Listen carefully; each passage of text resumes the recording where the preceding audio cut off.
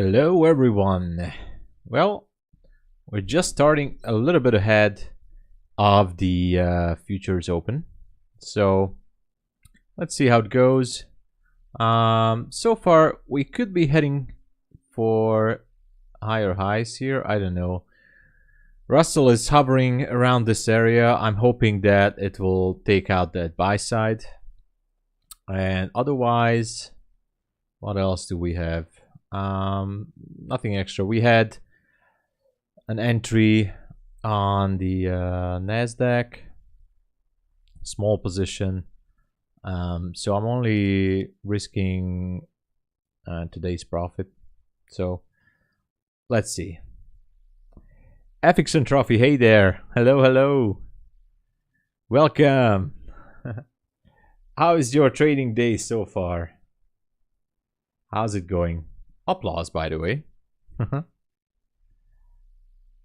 Took a little break from London, and now we are here in the New York kill zone. How are you doing, my man? Oh no.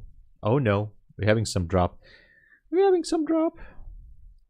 Now, if I lose these, most likely I'm going to give back the profits which I made in the London session, but it's all right. We'll see if this one wants to stop here and reverse.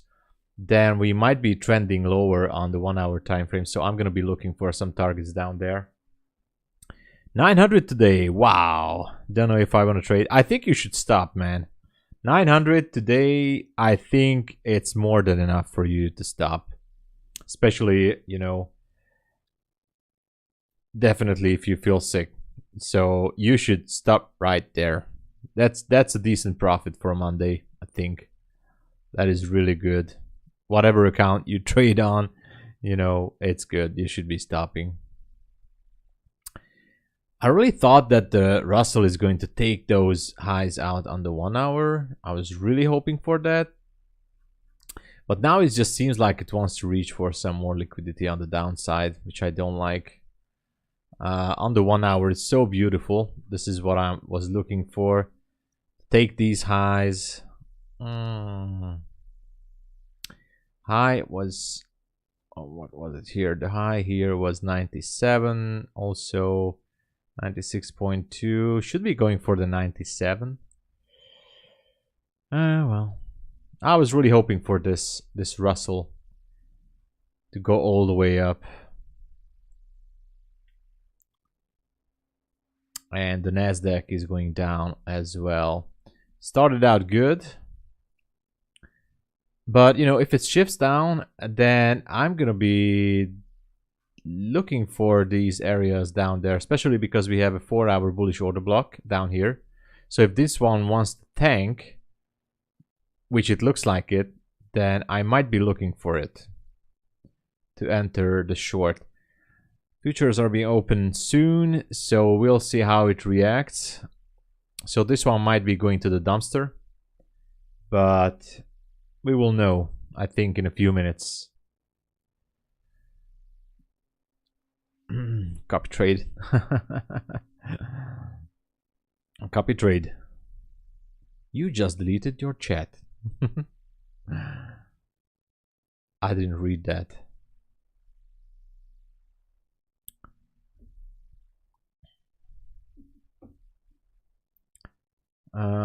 Okay, so the Russell is giving up. Not a good news. Not good news. Maybe I should just...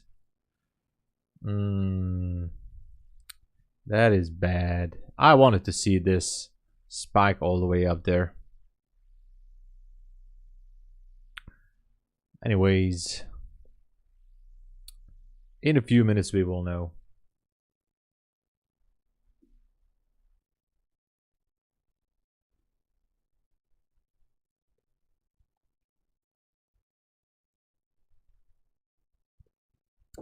We should know in a few minutes.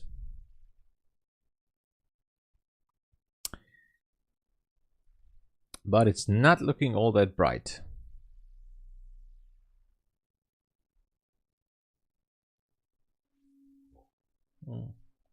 Or maybe I should just close everything and wait for the 9:30 market open. If this one, especially Russell, doesn't really want to run for those highs, maybe it would be best idea to close up everything and wait for the volatility after that.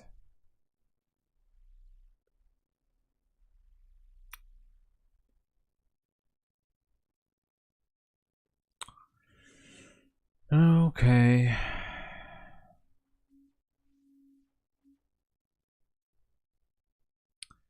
But here we are. Less than 5 minutes.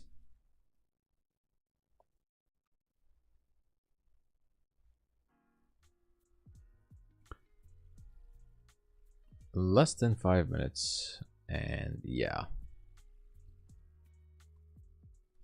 Damn it. Damn it, Russell. It looks good on the 5 minute. I really like it on the 5 minute. The problem is, it hasn't. It was an engulfing candle. Now it's just going down again. Damn it. On the 15 minute, it was all looked like it will go bullish. So it's really pushing, but I think the bulls just cannot hold it. They might need to let it go to drop all the way down. Not happy. Not happy.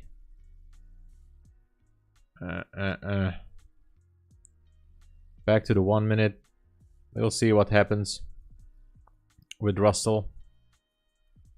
And as for Nasdaq, same scenario. So let's wait it out. Damn it. Was a little bit boring, to be honest.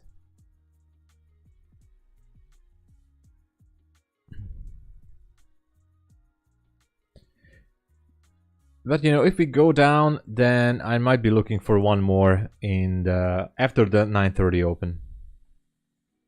Yeah, we don't have any news driver. I mean, nothing major is going on right now.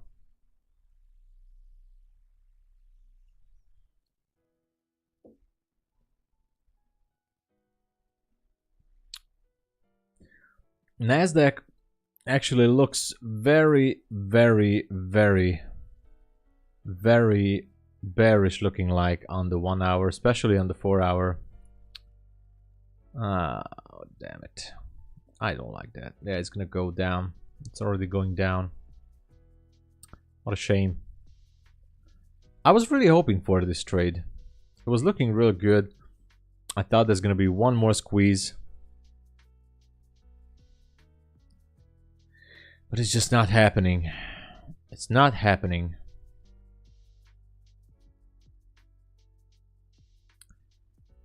What am I waiting for? I'm actually waiting for futures. I mean commodities.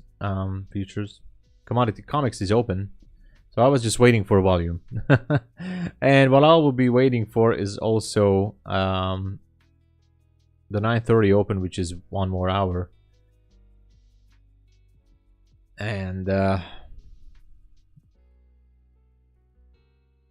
yeah, it could be a shakeout. Yeah, unfortunately, the Russell is gonna get shaken out as well.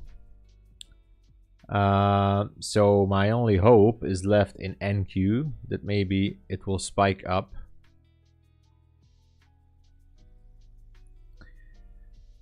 Maybe. I mean, it can happen, but you know, it wasn't really going downhill, and then it changed the whole structure and then starting to go up again. So that's why I thought, you know, I wasn't short here. I was waiting, and yes, it turned up again, confirming an upward trend. So that's why I thought, okay, we could be aiming for one more push to the upside. And I'm really disappointed with the Russell because that's a very important level at 2097. So if you go to the 1 hour or the 4 hour, you will see that the 2097 on Russell is a very, very important level. So this one might be shaking out everyone, including me, and then maybe go up again without me, unfortunately. But yeah, let's see volume coming in 15 seconds. 360? I hope so. I really hope so, because I would need that. All right, volume is coming in, hopefully. All right, nothing is coming in. Oh my god, the Russell trade. I think I'm out. I think I'm already out. I think. Oh yeah. 2K. Yeah, it's almost taking me out. I'm one tick for. Come on, just finish up. Take me out. Russell is playing with my stop loss. Should be taking me out now. Like one tick away.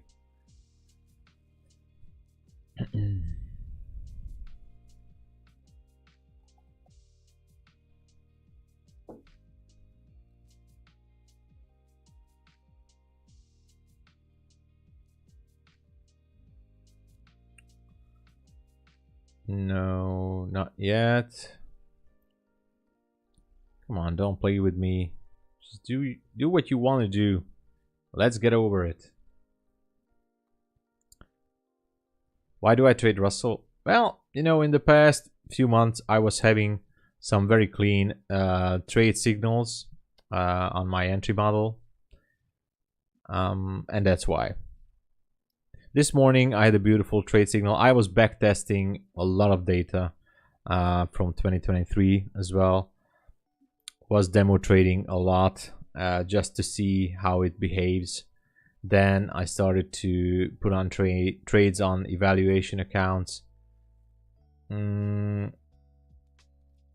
So until now, it was providing me with clean setups, and the risk to reward with the trade entry model, the edge, so everything was playing out good. And it was not really coupled with NQ that much as ES. So the reason why I'm not trading ES, because it's 90% goes hand to hand with NQ. But Russell is not that much coupled with them. So it has its own moves, which is fine. You know.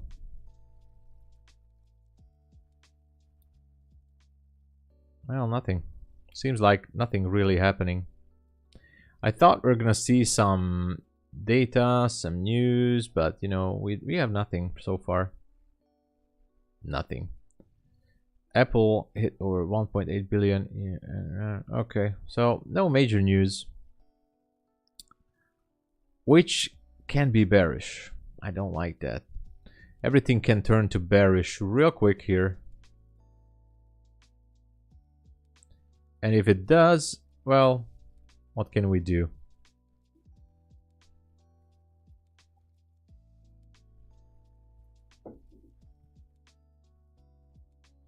Not much, right?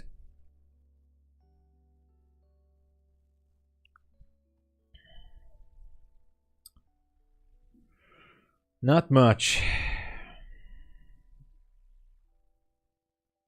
What are you guys up to? Let me know. Any trades or suggestions or anything? I'm curious. I'm curious all the time.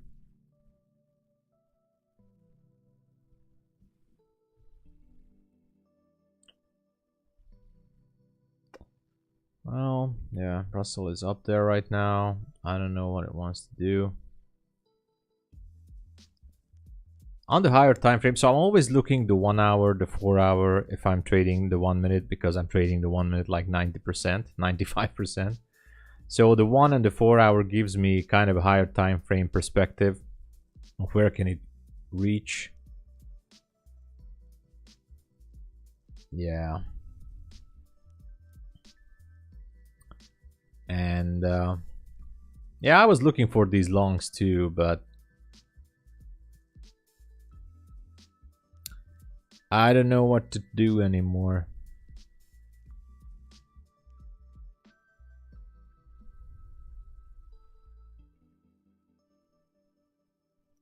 We could be consolidating after that bullish run last week.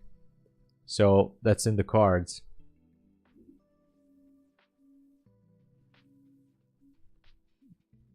Oh yeah, the 360 level would be interesting to see how it behaves. We have some levels up there.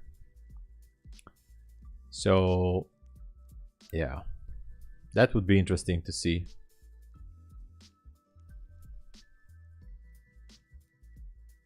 There is an inflection point. It will continue higher or go down. Yeah. Yeah, exactly. I see something similar as well. But as time goes by right now, as the minutes are passing, it seems more and more likely that we're just going to consolidate until the 9:30 open. And I'm not sure if I want to wait for that. I don't know. Seems like a little bit dangerous, but I don't know. For now, we have a little bit of time, but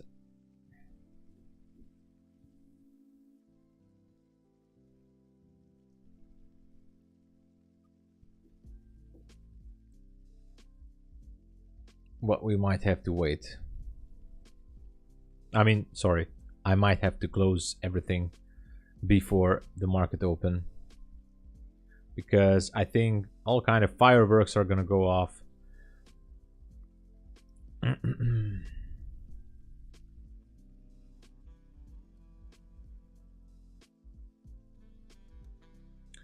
Signal alone could be a break of 352. Yeah, it could be. Could be. I really like to see this go there to that 360s, because here we had this market structure shift. That's a point of interest, definitely. So I don't know. Would be great to see price go up there, but unfortunately, doesn't look good.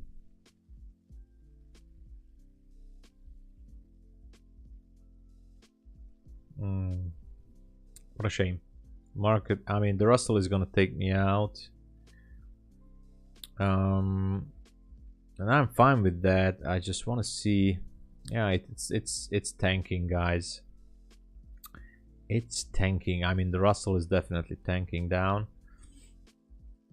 and I'm afraid that NQ is gonna follow.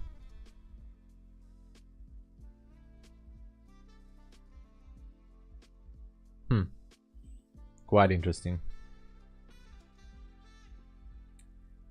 Okay, I think, yeah, I got out from the Russell. Stop loss was taken. It is what it is.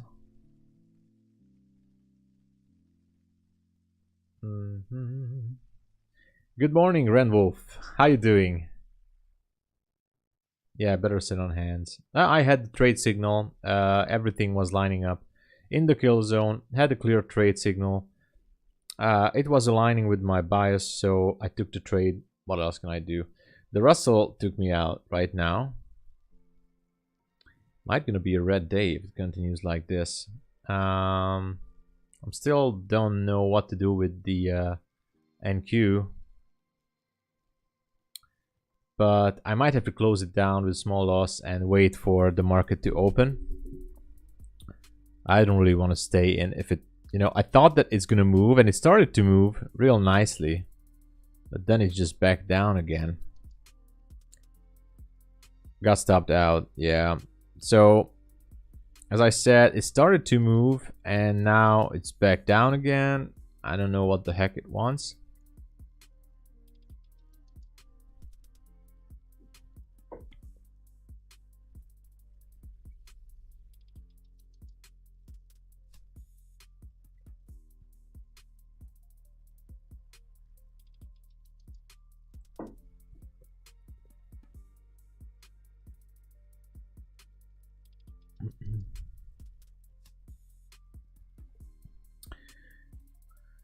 Well, it is what it is. It is what it is.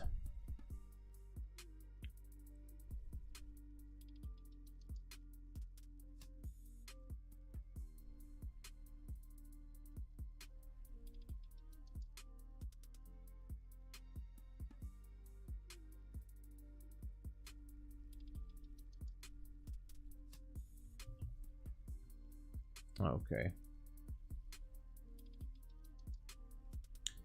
We'll see, guys. I mean, there's really not much we can do at this point.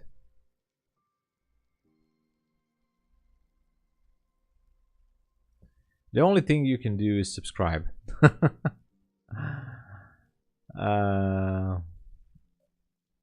Man. I might have to close this. I'm gonna give like 20 minutes or 30 minutes more. We'll see how it behaves as we're approaching the market open. If it's really just going to consolidate, I'm just gonna close it even if I have to with a loss. I don't really like how it behaves right now. Was really starting out so nice, and I thought we're gonna go for one more push, but it's just not doing the thing right now. As for Russell, well, anything is possible.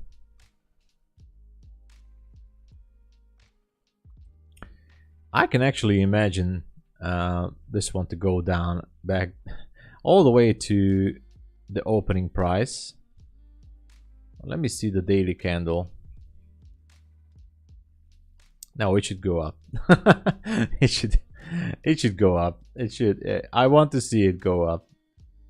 The unfortunate thing is that I will not have my preferred entry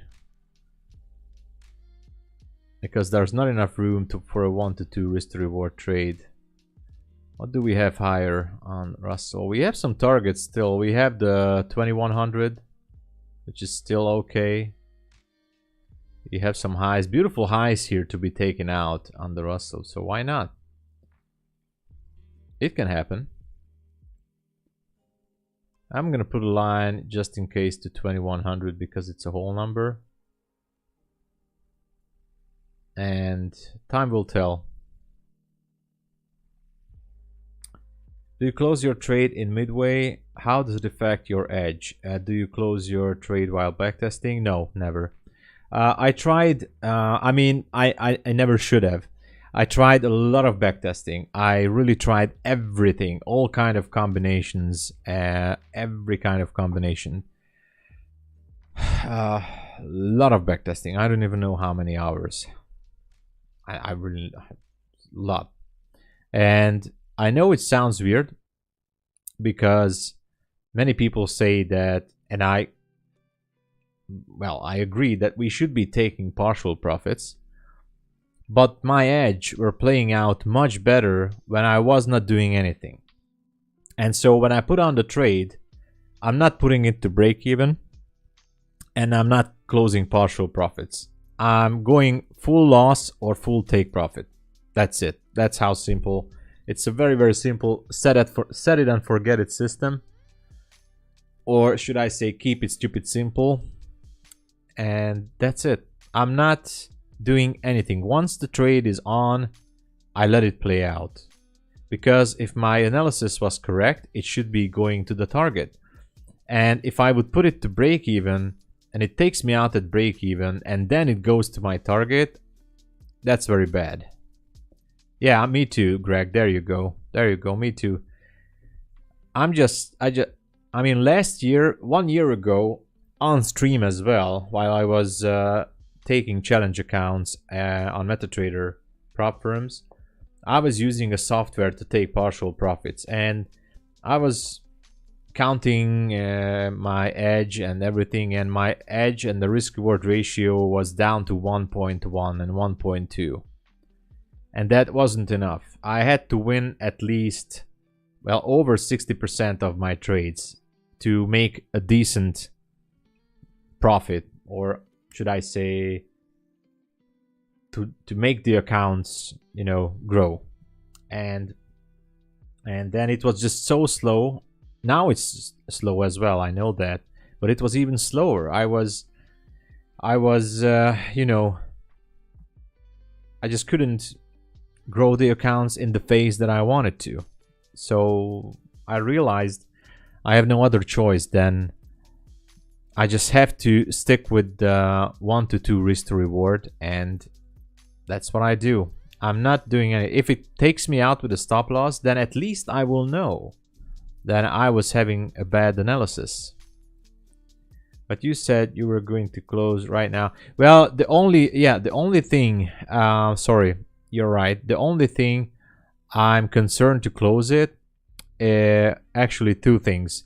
Before major news, before a few minutes at major news like NFP, CPI, or FOMC minutes. So closing the trade before those news events, or maybe not always before market open. And that's the only thing in the equation that is a variable. That's a variable in my equation, and that's the only variable in my equation at the market open. If I'm in a trade at the market open, should I close it a few minutes before the 9:30 open, or should I stick with it? Because as we all know, the Nasdaq can spike up and down like 50 points in a matter of seconds.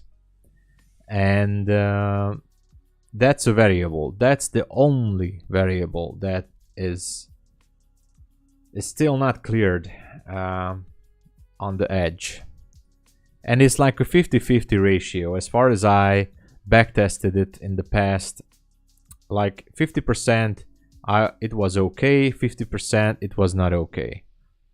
So while I was backtesting, most of the time I left it open at the market open while I was backtesting the past year, everything, and also 2022, including after the Ukraine war events. I was also leaving it on at the market open if I was in a position. And that was also crucial, I know, but that's a variable. Did you close your trade before news? Because when I collect data, sometimes new. Yes, I closed before NFP, CPI, and FOMC. That's when I close. So yes, but only before those major news events, and you know, if I'm in a trade. Many times I don't have a setup before those news. So if there would be NFP news, or there would have been NFP news at 8:30, and if I would have a setup like 1 hour before, that's also a very crucial thing in my edge. If I would have a setup like 1 hour before NFP, I would not enter. I would not enter the trade. But if, for example, at 7 a.m.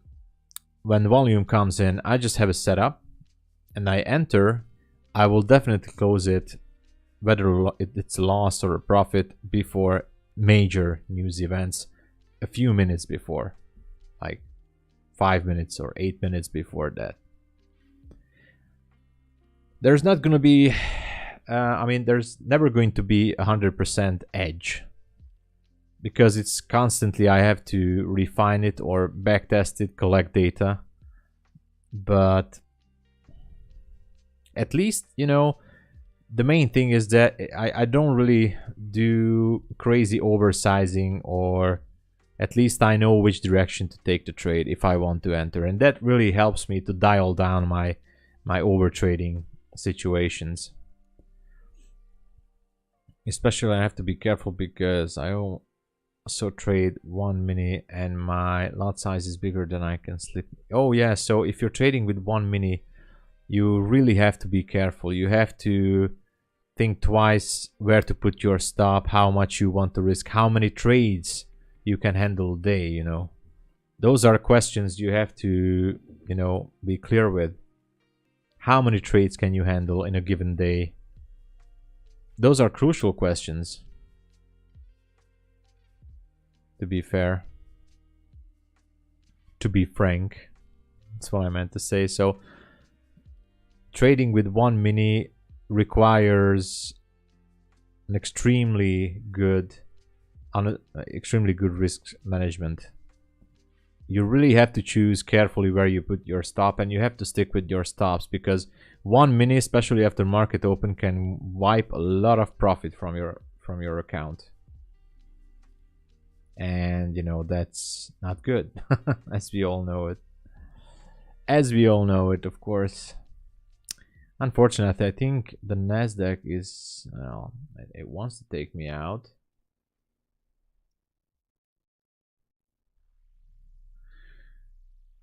But I really had high hopes for the Russell. I still haven't given up on it, but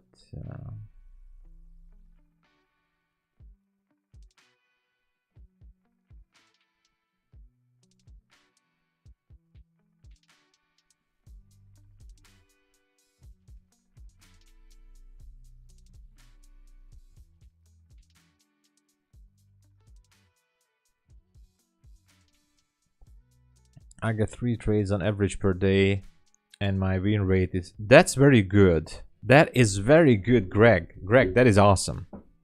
3 trades on average with the 56 win ratio, with the 56% win on 1 to 2. That is actually very good, Greg. That's very good. That's a good number. Whatever you hear or read on the internet, wherever, that's a very good 56 with a 1 to 2. If you can maintain that with proper sizing, that is good. That is good. With proper risk management, that can really, really, really help you out. That is a good edge. I also have around 53-55% win ratio. I think your edge is better than mine. Those number, that number is slightly better than my edge. Oh no. Oh no, it's spiking down. Up 3% today. Nice. I think I'm just gonna close this trade maybe. No, I'm not. I'm gonna wait for the stop loss. It's gonna take me out anyways. Just 3 points. Yeah. It is what it is. But then I'm gonna wait for to around 10 a.m. to see what the market brings us. We might going to see maybe a sell-off. Who knows?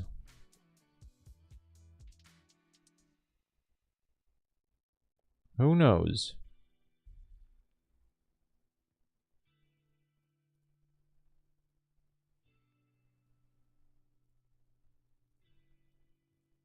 Yeah. So we might gonna see a sell-off.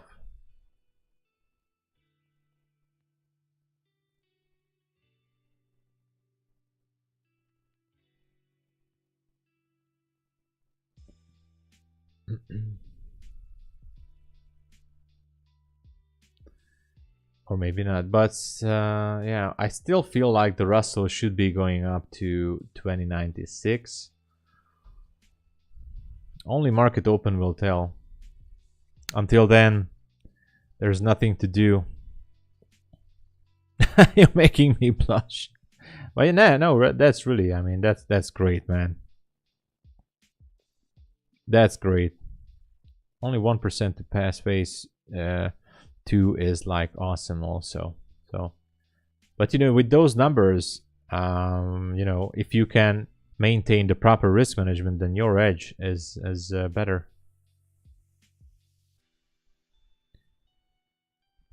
I wish I could maintain above 56-58%, but it's sometimes it's really hard. Sometimes, as I check my previous trades, I see 51% ratio. So the back tests are always showing a little bit better. Meantime, in real time, it's sometimes it's 51-52%. So I have to accept the losses. I have no other choice here.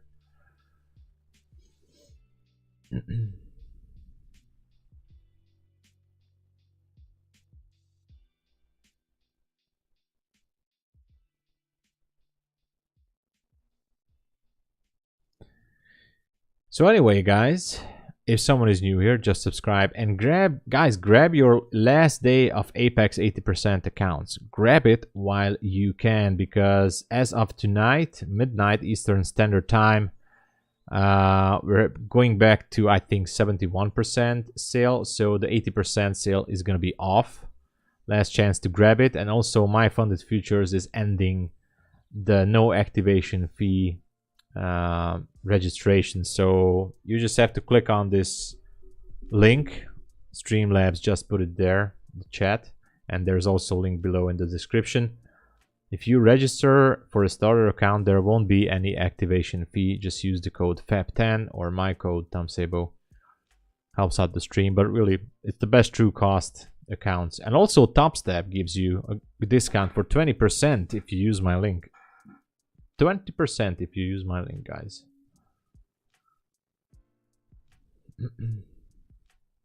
which is a good deal.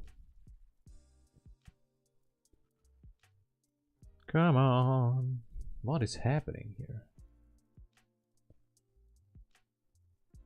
So in about 20 minutes, I have to make a decision if it stays like this. I have to decide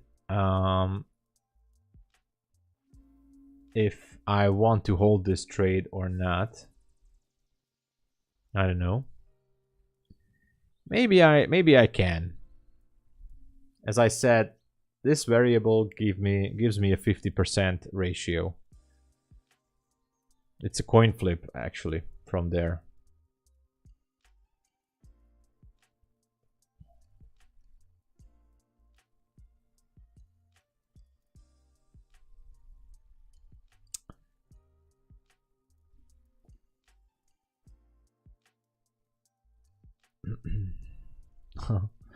But I think it's gonna decide without me anyways.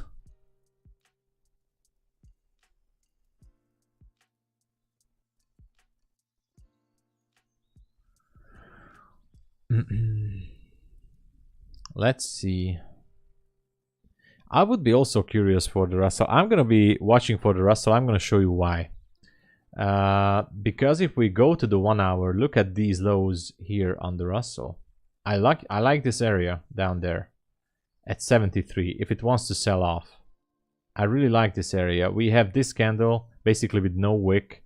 We have a fair value gap below that. We have some juicy targets down there. If the Russell would give us a beautiful sell signal after the market open, you know, that's something to consider. I'm definitely going to consider it if we have a clean signal.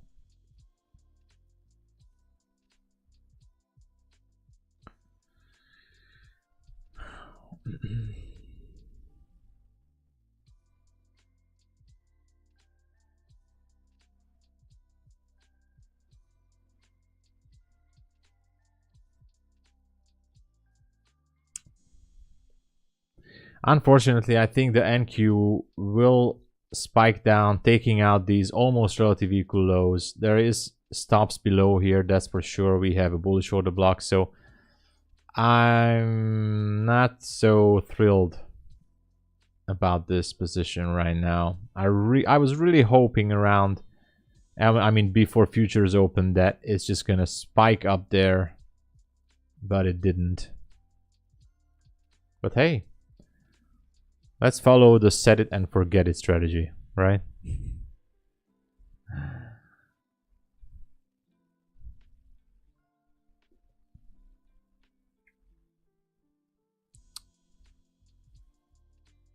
Let's follow the set it and forget it strategy.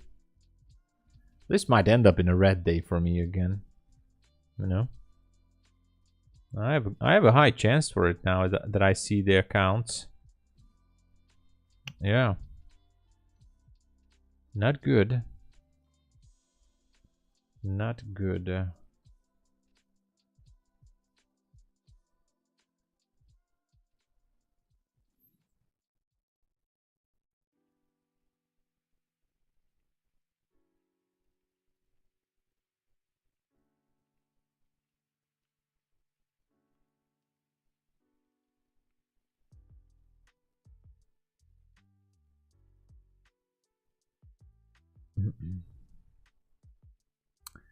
Yeah, NQ is weak right now.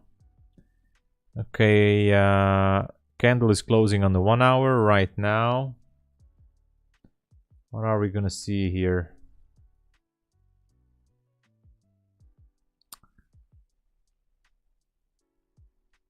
Might see a spike down. Yeah, there we go. There we go.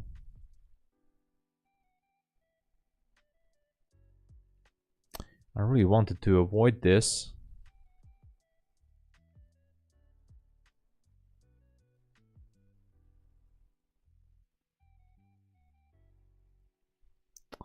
Damn it. Okay. Yeah, it's going down. It's going down.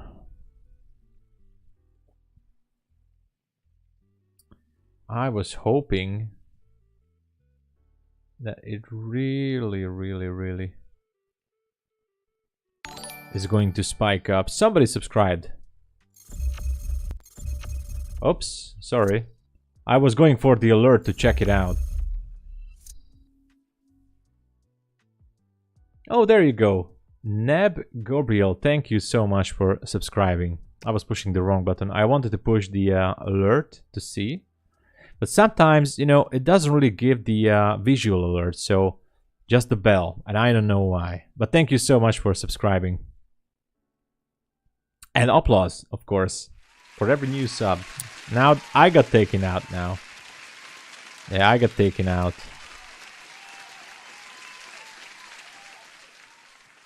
What a shame. What a shame. So now we definitely have to wait for market open.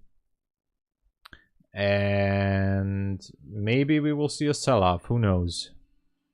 Who knows? But I need clear entries.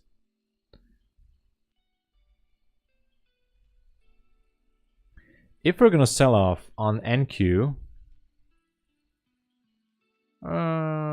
yeah, we can go all the way down to this order block on the 4 hour. I can absolutely see that happening.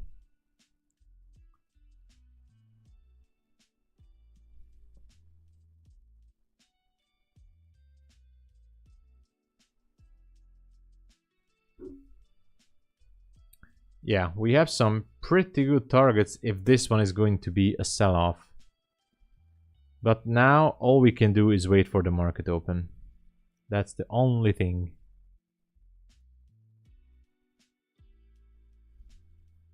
We can do right now.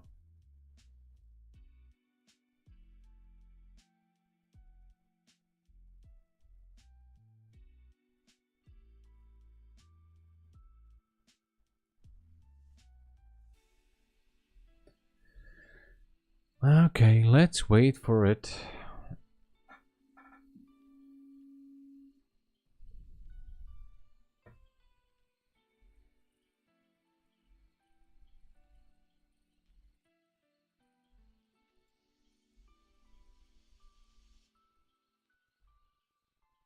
So if this one was taken out,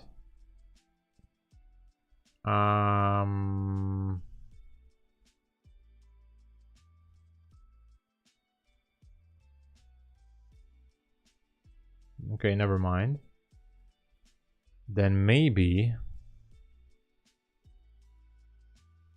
no, I don't have anything. I'm just speculating. Speculations.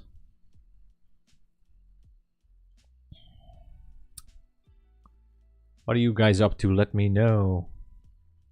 Any trade ideas from anyone? As I said, grab your discounts and register because, you know,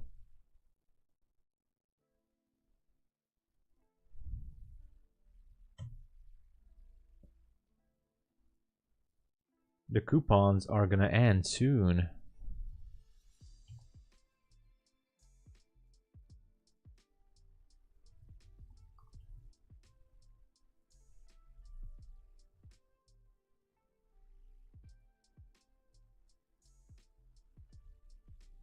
All right, we're going down. It seems like it.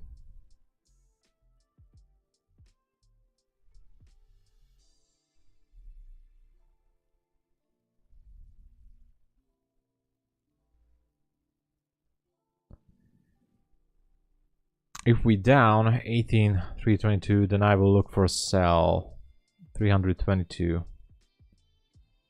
322.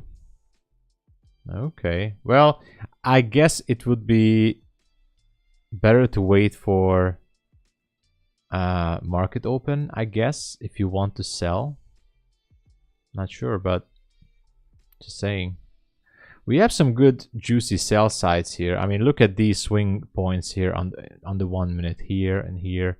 We have targets at 300, 280, 260, all the way down to 230, 220, and 208. So really juicy target, especially if you look at it on the 15 minute, all the way down to 140 until the beginning of the 4-hour order block. It's clear and it's clean. This swing point at what's the low of this candle? 143.75 is a really, really, really clean target down there. I would love to see that being taken out. I usually don't do that, but if I would take it with a little bit higher size by adding one more micro on the Nasdaq, I might, and if it would go down, I might leave 1 or 2 micros as a runner, but that would mess up the edge again, and I don't want that. But it looks really good. If it would be a sell-off. Oh, 286. 286, all right. 286. So you want to see 286.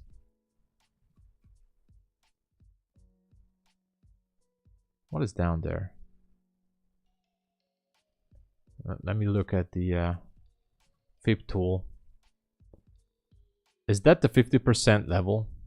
There's a swing point.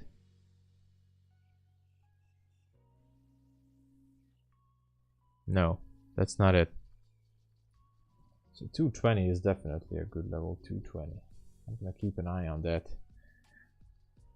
Oh yeah, of course, because you're trading the CFD. Okay, okay. So you have 286. That you have the NAS, right? So you're looking for this level right there. Okay. You have the US 100 or NAS 100 or whatever it's called, because you have CFD. Yeah. So you have CFD data.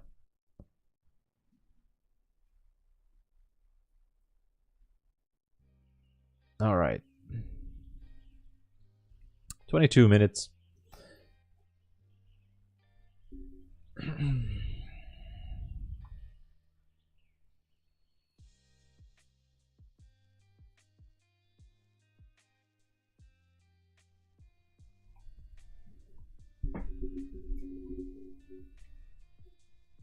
US 100.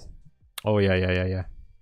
So that's CFD, which is fine. If you can trade on it, absolutely fine. If the spread is not terrible, then it's okay.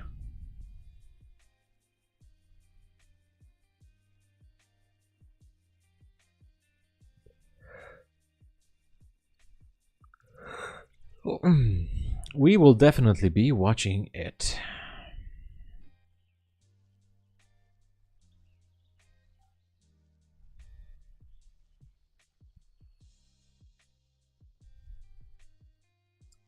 Yeah. True. Sorry. You're a Forex guy. Sorry, yeah. You're right.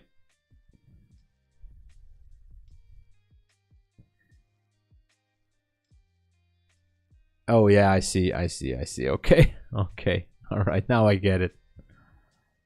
All right, guys. We're waiting for market open, and until we're waiting, I'm gonna grab a drink, use the bathroom. Please don't go anywhere. Push the like button, subscribe to the channel, and grab your discounts. And I'll be right back. I'm just gonna grab a drink.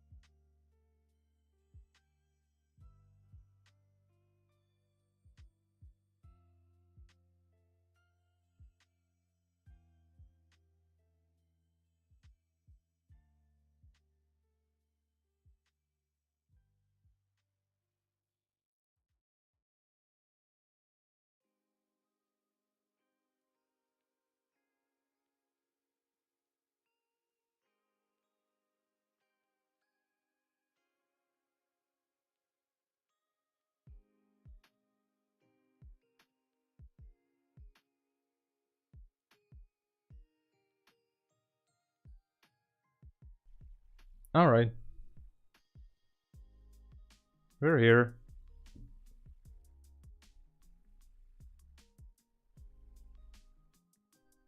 We are here.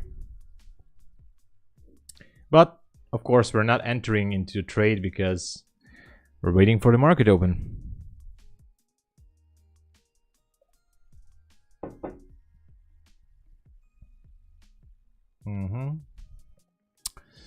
If I see something, I will let you guys know. But, you know, I have to be careful at these levels. If I go to the 5 minute, it's still hard to predict. It can still go up there. We have these candles on the 5 minute. They have no wicks up there. So that's kind of interesting. Those areas are always like to be taken. I like this sell side at the 300 level. I'm going to put a line there just to remind me that we have sell side right there. It's a whole number. I do like it. We'll see. On the 15 minute, it's still good because there comes a fair value gap below that. And yeah, quite some areas to be repriced. Same goes for Russell. I'd love to see it go all the way up and take out those highs, which I think it will. But it might reach, which it did. It reached down to this fair value gap here. So if it would most likely turn around, I would really love to be in that trade with a good risk to reward. So for example, if it would do something like this, it would go up and, you know, something like this, then I would like to take a trade somewhere in this area. That would be interesting. Otherwise, it's the waiting game. 8 more minutes.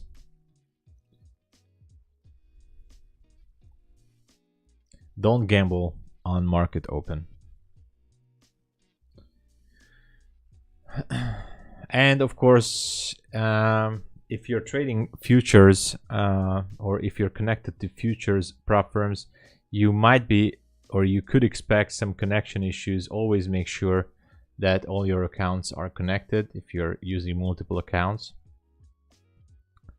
because it can go wrong very easily, especially if you're over trading.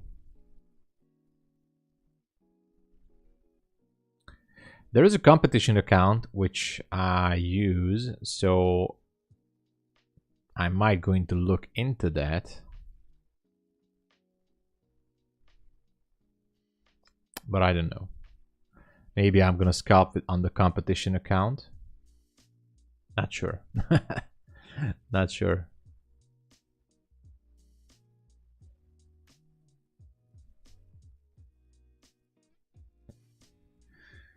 Okay.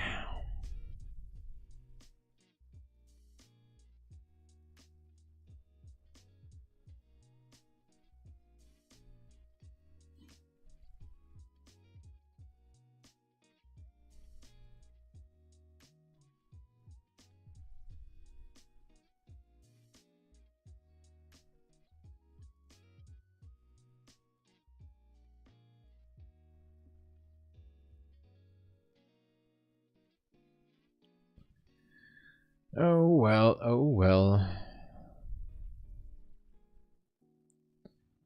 Going south so far.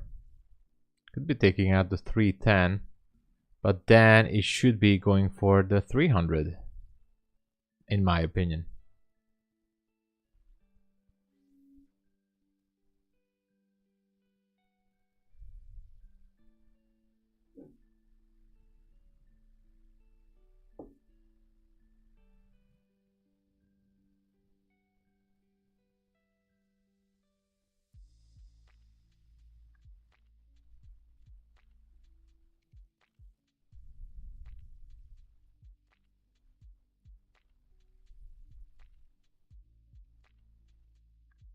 Yeah, look at that.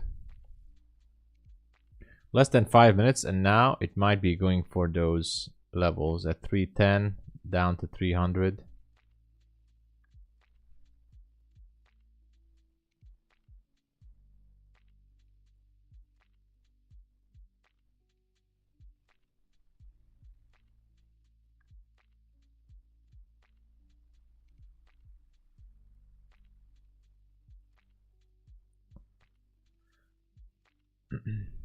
Let me know what you guys are up to, or are you guys looking into any kind of trades? So far, the only thing I'm looking for is maybe a drop after the open. We're gonna have some high volume kicking in.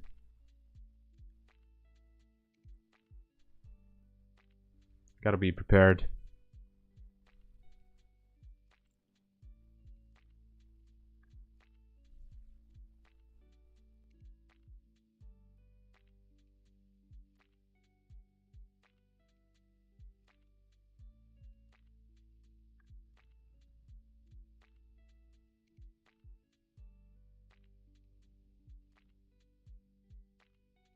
Just a quick phone call.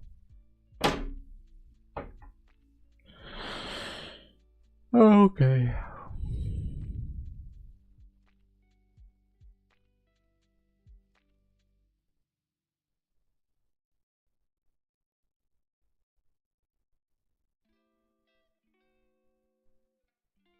Okay. What do we have?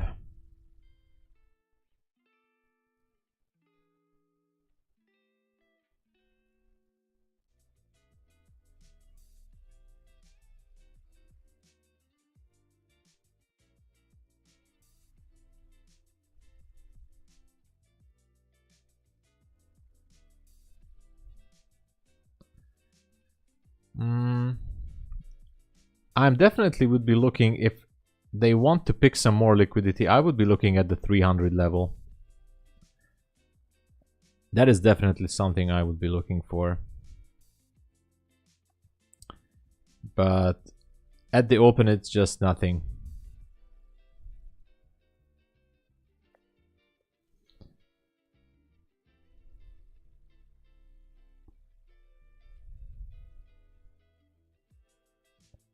Look at that. It's gonna go for it before the open. They want to take it out. One thing I like future firm is that they don't have spreads. Yes. Well, you know, if you don't like the trailing, then you best go with TOPSTEP or BULENOX or my funded futures. Apex, I mean, those companies are having end of day trailing stop. But Apex also have a static account, but you know, it's a little bit more expensive. But end of day trailing stop, in my opinion, is still good. I have actually no problem with the intraday trailing stop because I trade very small size on these accounts. So, but I understand. I absolutely get what you say there. Understandable. It actually forces the trader to maintain lower risk per trade in a way, which is a good thing, I think. TOPSTEP daily drawdown is 1000. Also, BULENOX daily drawdown is 1100, so 1100. And my funded futures daily drawdown is also 1100. End of day trailing. So, but as I said, I don't have problem with it because I trade small, so I really don't care that much. The goal is, I mean, especially on my end, is not to hit those thresholds anyway. So I'm not concerned. If somebody is trading with higher position size, then it can be more interesting. All right, market opens up in 10 seconds. 10, 9, 8, 7, 6, 5. Cover your ears. 3, 2, 1.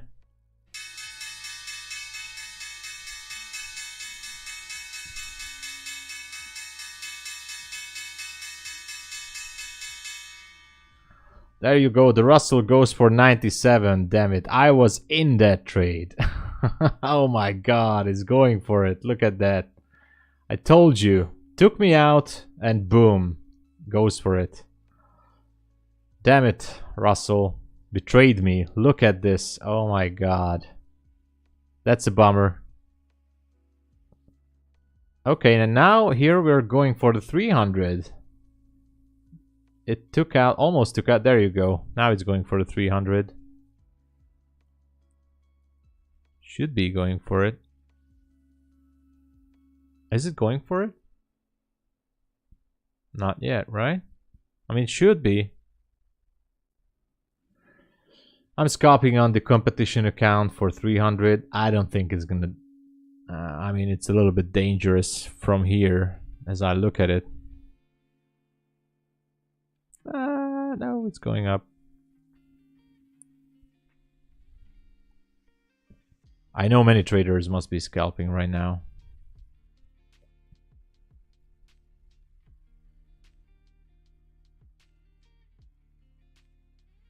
It should take out the 300 or at least 301, but that's just a scalp.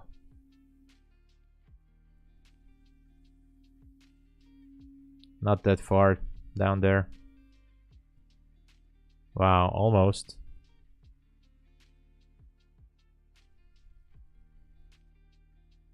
Some interesting price moves and spikes all around.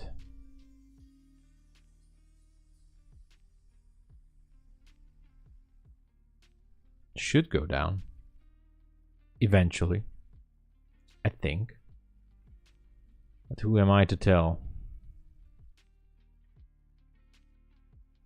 Okay. Scalped a little bit on my competition account. Went down, took out the 299.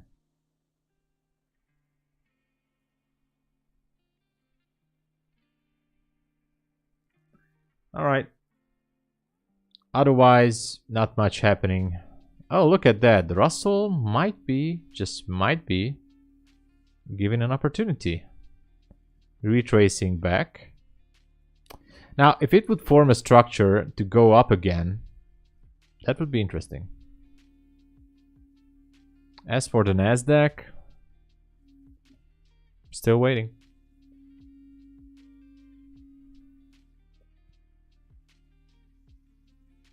Hit your TP. Nice. Very good. Very good. Oh yeah, you were aiming for shorts. Nice. Congratulations there. Applause. Congrats. Oh my god, I wasn't even looking. I'm sorry, I wasn't even looking at the chat. Congratulations, Greg. Seems like market open was good to you. So now I'm just wondering what is going to be the next move. Everything is trying to, well, if I look at the higher time frame, the 5-minute took out a little bit of liquidity on Nasdaq. Are we gonna go lower? I don't know. I don't know. Could be going back up there. You're funded, dude. Guys, everyone, Greg is now funded, officially past phase 2. That is awesome, man. Congratulations. That is awesome, dude. You are funded. Oh my god, that is awesome. That was a nice move. Still, you know. No, hold on. What? You're still not funded? It's all right. You're just a few dollars if that's the case. No, dude, I need like $10. Oh, man, that's a bummer. You should, you know, sit back and relax a little bit, you know. Don't do anything crazy. $10, man. That's like crazy. $10. I know how it feels like. Man, I was there. $10. Dude. You can do it. You can do it, man.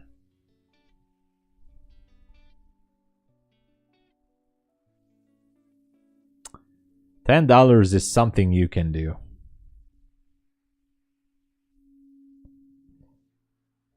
I checked my profit and on paper I should be funded, but those spreads. Oh yeah, that's the problem with CFDs. The spreads. Yeah, the spreads can. Hey, Naga is here. Hey man, Naga, you were here like quite a while ago. Applause. Long time no see. Yeah.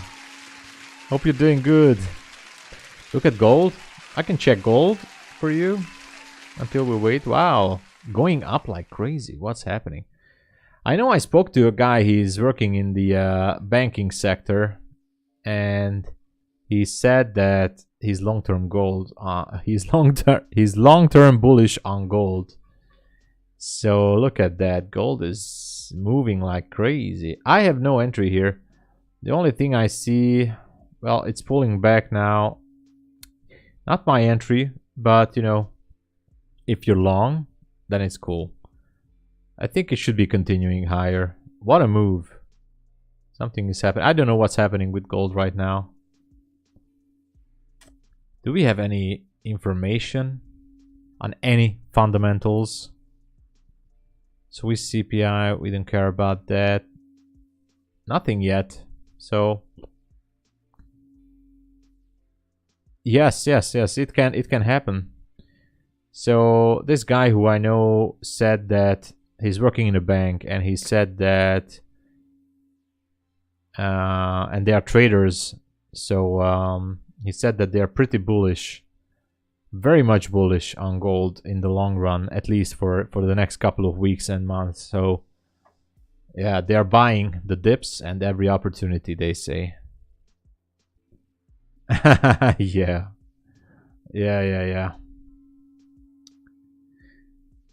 Oh my god, what is happening on the Russell? And what is happening here? What a crazy day. I don't even know what kind of setup should I aim for if I have a short entry. I could be looking for the 145s. That's a possibility to aim for on... Is that on 4 hour? No. That's the... Yeah, that's the 4 hour. So I could be aiming for the 4 hour bullish order block if it wants to go short. I don't know. Otherwise, it's hard to tell. We have a clean sell side at 143.75. 143.75. Clean sell side.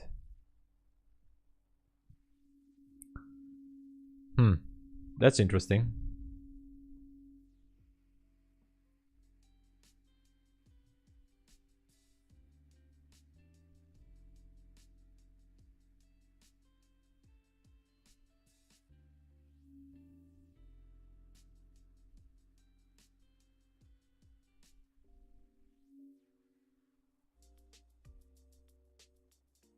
Russell is going back up again. Wow. This could be interesting.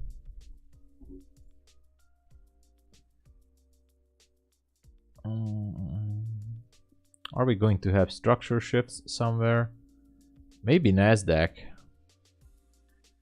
Don't know.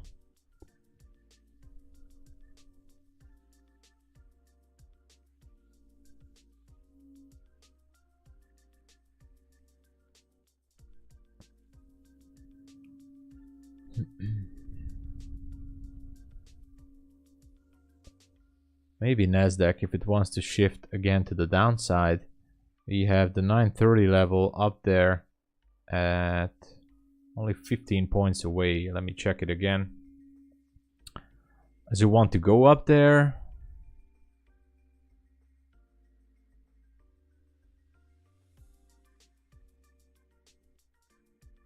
No idea.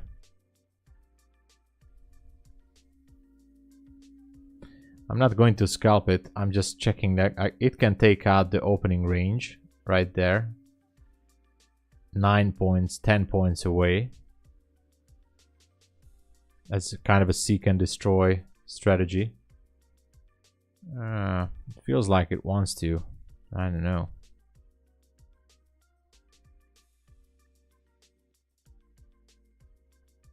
Not sure.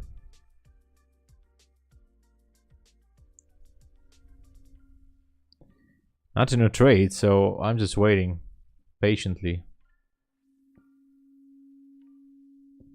Seems like Russell wants to go up there. Yeah. How unfortunate. I was really looking for this move. And Russell shook me out. Classic. Classic move.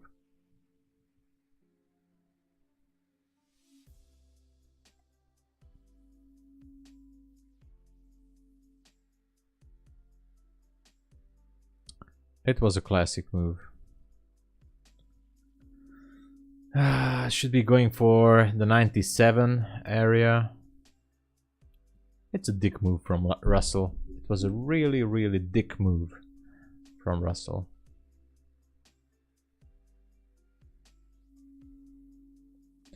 I'm not even looking at it. It's just too bad to look. It's too bad. Oh man. I can't take it. I can't take it. But at least I know that the analysis was technically, I mean the levels were correct, because it should be taking that out, but just before market open it shakes me out. Use the tight stop, but that was the reasonable place to put my stop there.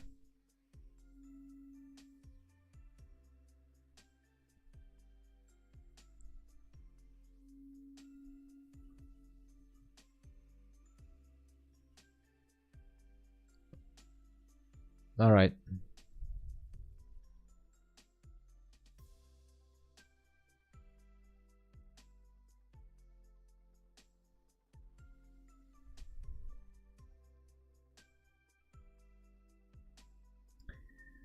Okay, so now I just like to see a structure forming on the Nasdaq, which is not happening.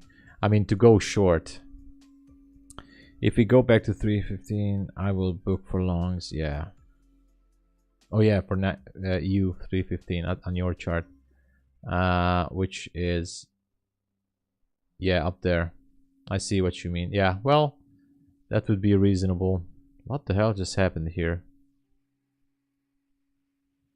The low of this candle is 16.50 and the low of this candle is 16.50, so nothing extraordinary. Nothing extraordinary.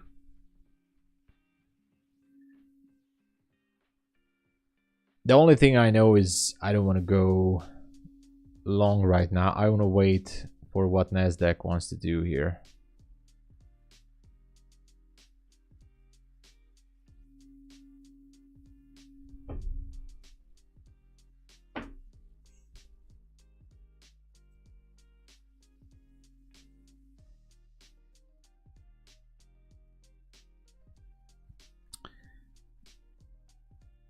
Oh, look at Russell. It's having a hard time. Tapped into a little bit of liquidity. Unfortunately, not my trade. I cannot do anything with it. It has a small fair value gap down there. That could be interesting, you know. This one. If it taps into it. That one right there. That would be interesting.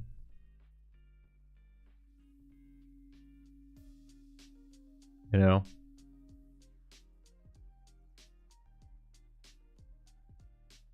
Yeah.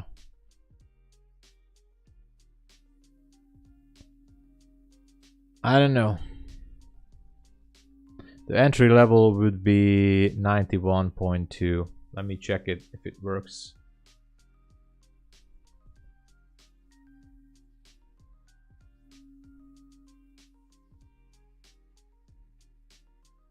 I'm just measuring the distances here. 91.2. I put a pending order there, but I highly doubt that I'm gonna get tapped into this trade. I really wanted this high, especially the 2100. I don't think that, let's see, the low of this candle is 21.2. Yeah, I don't think it's gonna get tagged. Yeah, it's going up. It's going up. So I just have a limit order, nothing else there. I don't think it's gonna go down and tag it. But if it does, I might be interested to take it.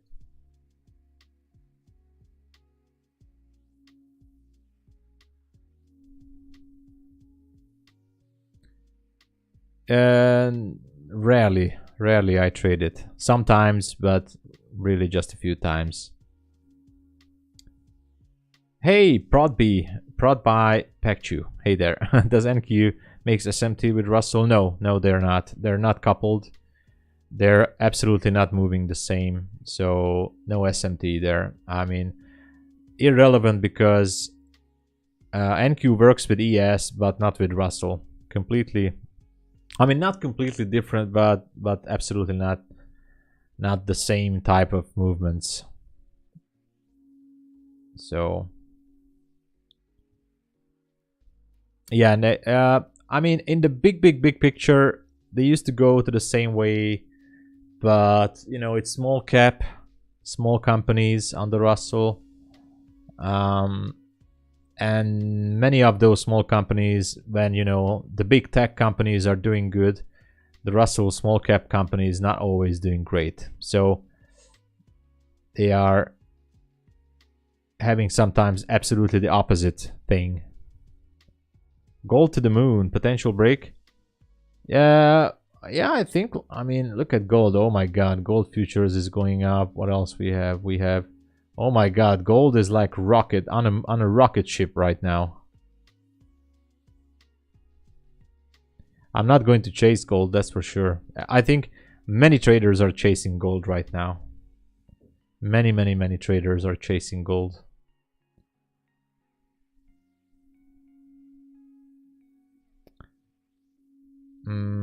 If gold goes up that strong, you know, I might be looking for a break lower here.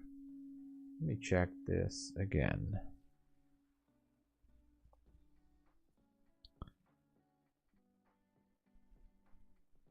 All right.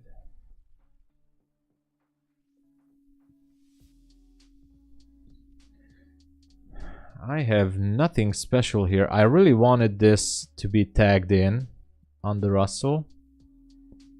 I wonder if it's gonna happen. I don't know. I'm looking at this very tiny fair value gap down there, but I think it's just gonna go up and take out 97 without us.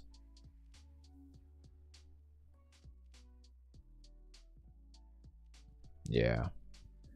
It had a small fair value gap here, so that must have been enough for it to go higher. So if it takes out this high, I'm just gonna delete my limit order. Yeah, I think I should already delete that. It's such a bummer because, as you guys can see, I was waiting for Russell all morning to reach for that high. It shook me out from the trade, and then boom, went all the way up. I'm gonna be talking about that in the daily recap. What? That was interesting.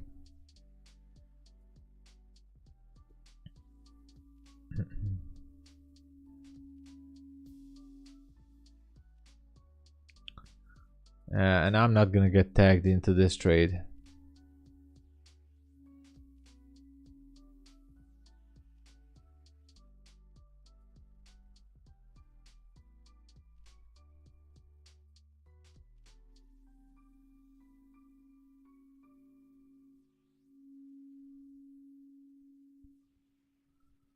Okay, what else we have? Not much going on. I think we have to wait for the 10 a.m. movements.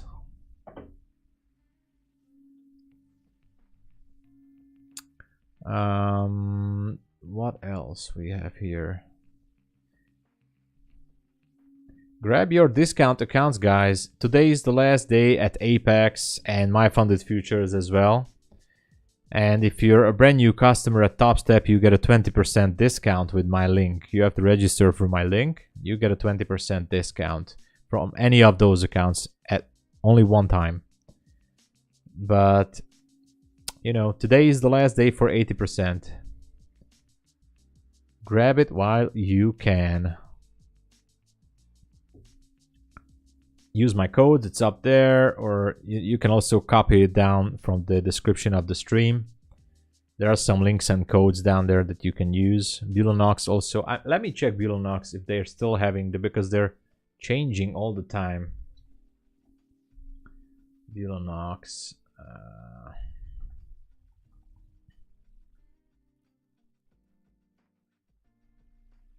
They still have the...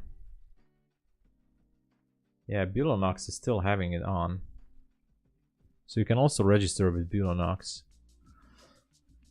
They also have a cheap upfront cost.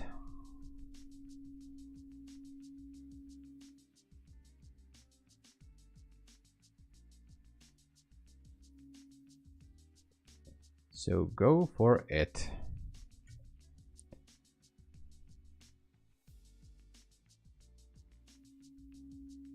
Smash those discounts.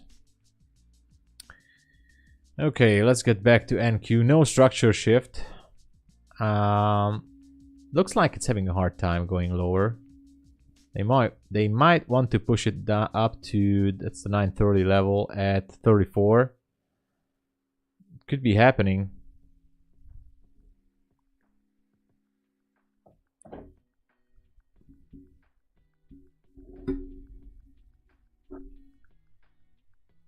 I'm just trying to think. Do I have an... No, I don't. I don't have that. I have a calculator that's specific for futures, but I cannot bring it here. I have to download the software because it's in Java. The guy showed me. Oh, look at that! It's gonna go up. David, hey there.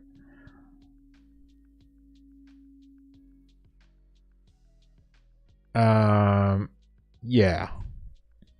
Exactly. That's what I said to you.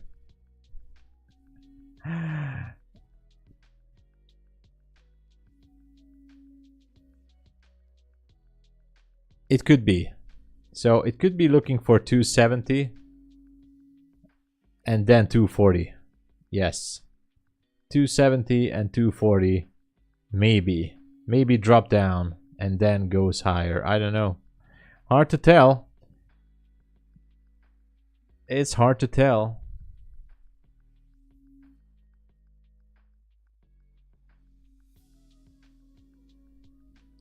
I have no entry. There's a small fair value gap here if you want to go short here on the Nasdaq. For me, it's a little bit low. I don't want to take it. So I'm not taking it. I'm just waiting for it. Damn it, Russell. I'm taking off my limit order on Russell. Yeah, I just took it out.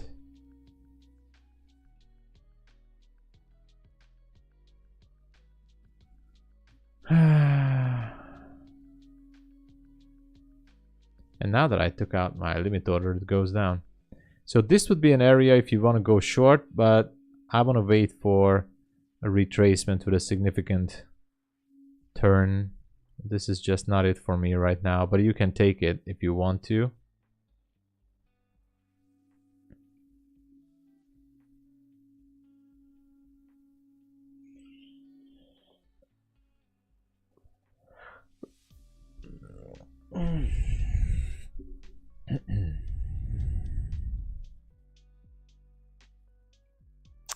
Wow, look at that. Now it's going back down again. Low is 91.2. This is really going back down. 91.2. Interesting.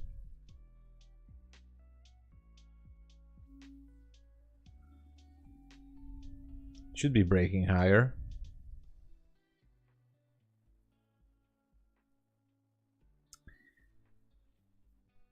Anyway, let's wait.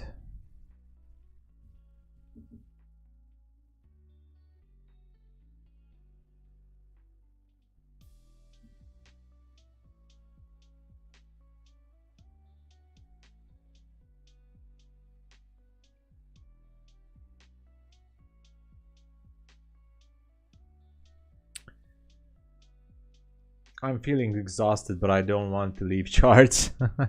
If I miss my trade, I will mess with my edge. Any tips? Since you only need like a small amount, I would go very tiny small position. Even if you lose it and you know you have to do more of that phase 2, it's not a big deal. So go very small. Go micro lots or whatever. I mean, really small.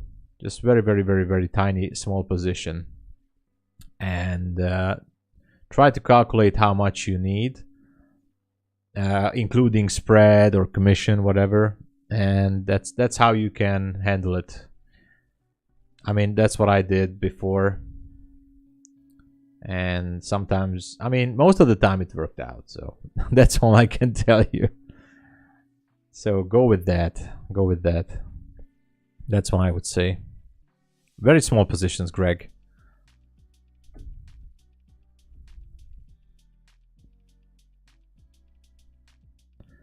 You have to protect your profits as much as you can. Losses are included anytime, but you know, you just have to stick it out. Look at this crazy Russell. It should be breaking that 97 level already. It's frustrating. Should be going over it. I was planning to buy 1%. No. Don't go with 1%. Calculate it. You must be having calculator or website, whatever tool you use. Calculate your stop loss according to how much money you need. That's what I would do, because you know, if it goes against you instantly, which it sometimes, you know, it does that, then you know that would be crazy. Go with small. But anyway, it's your decision. Love to hate there. You guys must be tired. Left you guys about 5 hours ago. I was actually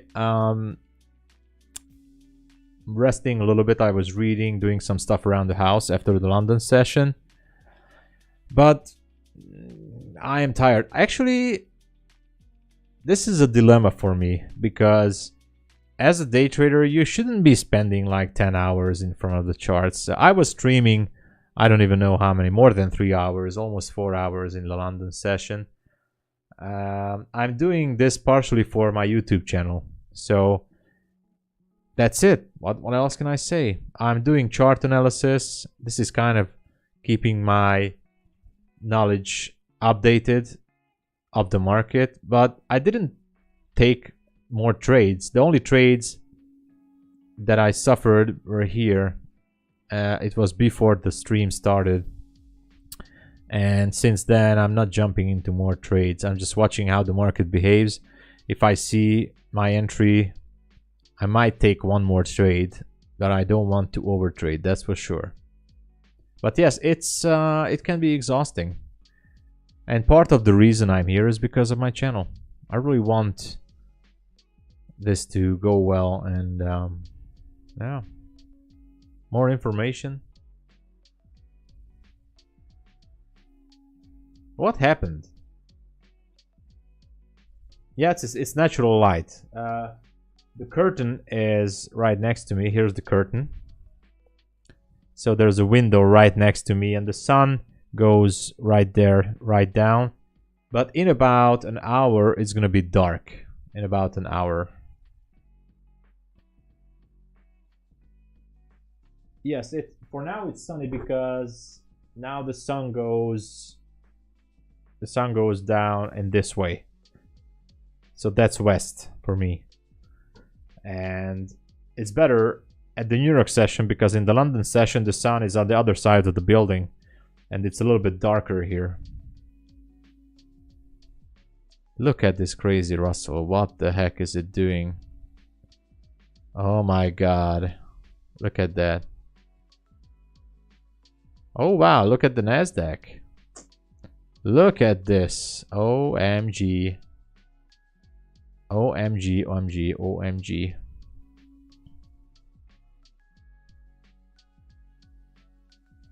Wow. Now it's going down to my original entry. Do we have some kind of news or something? Was this enough to be tapped in? I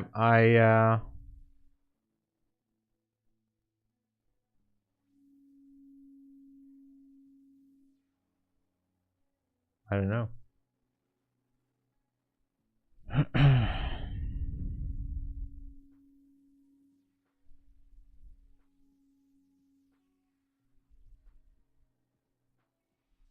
Oh no. Oh no. It's going down. I'm tapped into this trade, by the way, but with a small position. I wanted to see it go up again. I would like to see it hit the 97, but I don't know if it can. Can it? I don't know.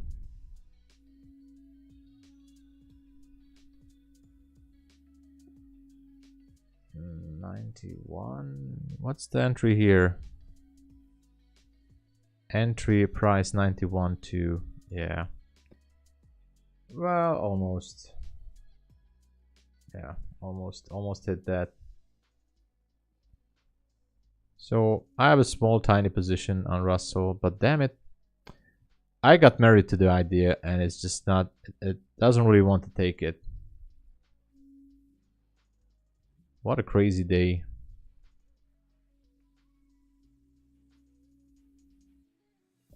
$7 a.m. All right. 10 p.m. for you. Wow. 7 a.m. and 10 p.m. That's the beauty of the internet, guys. That's the beauty of the internet.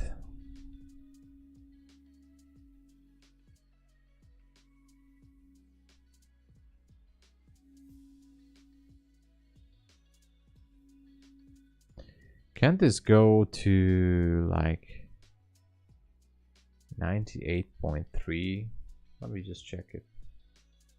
I have to measure some stuff around here.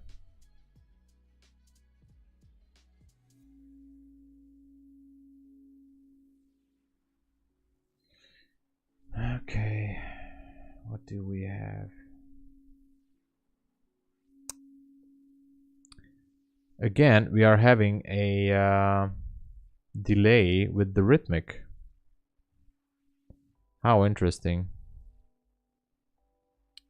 It's gonna take me out anyway, it seems like it, but I just can't make up what the heck is going on with the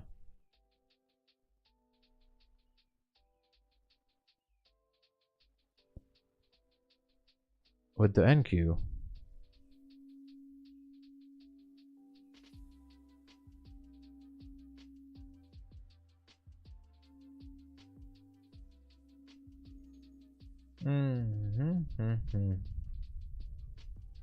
I really got married to the idea on Russell. So if it wants to tank, then it can go actually all the way to, hold on.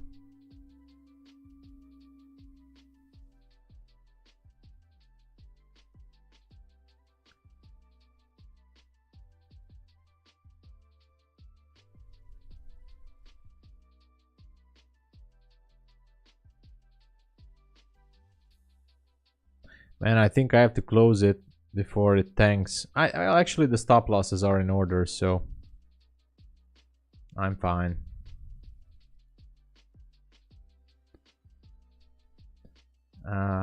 If this one, yeah, I think this one is gonna go badly, then I might look for another one to go to the upside. Yeah, I got taken out from this trade. It's sad. And I'm starting to reach my daily threshold, so that's not good. I have maybe one more trade that I can take, but then I have to stop. So I'm not really able to bring this day back to the green, but there's nothing else I can do.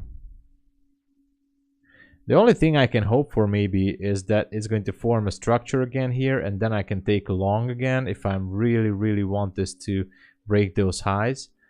But for now, I just have nothing. I'm down about $600 across all the accounts, or more, maybe 650, something like that, across all my accounts. And I was up like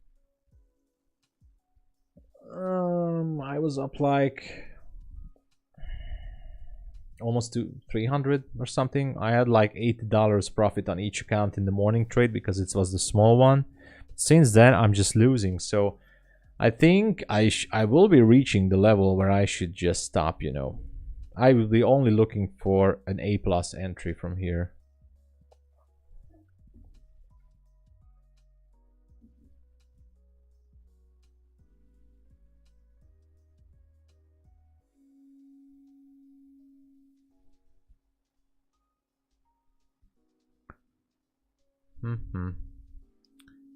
Yeah, I got married to the idea with the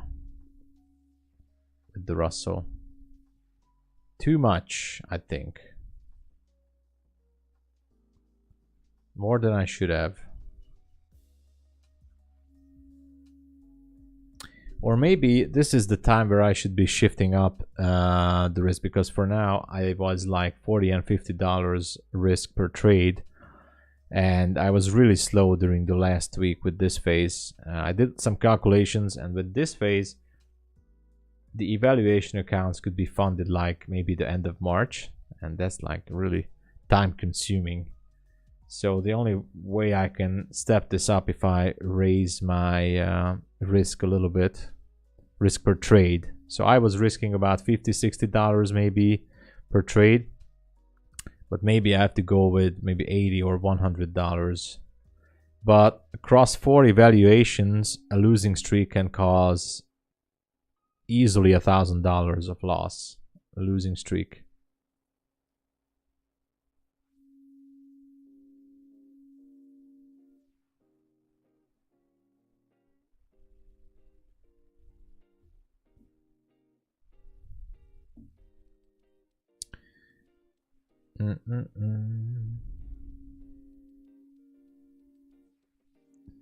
Yeah, no structure here to go with. You have the RSI down. Maybe Nasdaq will give us something.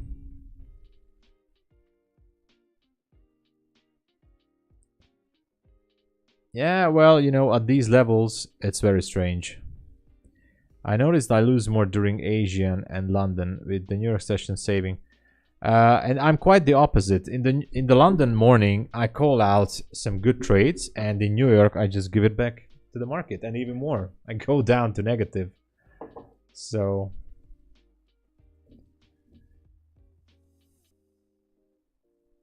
that's something I have to work on.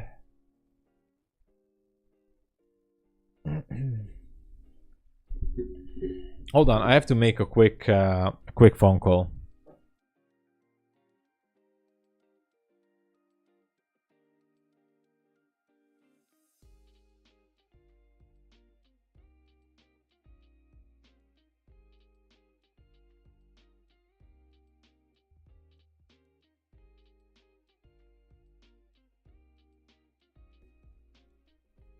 All right. So, as I said, we can be seeing some kind of a reversal. Let's check ES. ES might want to look for taking out these highs, which can bring the Nasdaq higher also.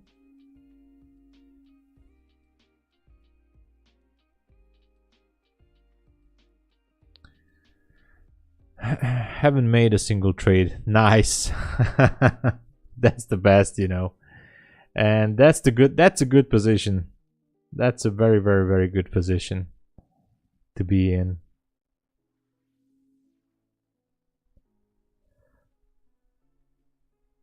Maybe I have some setup in me to look for, but I have to be really careful of what I'm doing here.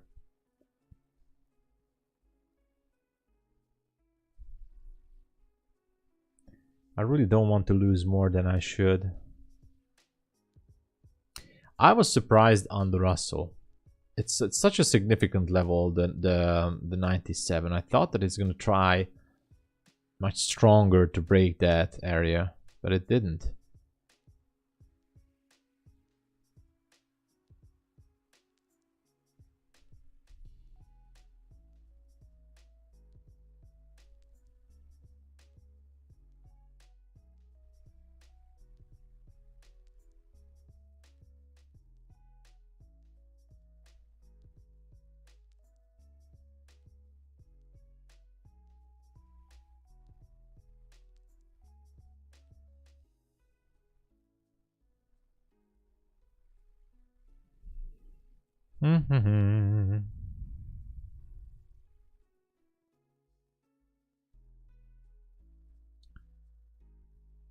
Anyway,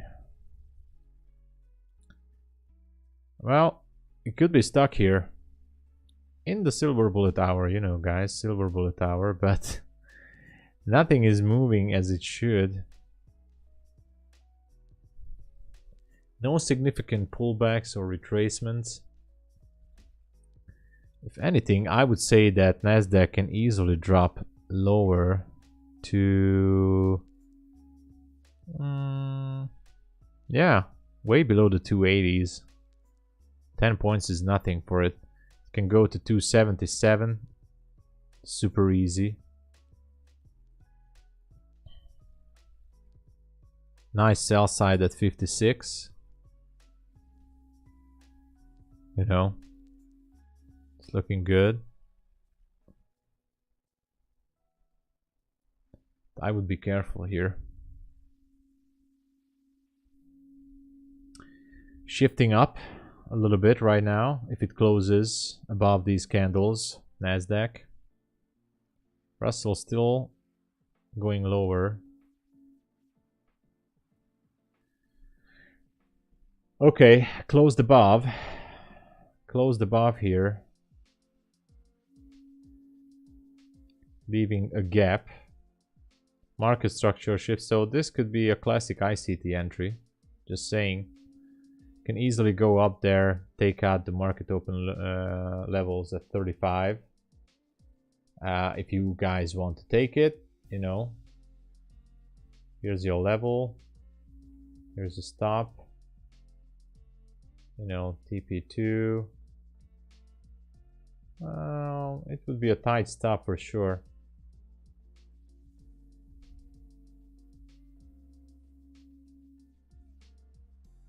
Oh, 06, yeah. But it's repricing, so never mind. No entry. No entry, guys. Just waiting.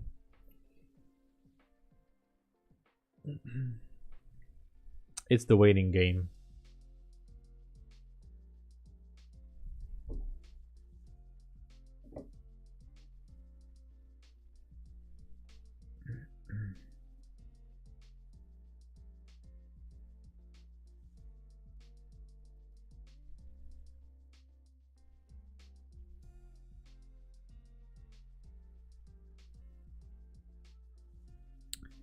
$98, yeah, it could go down. If it stays below the 300, it has some targets on the downside, but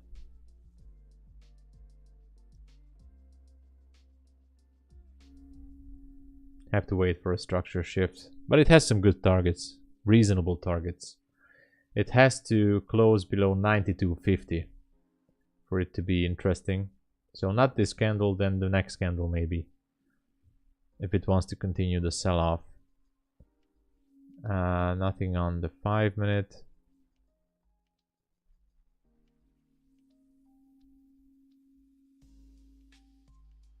So we would need to see a displacement right here. That's it.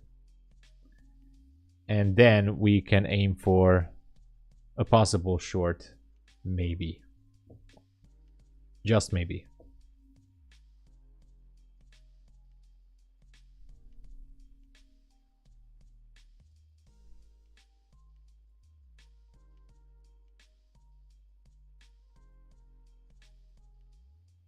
Oh no, it's not good. Let's try it with $100 risk. Yeah. So we would need to see a displacement. This candle should be closing below this, but it's not closing, so never mind. It's not optimal. Okay. Everything has been... Everything is falling apart. Oh, guys. No trades. Kid Nash, morning. Good to see you there. Applause. Welcome, Kid Nash. How you doing? Hope you had some good trades there.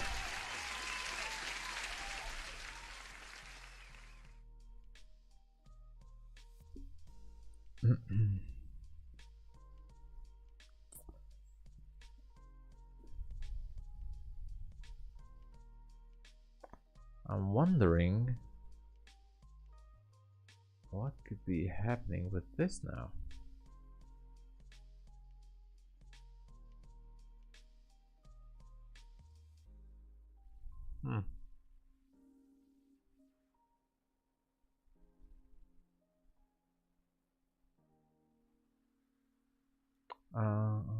I think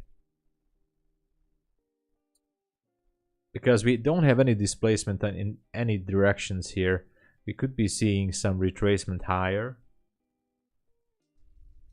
Even before, I mean, even if it wants to sell off, that would be reasonable for it to take out some highs, sweep some liquidity before dropping. Taking a week to learn patience. That's a very good thing to do. I'm learning patience as well. Although that doesn't... that's not what it looks like because I'm in the red today, but I'm not revenge trading or doing anything stupid. But it seems like I'm gonna end up in the red again.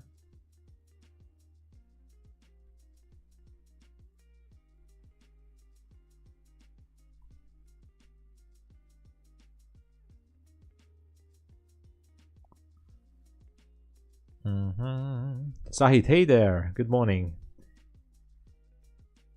Tough morning. Yeah. Yes, absolutely. I agree with you 100%. If you look at the 15-minute, I mean, look at the 15-minute chart. Absolutely. This price action is like, even on the 5-minute, the New York kill zone is definitely unpredictable. London was very consolidating. We could have expected this after the run on Friday. Yeah, I saw my model. That's the problem. I saw my model. Quick 700 on the... Wow. Nice one. All you have to do is just fade me, you know. That's how simple it is. Hey, congratulations. 700 there. You did right. Nice, nice. Trying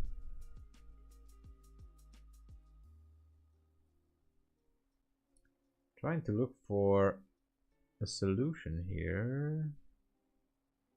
No displacement. I was really looking for a displacement on NQ, but doesn't seem like it's going to happen on any of these markets.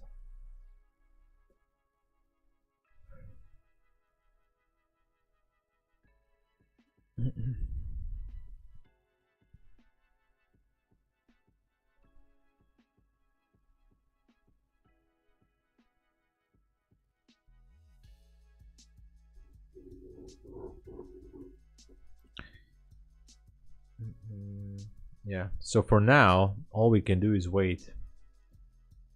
Yeah, very ugly. Almost looks yeah, this is this is definitely almost like in an Asian session. No clear direction. I have some targets on the downside, but I mean, this just seems like that, you know, Nasdaq don't really want to decide what to do here. Russell is going down, no retracement. I can't make up this. What the hell? Well, maybe the real move is going to happen in the PM session. I'm not sure about that. Maybe it's gonna be the PM session, guys. But until we're waiting, grab your discounted Apex accounts and My Funded Futures accounts and TOPSTEP accounts. Use the links. Last day today at Apex and last day for My Funded Futures with the starter accounts to not have an activation fee. So go for it.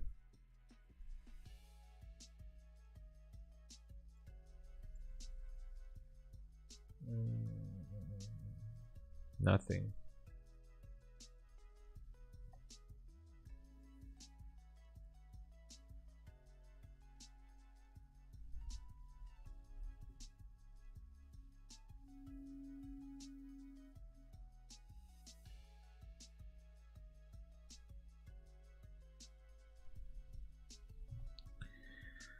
No displacement, no nothing. This is trading, guys.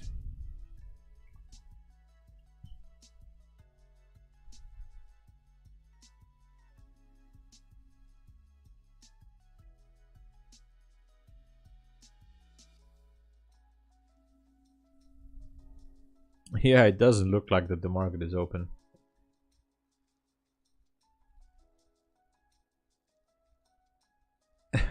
Yeah, but it doesn't look like the market is open. I mean, it looks like, I mean, because of no volume, the lack of volume is really turning this into a red day, for me at least. Well, what can I do?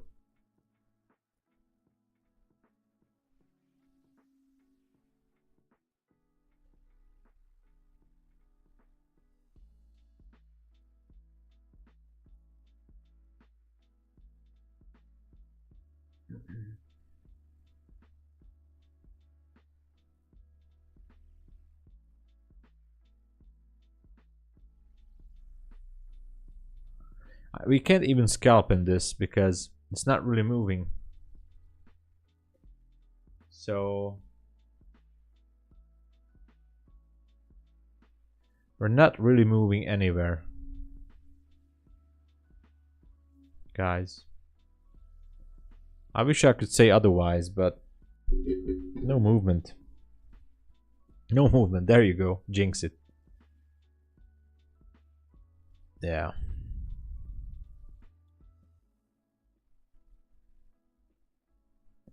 Oh yeah, 18,300 on the NAS. Yeah, so you're looking at this area right there. You're looking NQ 328-ish area to go for longs. The weaker was the Russell, yeah. Russell is still dumping. What a shame. I was hoping that, I mean, I was talking about this, that we can dump all the way down to the midnight area. Especially if we look at the 15-minute chart, or, you know, we have relative equal lows. Didn't really balance the new week opening gap here. So it definitely can go down there. Oh, okay. Took a short there. Nice.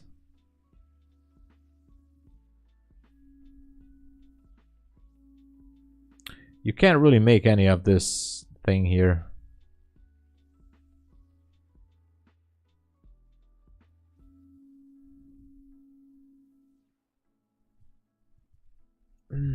Do we have a structure shift? I think we do.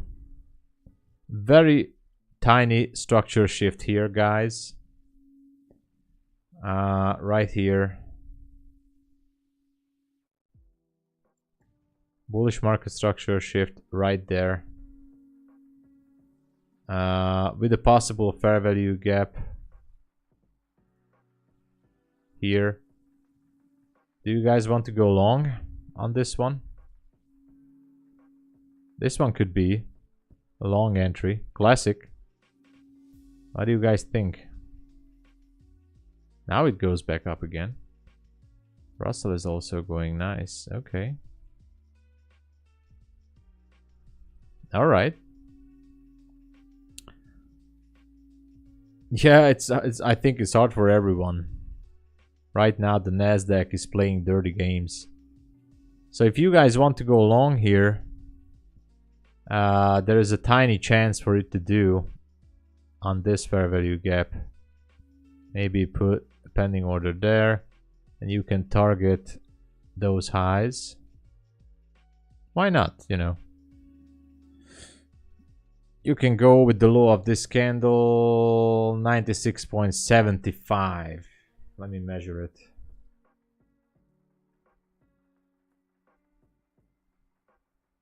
$96.75.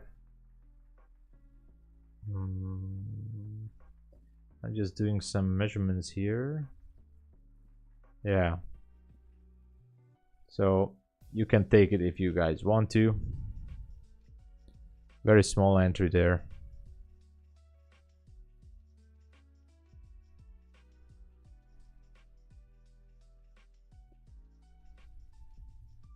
It would have to go down into this fair value gap. I think it went down there.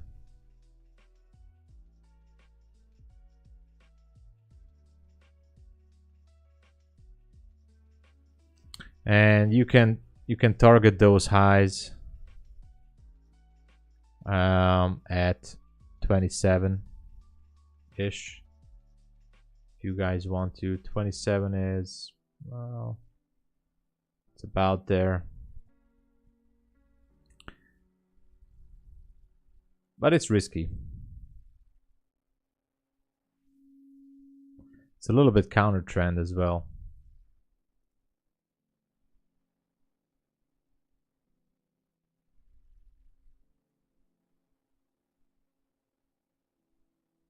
And it looks like it wants to dump. I think it wants to.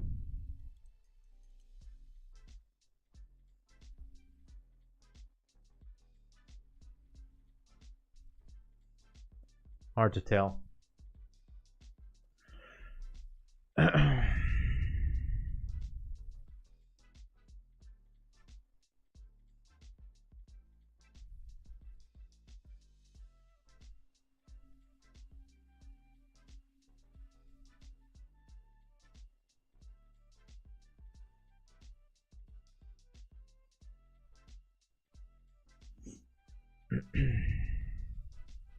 Now it's going down.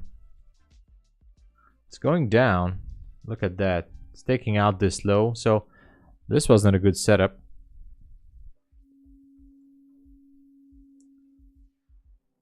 Want to see aggressive?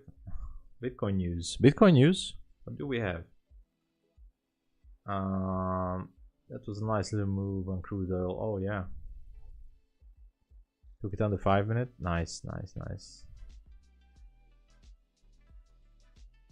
So no real move here.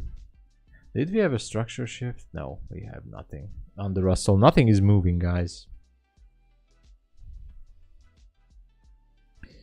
Bitcoin is crazy today, right? Look at that. We're gonna have the 70k maybe even today, guys. That would be like, oh my god. That would be crazy.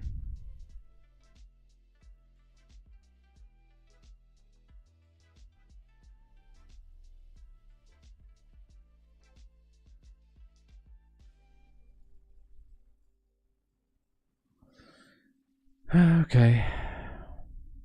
What else do we have? Do we have any targets here anyway? Let me check the charts. Any reasonable targets?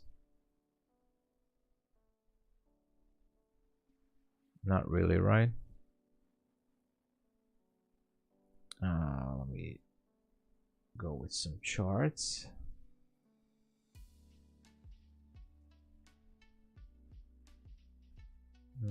NQ chart, let me check it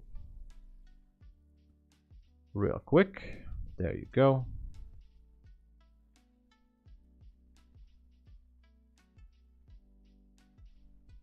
So now it's repricing this one, you know, that can be used as kind of an inversion gap or something. Some of you guys want to utilize it, but I don't know. I have to check for ES. ES can, well, ES took out that high. But if NQ starts to go higher, then, you know, everyone is in trouble if you guys want to go short.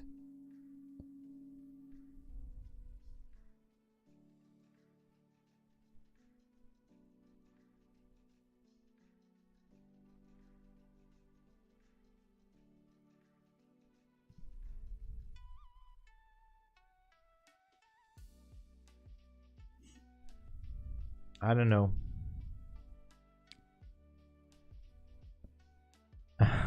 Grab that bagel and run. Well, right now we can just wait.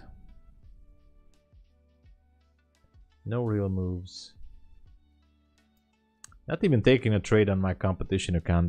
I have a slight loss, only like $40 or something. But not doing anything for now.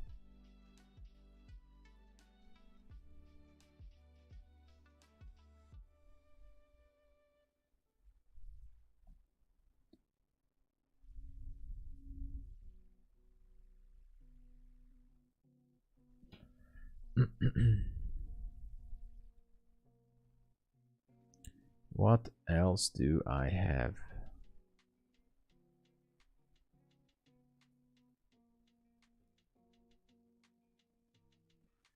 Nothing really. Maybe so I'm really looking for one good trade, but it's just not giving us what we want.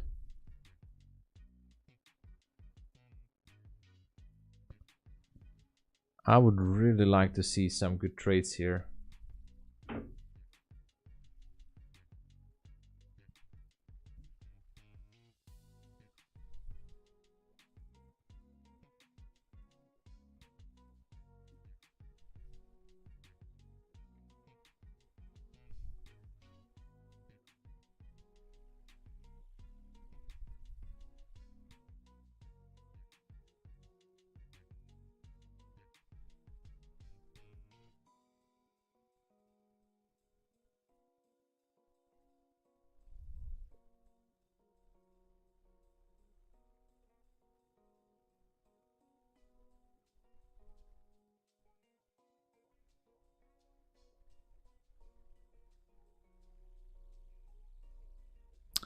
Oh, come on, just one good setup. That's all I need. I'm still surprised how Russell didn't take out those highs. It's very, very important level at 97. So, kind of interesting.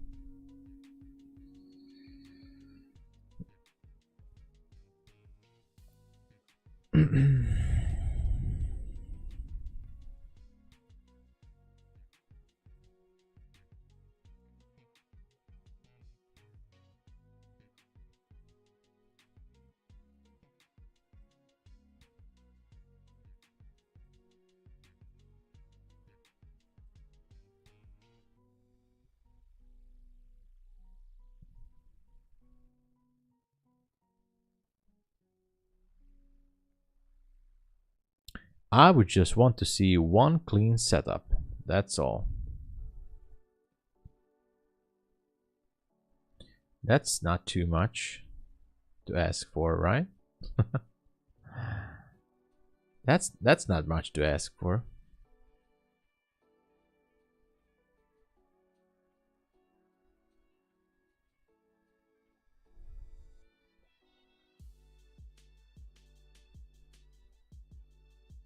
Now it looks like we're going back up there. The 34 level can be important. We have a structure shift. Technically like a breaker. Almost, it looks like it.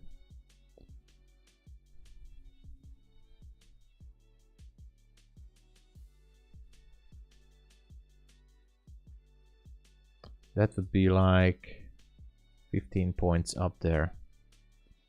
If it goes down to 07, let me check it.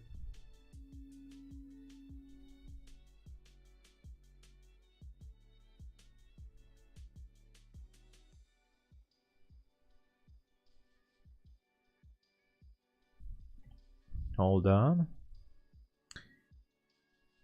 That could be interesting as a breaker, but look at that. I think it's gonna take that 27 level. It's good for a scalp.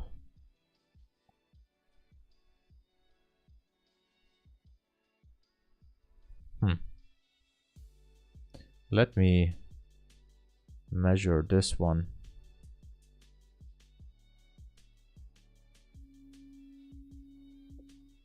Almost has a 1-to-1. How about if I risk 12? Yeah, it should be 3. Oh, it's going for it. It's going for the 27, I think.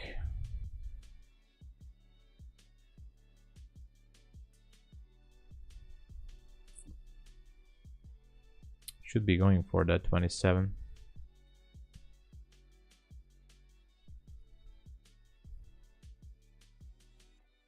Yeah, it goes for it.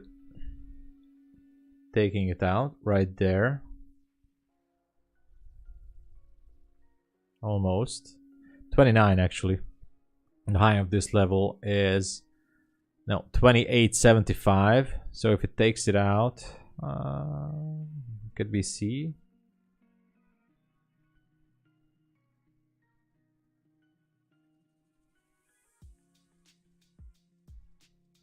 Okay, it broke it.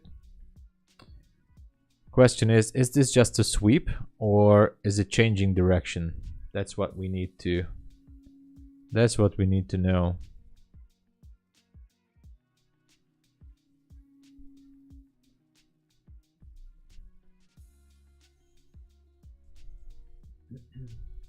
No retracements on this one, so the opening range is right up there at 35. I wonder if they want to push it to 35. I don't know.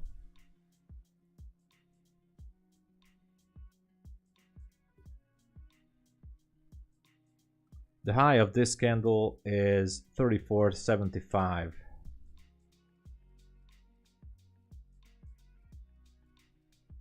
Not sure what they want to do there.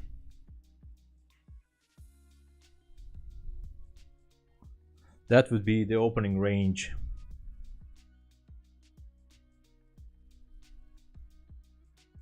Right up there.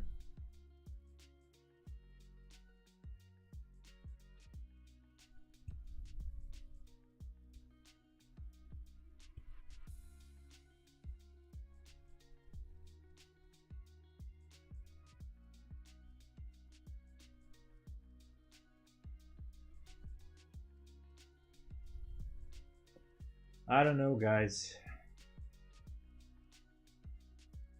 I have no idea. Anybody has an idea what they want to do? I would really love to see a signal from someone. I think they should be taking out the 34 level, but I have nothing there. Absolutely nothing.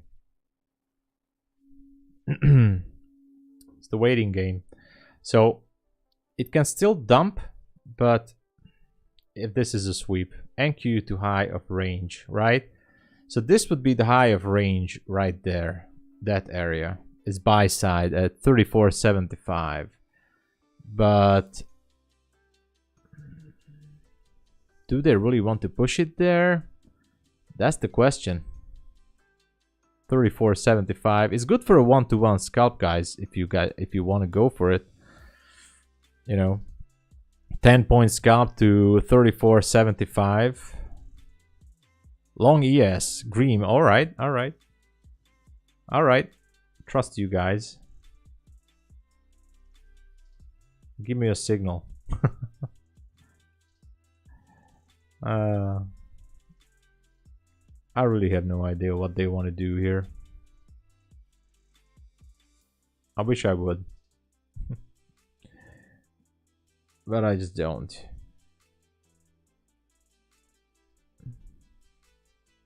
So at this point would be a good one-to-one. I'm not taking it. It's tempting to scalp it a little bit. Not sure it's my thing right now, but it does look tempting.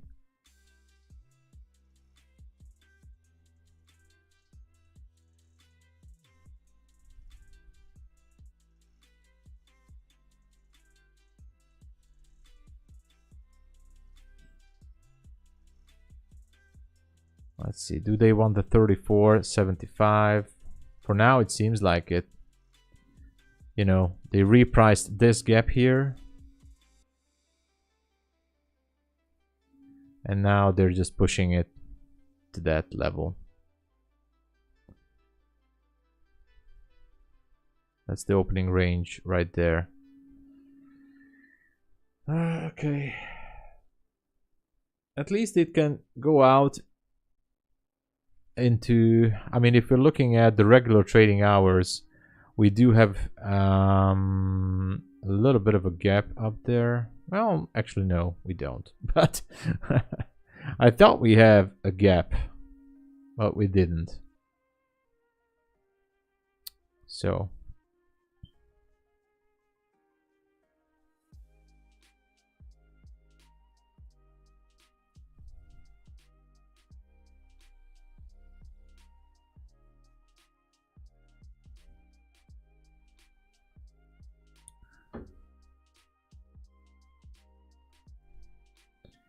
So long on ES. Well, you know, it can go. Hard to determine at this point. The Russell also not doing anything crazy. Is this gap going to hold? No. Well, at least not now. Well, okay, it's holding. Never mind. This candle closes below that gap, then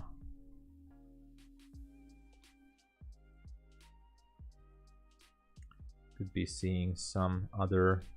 You know, if we would form a structure here to continue the sell-off, I would gladly jump into a short to follow the trend down, because we have some nice juicy targets. We have relative equal lows down there, just saying. You know, it would also be very nice to take these out right there. But I don't know.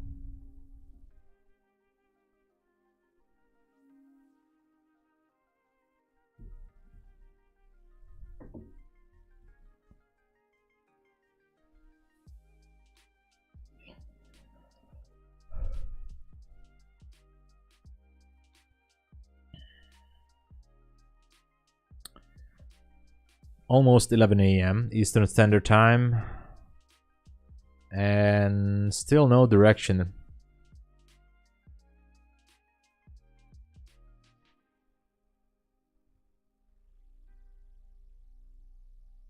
Hold on, guys. Let me grab a drink. I'll be right back.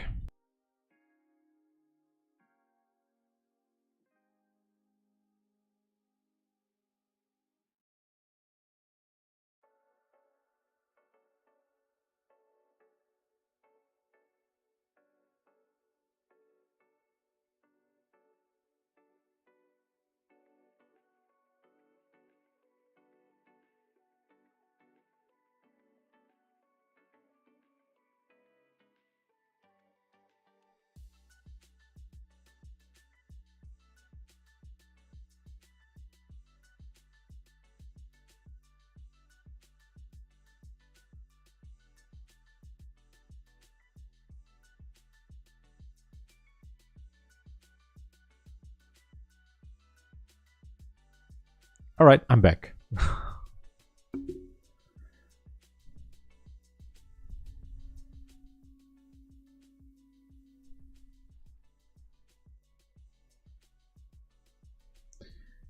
So NQ is stuck here, as well with the Russell. I'm not looking the ES that much, I know, but I wouldn't have any entry anyways. Maybe here. That would have been a clean entry. Maybe.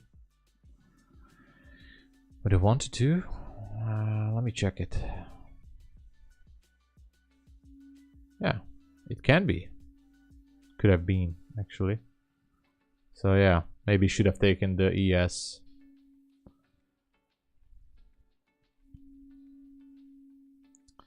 All morning NQ was stronger than ES. That's changed. NQ flipping. Yeah. Maybe it can flip. It's getting closer to that range at 34. What do you guys think? Is it going to break it? Is it going to break it higher? Or are we just going to hover around here?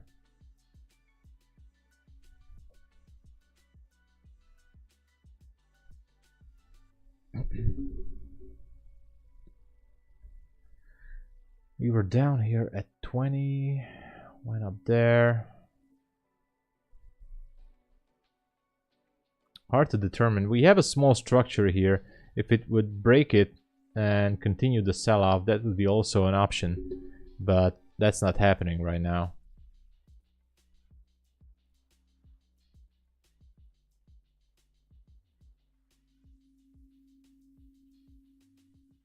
If anything, this one looks like a bullish formation for me. Only a few points away, the buy side at 34 on Nasdaq. Should be taking it out. I'm really looking that. I'm not in a trade. I'm just watching it closely.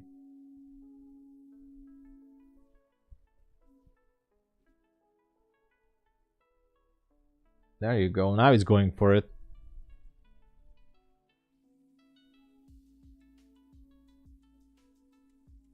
So if this one is flipping to the upside again, what kind of targets do we have? Because we made a high here.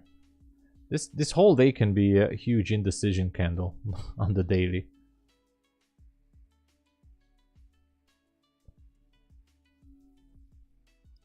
Should be taking this one out now at 34 area. I think it will.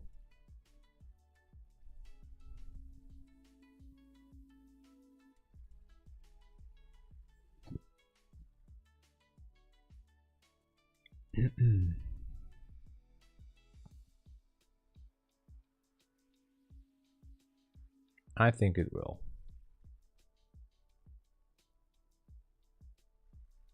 It's very close. 34 cents. Oh no, it's not. It's going back down again. Guys, it's hard to tell, really. NQ is acting weird, that's for sure.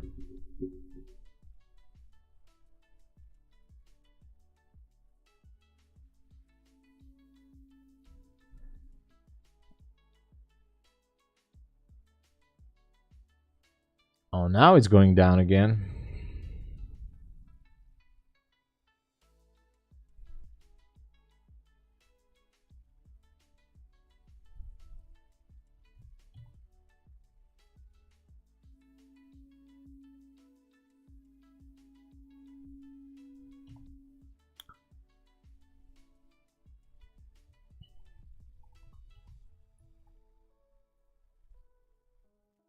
It's going down again.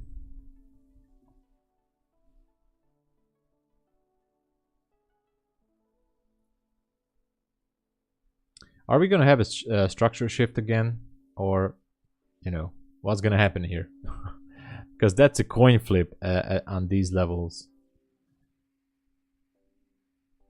This is really a coin flip. Yeah, it's taking out that level, right? It should be. Basing for breakout? It could. You know, there's definitely some liquidity above the 34, I think. Question is it want to sweep it or not?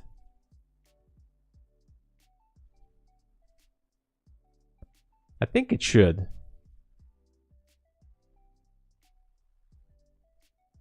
That's what I think.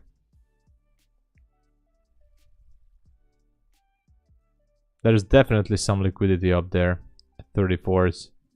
There you go.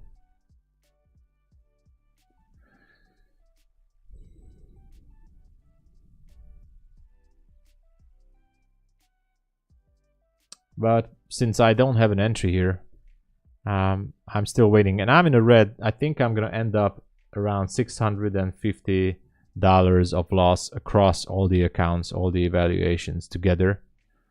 I'm having around $150 of loss on each of my evaluation accounts.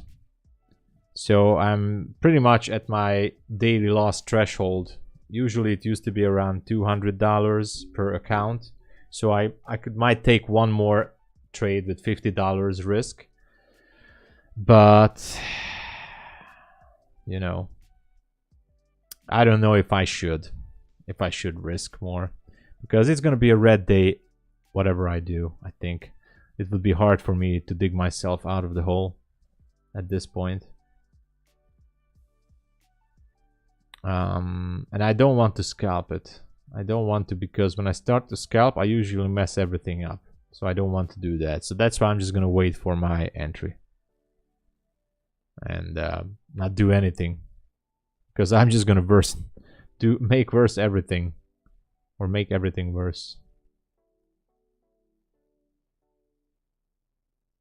It was starting out so good today. And anyway.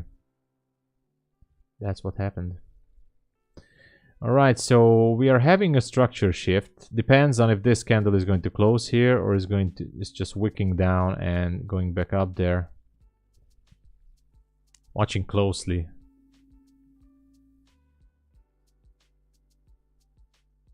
Almost 11 a.m. Also watching the Russell.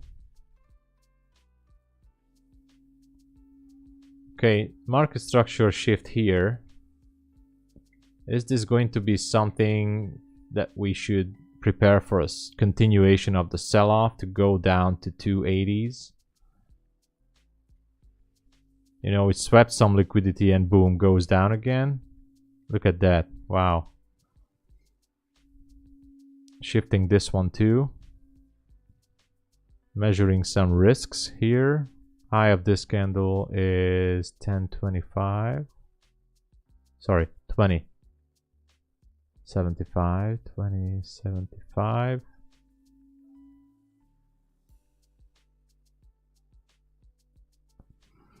Yeah, it's a risky one.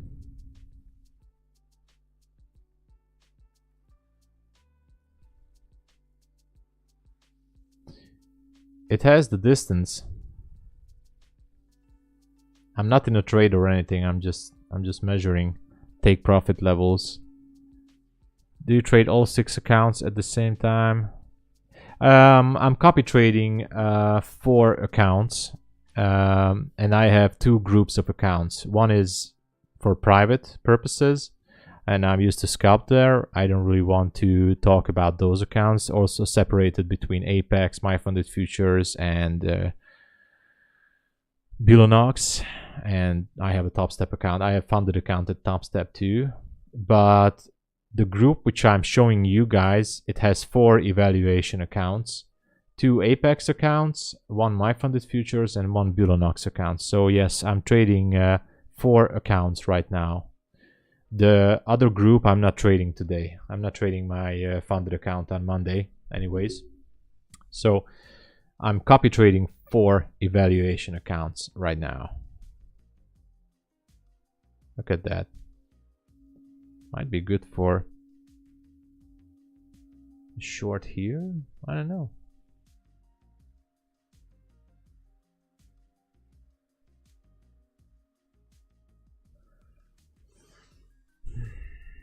I don't know. I don't know if it's gonna go in a good way. What are the take profit levels here? Should be taking out if it goes down, and if this is a sell again, which I don't know at this point, I have to check it.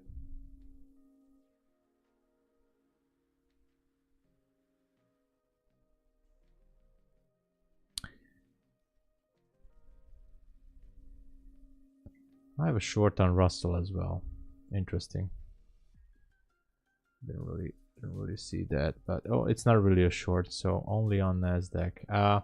So we have a potential short setup here. That's interesting.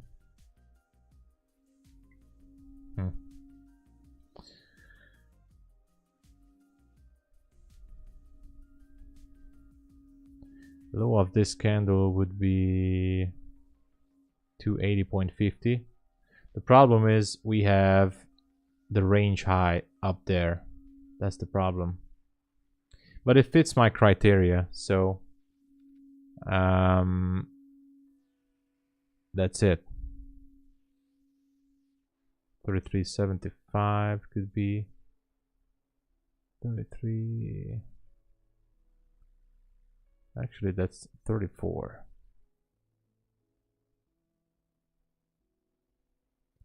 Is that 34? 34.25. Yeah. TP should be at, below is 280.50. I'm in the trade, by the way. 14.25 is my entry. Not a good entry. 14.25. And yeah, missed it with 1 point.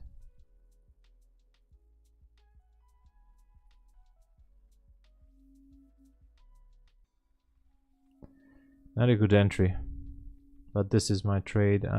It's a little risky because if they don't want to dump it, then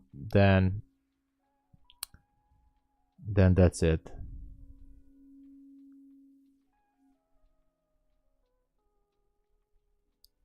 And let's look at it again. There should be a good profit taking point at 280.50. I'm gonna measure that. 280.50. 74.25. Should be 240.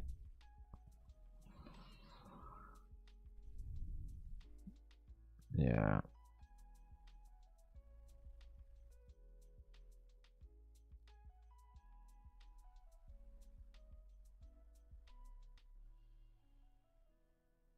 Yeah. It's not looking that good.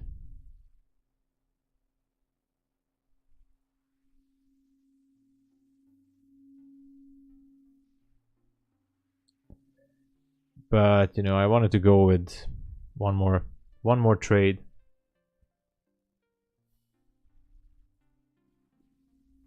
I have my buy stop at, we have opposite sides.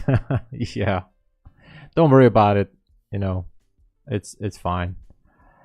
It's actually a little bit riskier than I thought. I thought that we're gonna dump to take out these relative equal lows, and what can I do? It seems like it just wants to go higher. Yeah.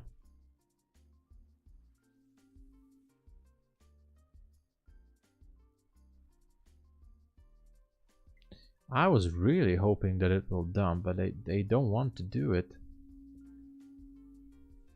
They want to push it to the range, which is right above the 34 level. That's too sad because I was hoping for a dump here.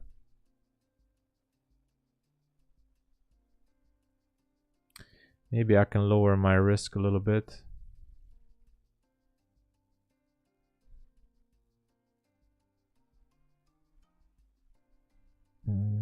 That doesn't look like I'd want to drop. What a day, guys. What a day.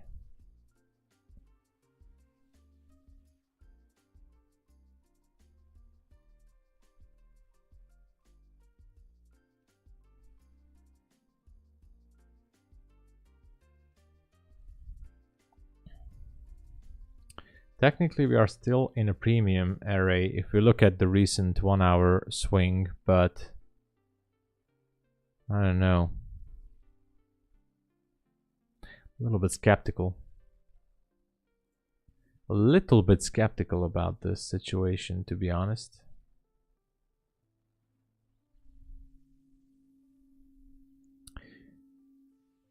At least you know your current high and low. Well, yeah.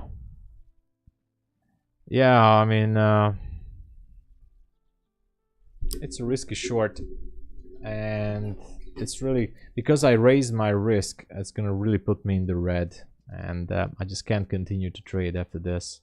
I mean, maybe on a different account, maybe I will continue with the competition account, but otherwise, I'm not sure.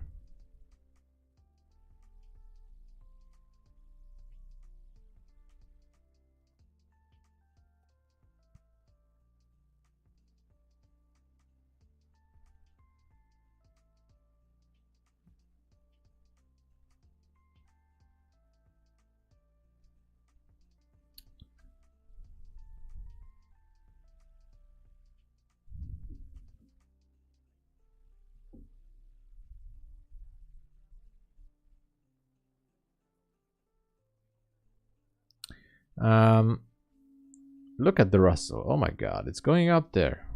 What's it doing? That's not good for my short. Oh no, look at that. Unfortunate.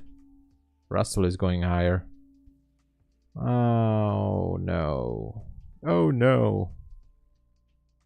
I should be exiting this trade maybe, but to minimize my losses. I was so hoping for a dump here. I was really hoping for it to dump. If they could not send it higher, then, you know, if you look at the 1 hour, I thought that at least they can send it lower to these, the direction of the order blocks down there. That is just not happening. What a shame. What a shame. Or maybe. Who knows? But you have to accept the outcome and the risk and everything.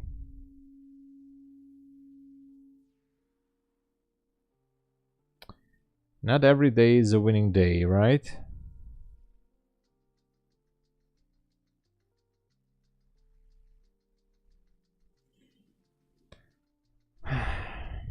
Relative equal lows. Maybe it's a good target. I don't know.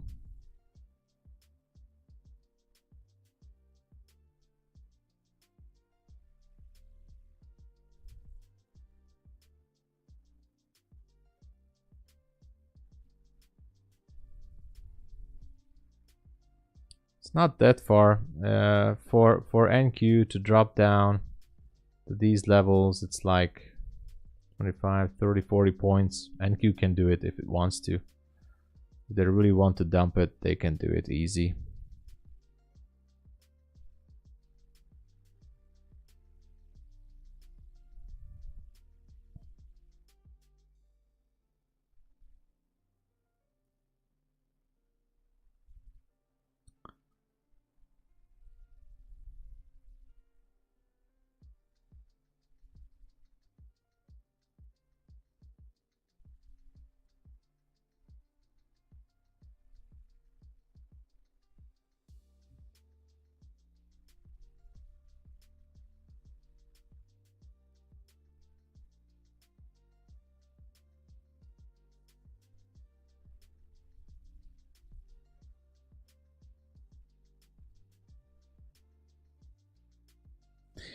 Okay, still the waiting game.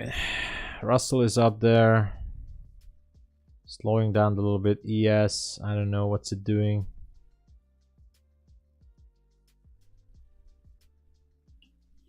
So we just have to wait again. And I really don't know what they are doing with price right now. Do they want to dump it more? I'd like to see a sell-off, but looks good for a sell-off, but I don't know.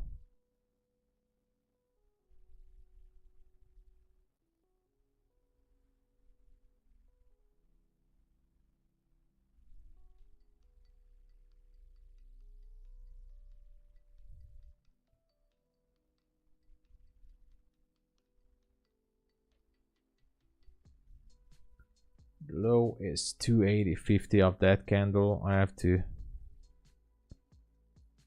280.50. Is that really 280.50? That's interesting. Anyway.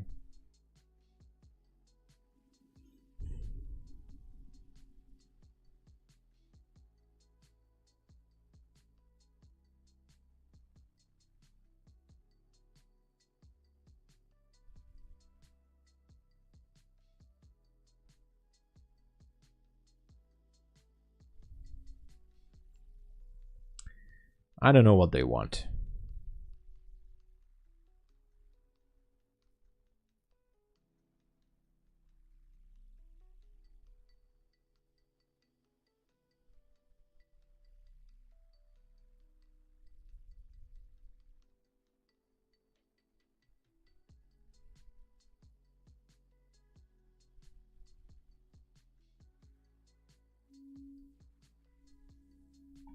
Okay, I have to grab a drink again, and I have to take a quick phone call. Just a second, I'll be right back.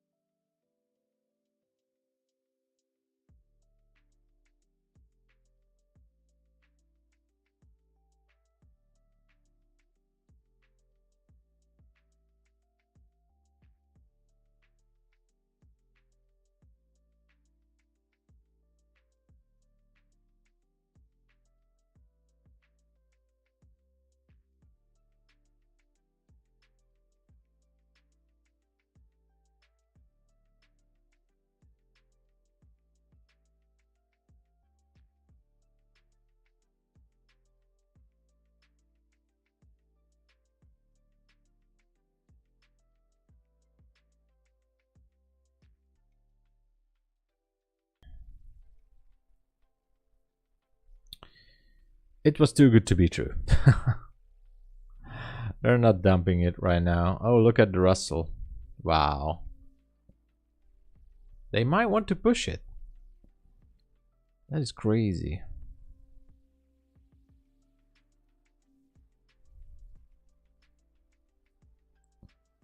But the NQ is unfortunately not looking that bright right now. It's failing.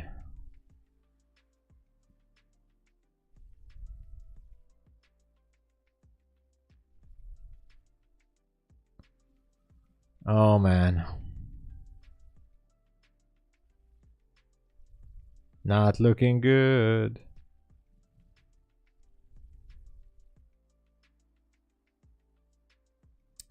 Not looking good. This trade is not looking good. I was really hoping for a continuation to drop here, but that just didn't go. So all we are left with is the 34 levels as a range high. I don't like that. 34.75. Damn it. Not good. Not something I like.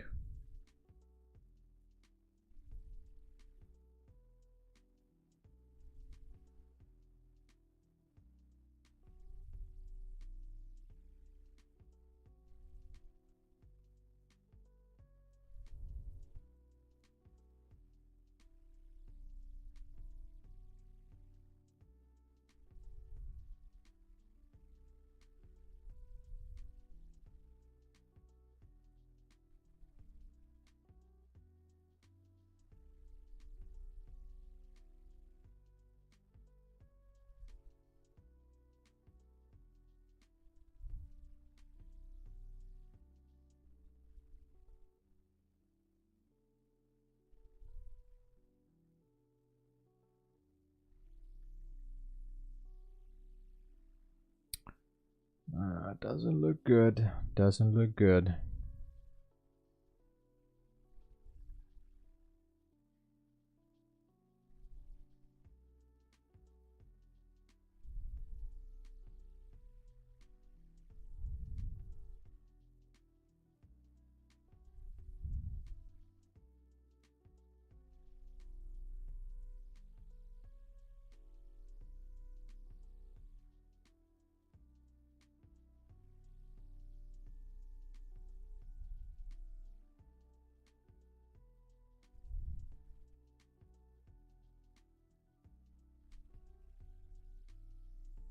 We have some synchronization problem here. Greg, what do you think, Greg? You scared? You shouldn't be scared, you know. You have to be comfortable with the outcome. It might not be the best feeling, but you have to you have to get comfortable whatever happens. I'm gonna have to be comfortable with this one. This is gonna break me here. And yeah.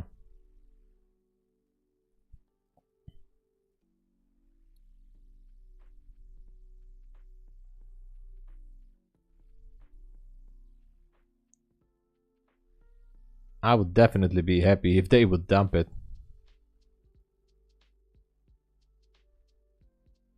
Man, oh man.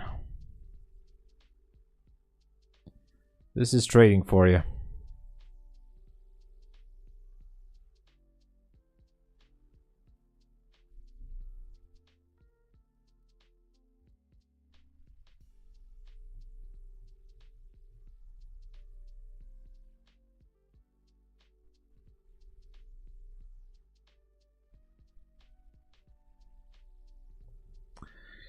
A little bit mind-boggling, right? Is that a word? Mind-boggling.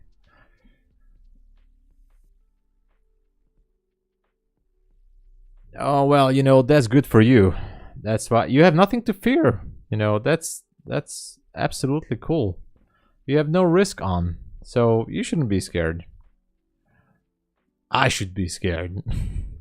I have every reason. But yeah. But tomorrow is another day, another opportunity. You know, to continue to trade the markets. Post Friday hangover and new price discovery. Yeah.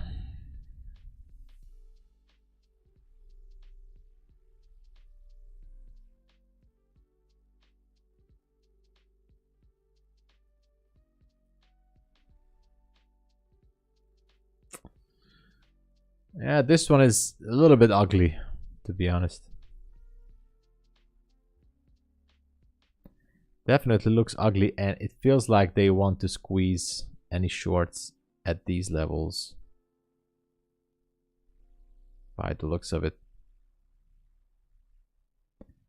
You know, if I, for example, let me check the micro Nasdaq because I have no drawing on this one. There would be some room to drop here if they really would like to drop this, but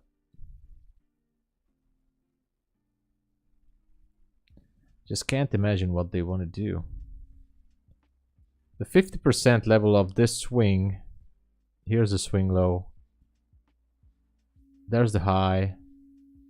It should be down there below, I mean at 225 or 6.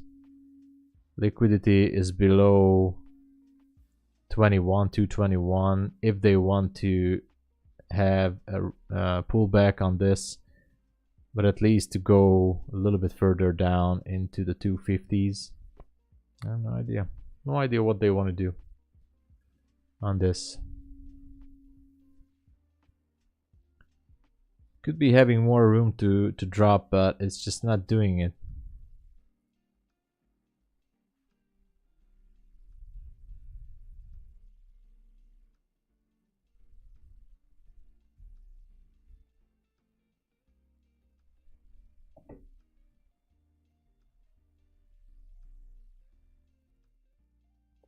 It's not doing it for now.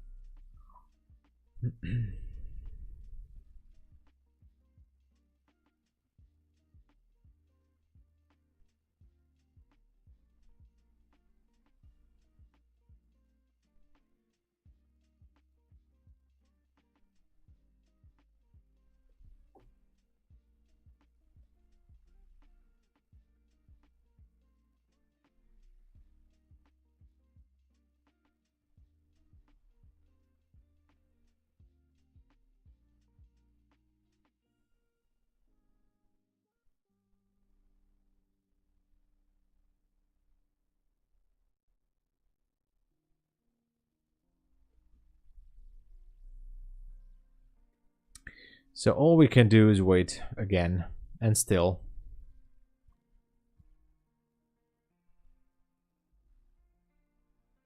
I'm risking 1% for a few points. I'm gonna go bad with my funded account. Well, I understand that. Trading is like boxing. First round, get hit those second 2 rounds. Yeah, your head more. Yeah. Absolutely, Lafta. Completely agree with you there. Completely agree with you. Past bedtime, and I'm still looking at charts. I know how it feels like. Trust me. Oh, no. Oh, it's going against me now. I think that's a sign that I should close it manually. Although that goes against my edge, so.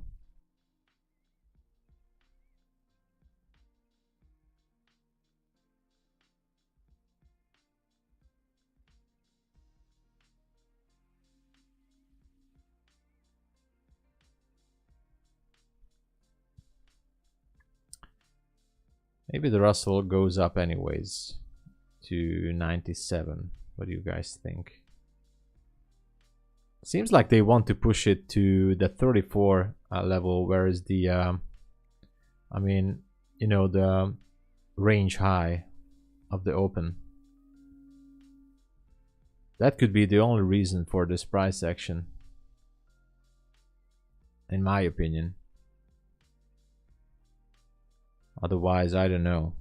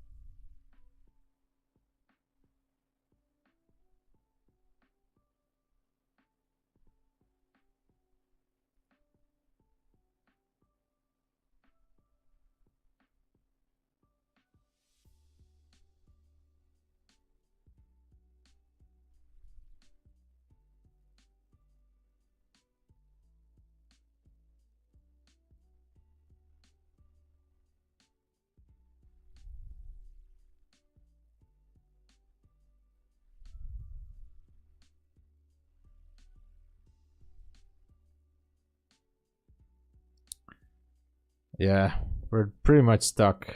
What is happening? Some news or something is popping the price all over.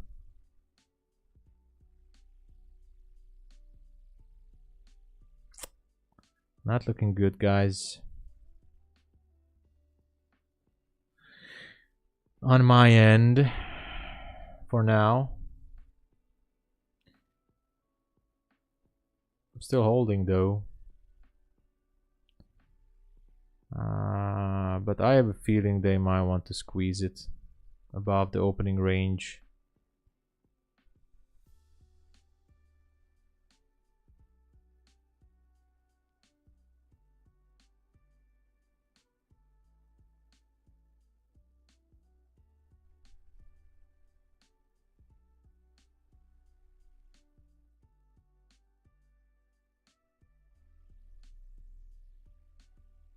You know, if they would only put down to here to the relative equal lows, that would be 280.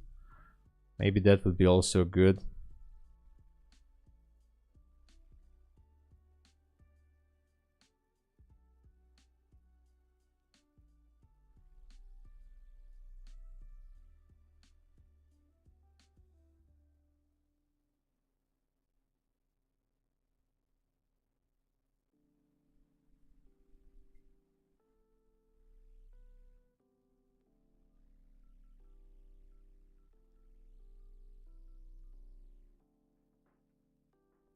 But I have no idea what they want.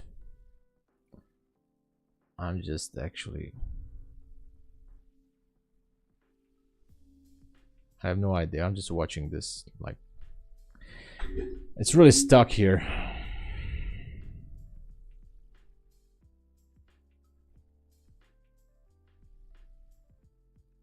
Interesting price action for sure.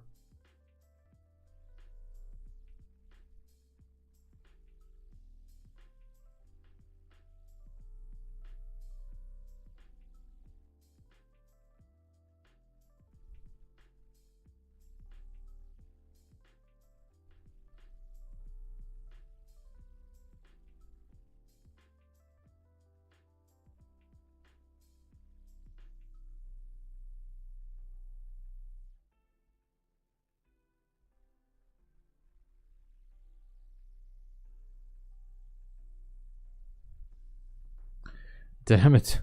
Look at this. Everything is congested into one level and there is just nothing to do here.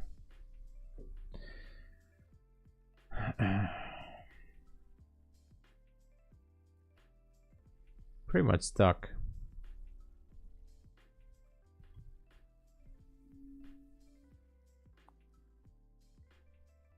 Grab your discounted accounts, guys. You know, last day. Don't forget it. Don't forget it. Last day to grab your Apex discount.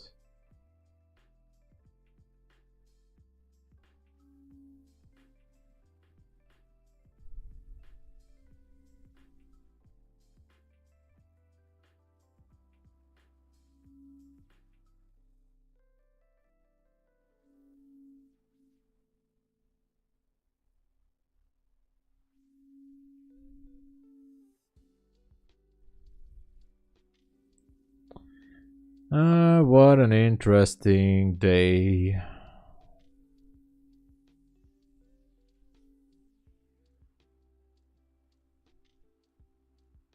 You still have it? Well, you know, anything can happen. I don't even know what to think of this day anymore.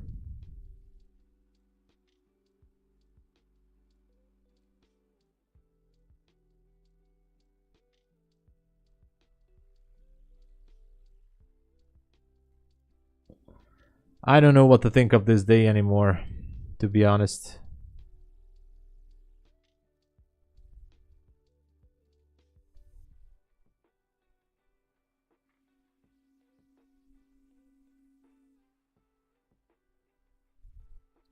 The Russell has tricked me. It really tricked me. Twice, you know. Twice it did it to me. And somehow I feel like NQ is looking to push this range high. So I made the decision, guys, because I'm super tired, that I'm not going to do anything. I'm just gonna wait this one out. I'm just gonna wait this one out. So don't worry, guys. We're gonna be here. We're not breaking rules. Well, I mean, just a little bit. We're gonna wait. We're gonna wait. Actually, let me count together my losses. All right, let me count my losses, because maybe I'm gonna end up the day in a bigger red than I should.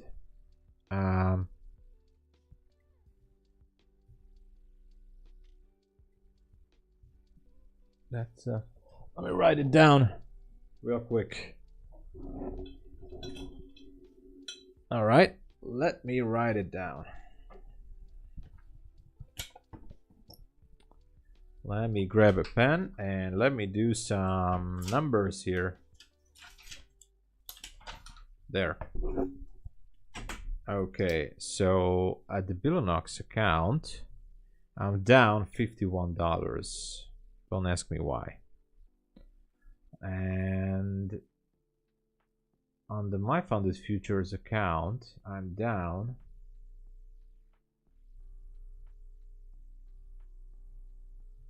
$68.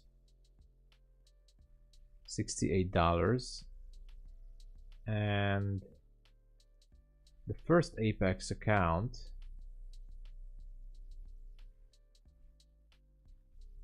I'm down $101. I don't know why. I don't know what happened. Apex has connection issues nowadays. I don't know what's causing it. What could be the problem?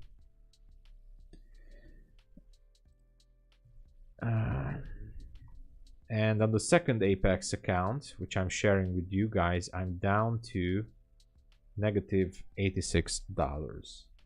So overall, 86, 101 plus 68 plus 51. I'm down $306 across the board. Minus $306. And I was losing across all the evaluation accounts. Every evaluation account, everywhere. Across, all together. $306. Which is manageable. But I'm not sure about this one.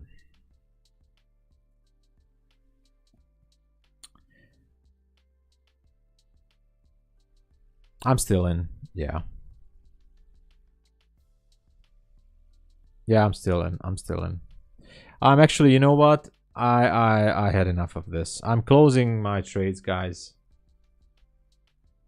I mean, I'm just frustrated. I don't feel it. I closed it with a slight profit there. Just covering my losses. I'm out. Actually, I closed it somewhere up here. I'm out from the trade. I just couldn't handle it, guys.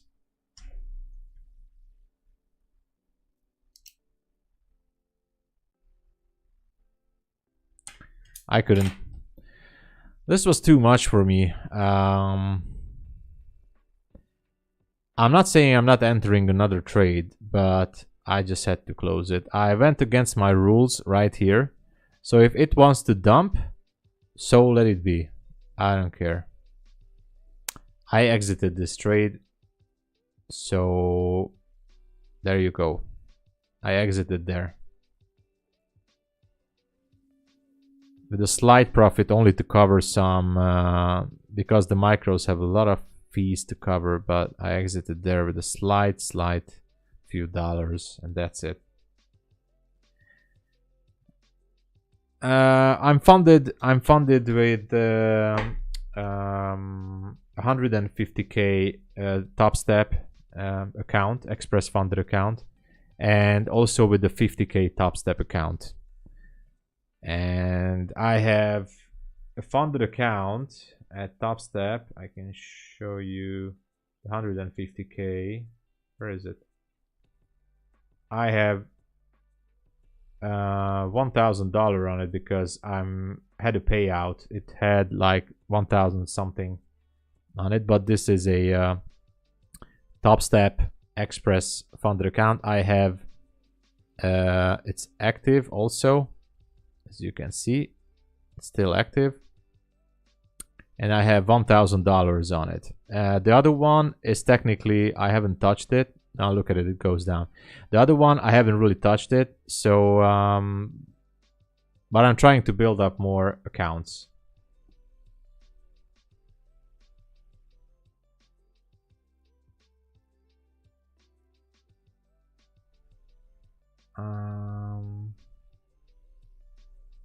Look at that. I exited and it goes to my TP. That's a sign to stop, you know. Yes, maybe. I actually today I had a lot of stop losses, to be honest. I took this one. That was a good trade. Stop loss on the Russell. I had one more stop loss here and one more stop loss here, and I didn't take this one. So I had 1, 2, and 3 stop losses and 1 winner. And that's actually not correct, because I know I had something else. I forgot something. I know I forgot a trade somewhere. I had one more. I just don't know where. Maybe it was off stream. Anyway. Damn it, look at that. Close the trade and it's gonna go to below 80. Oh my freaking... I can't believe this. When you got funded with TOPSTEP, do you start with 50k in that? You start with 0. You start with $0. Your account is going to say 0. And your maximum loss limit is gonna go with minus $4,500. That's what the maximum threshold is gonna say. So you can go down to minus 4,500, and you're gonna trail it through the day.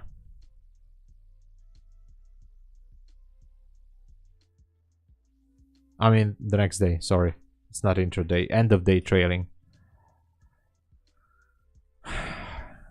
So, by the way, Dave, if you're interested, there's a video somewhere back in January where I talk about how much money I took out from TOPSTEP last year. I'm only funded since a few months. I was taking out money in October, November, and December. Took out about $4,200, something like that, 4,200 something. And I was about break even for last year at TOPSTEP. And for now, I'm trying to build up more accounts, but slowly. Not gonna lie, a little bit frustrated. Couldn't handle it. I couldn't handle the pressure. Look at this. Oh my. Oh my, oh my. It's gonna drop more. Look at this. Even the Russell is doing some interesting stuff there. So is it gonna go to the 80 level? What do you guys think? Should be, right?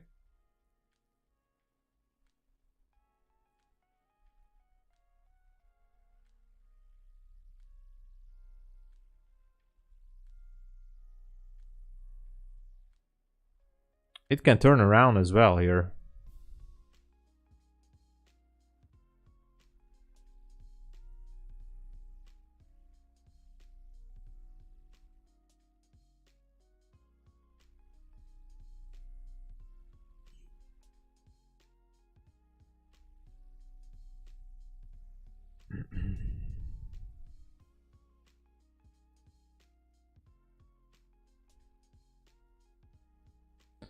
It can definitely turn around here.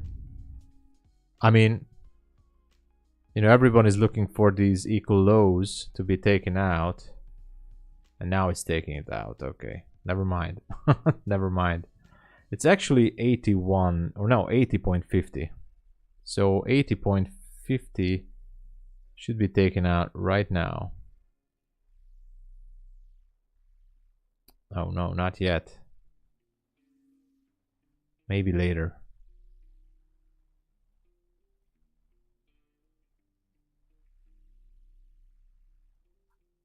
Oh, look at this. Look at this pump here. Interesting. Wow, wow, wow. That's interesting. I might gonna take it on my competition account. Who knows? I'm doing the My Funded Futures competition too. Would be great to take this short here.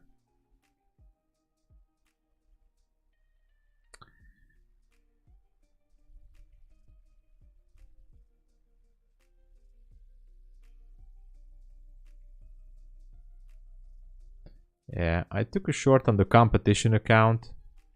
So technically it's a free account.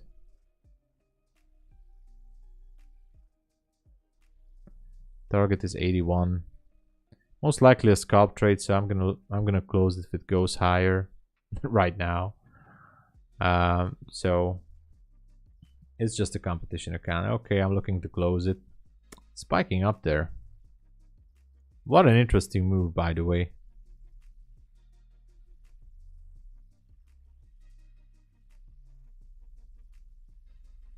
If it breaks that, it will dump. It will definitely dump. If it breaks it, it's definitely a dump scenario. If it breaks it.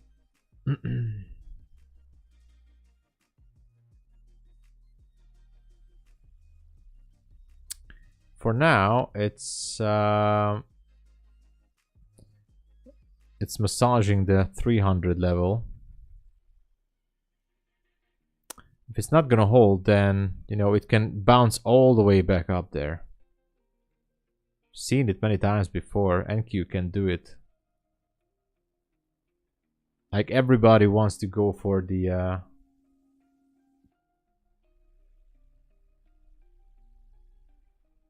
short.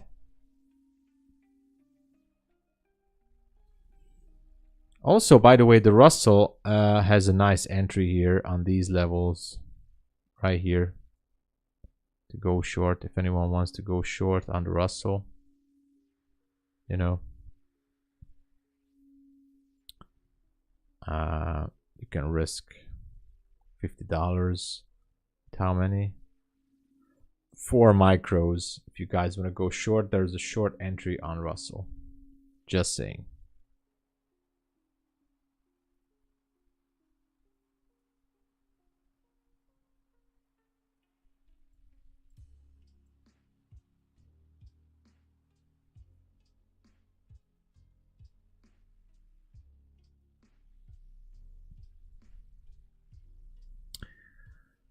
A little bit dangerous, but you know.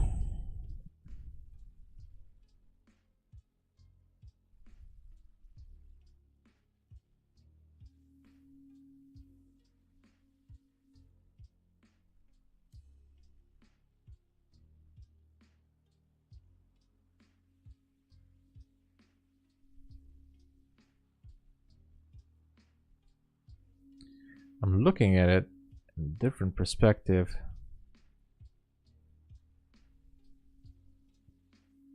It's not all that bad.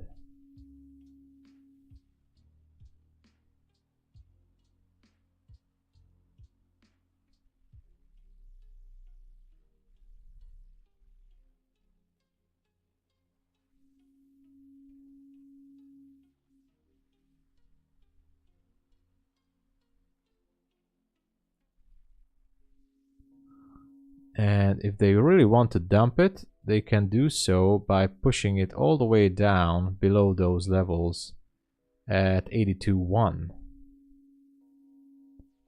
82.1 maybe. Who knows, right?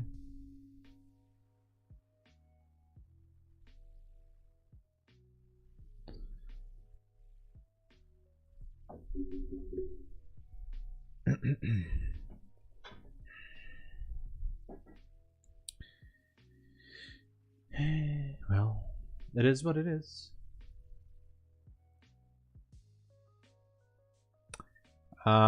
Because it is clear range. You in with funded? No, no. I am not trading the funded account on Mondays. Only Tuesday, Wednesday, and Thursday.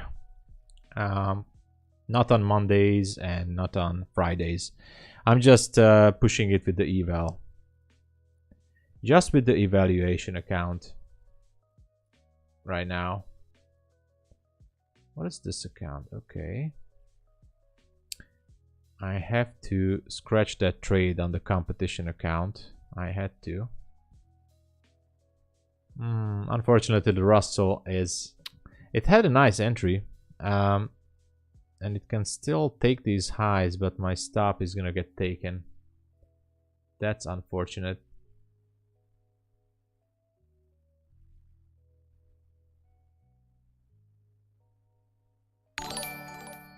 Somebody subscribed. Hey, Deej09. Thank you so much for the sub. Welcome to the channel. And huge applause as a new subscriber. It's unfortunate that I'm having a little bit of a rough trading session. Yeah, it's taking me out on the Russell. It's taking me out, yes. Guys, it's official. It's gonna be a very bad day again. I'm out. I'm officially out. So, what can I say? That is what it is.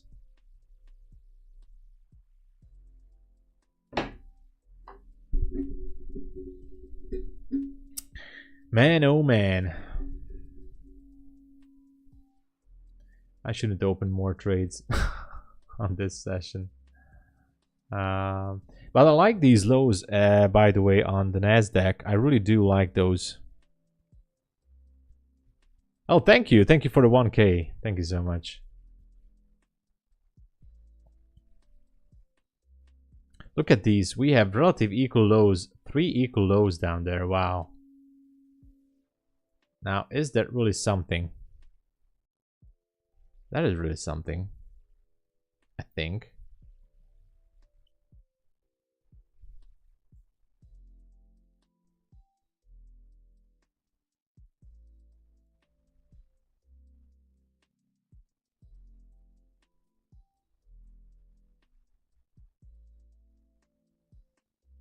I wonder if this one is going to hold, or are they going to try once more?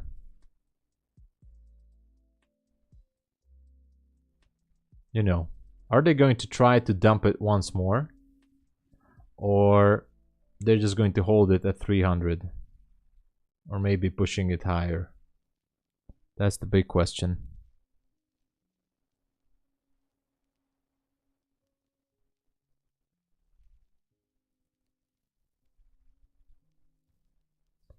Now below the 300, but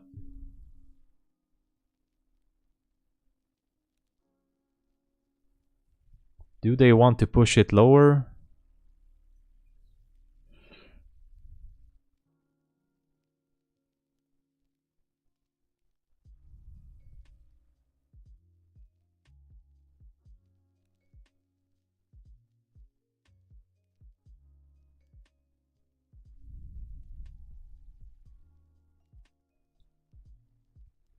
I wonder.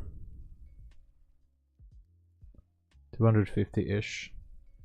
We have some targets, that's for sure, down there, but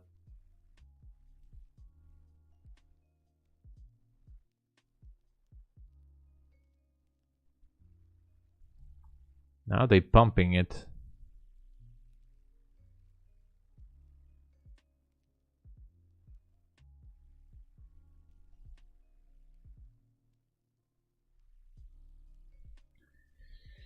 So, not so ideal.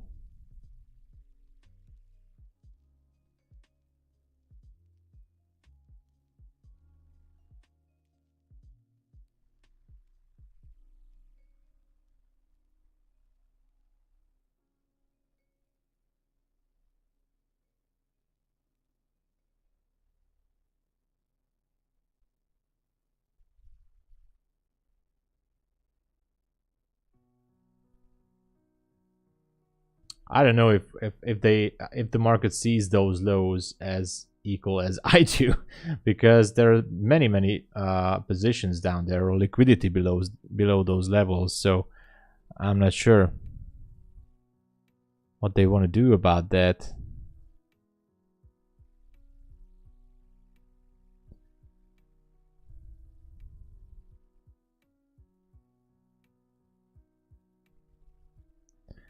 Those levels are definitely somewhat juicy levels.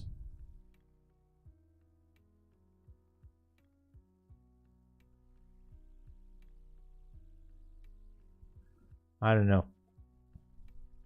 What do you guys think? Any ideas? Any trade setups going on? The Russell is very tricky today with me. It's definitely very tricky.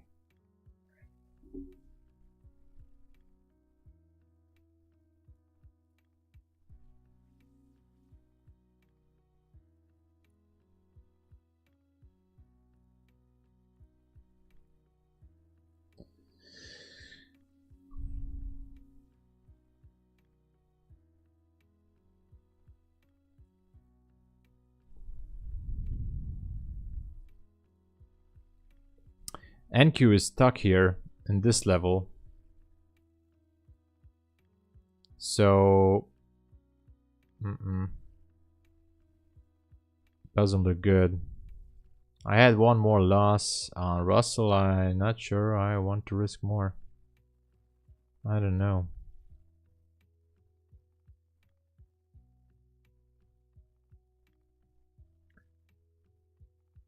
Yeah.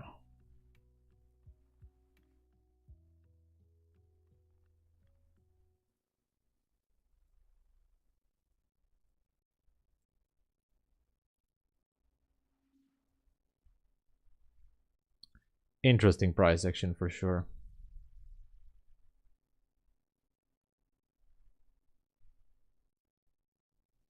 Look at it again. Now it goes again for the highs.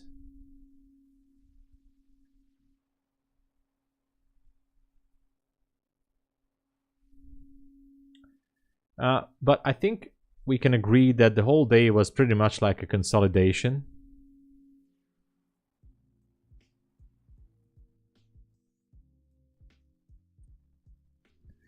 Man, I think I can look for longs if we go back. Yeah, definitely. It has the chance. So the range high is 34.75 up there. So, you know, if it goes back to those areas up there, I think it will not just break it. It can go all the way and take out the London highs maybe. So we can see a rally actually if it breaks those levels, because if Russell also wants to take that buy side at 2097, you know, anything can happen. Anything can happen.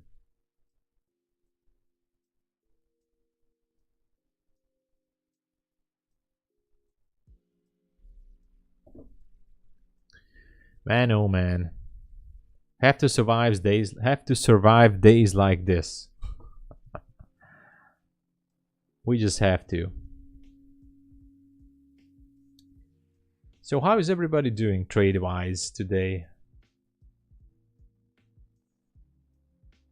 Register for my funded futures, guys. It's the last day, and Apex too. Don't forget it. Use my codes. Oh man.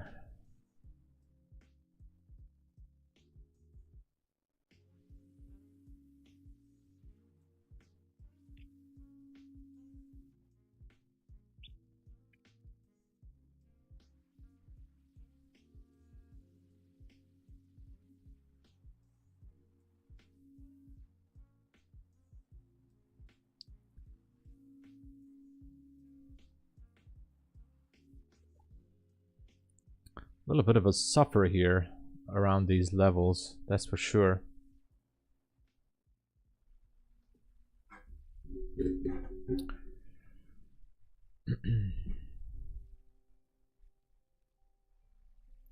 Hard to take any trade since there's no clear trend for me. The only thing that it would be still valid for me is the short on Nasdaq.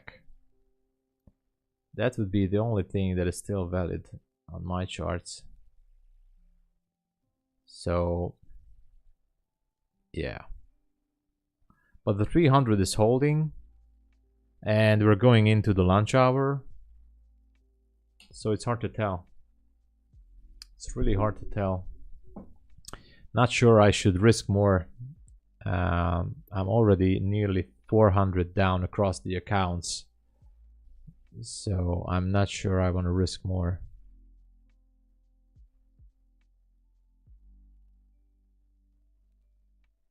Because on a good day I can make it back easily. Hello Teacher FX, what's up? Everything's cool. I'm a little bit down actually. Still not the worst day, but I'm in the red about $400 across all the accounts. So I'm not happy about that. So yeah.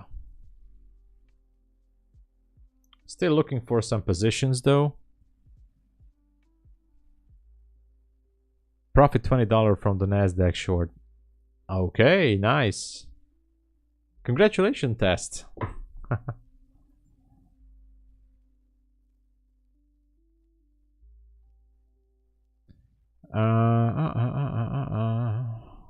How interesting. I mean, it didn't really took out these lows. So we have 3 equal lows down there. That's like, for me, it's almost like a magnet. Magnetic levels like those lows, but it doesn't really matter what I like if the market wants to squeeze everybody.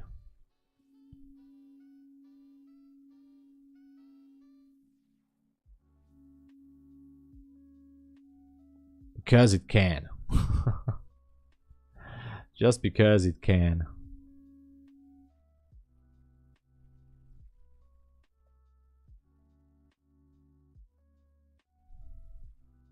Not sure I should take any more on this, but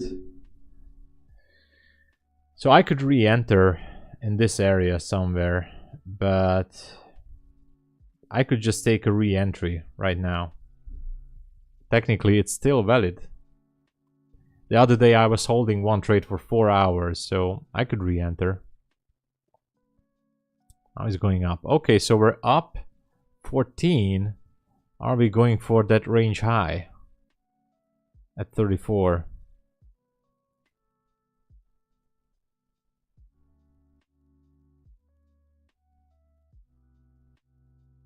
I wonder.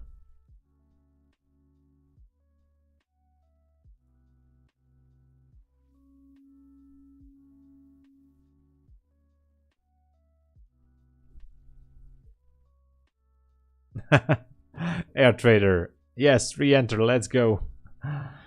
I wish I could be that simple. I wish that could be that simple. The problem is I'm already reaching my drawdown limit for the day, and you know, I'm not sure I can let one more loss. I mean, maybe I can let one more loss, but not sure. Not sure. But this level got rejected quite nicely.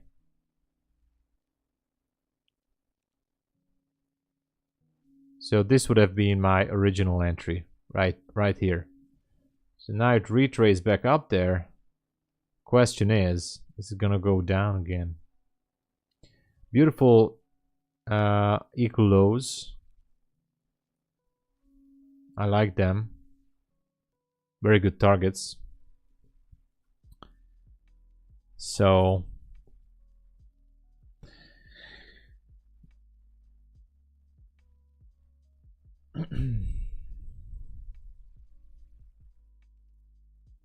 let me know what you guys are up to, and don't forget, last day for discounts.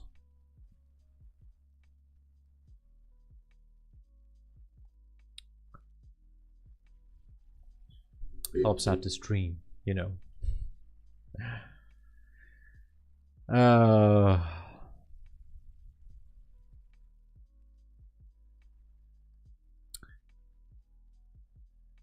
All right, don't go anywhere.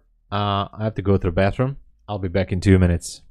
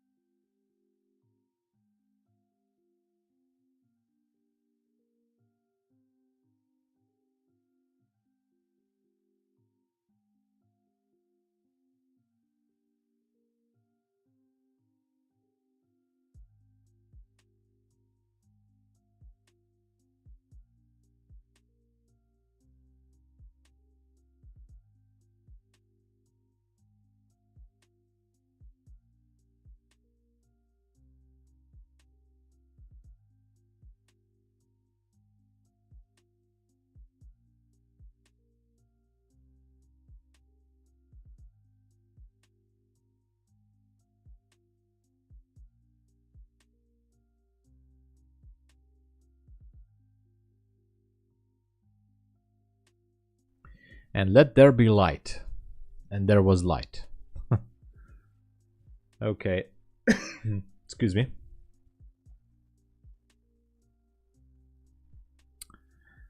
Okay, so what should we do about this?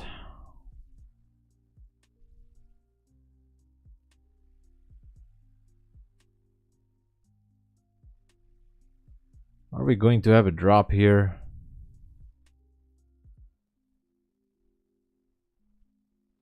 Who knows, right? Feels like they want to push it higher.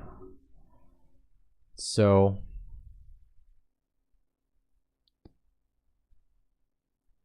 what do we see on the 5-minute?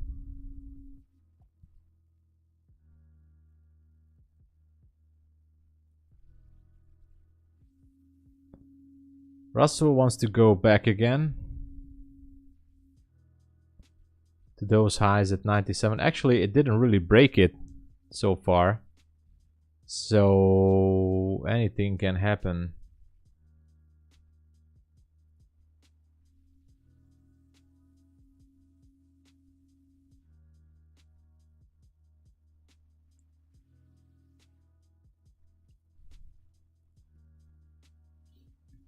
Okay. As for Nasdaq, guys, it's super hard to decide. It's going to need at least a 40 points drop at these levels. Not sure if it can do it.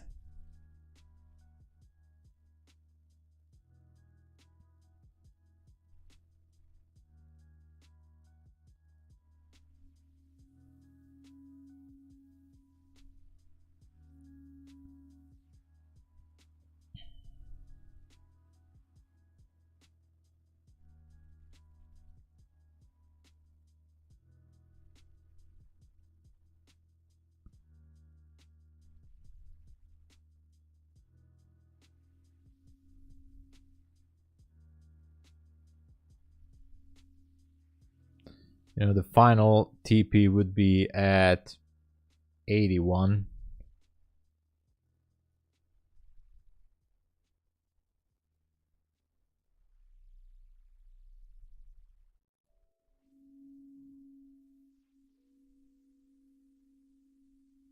And if you're asking me, I entered again, but my entry is terrible.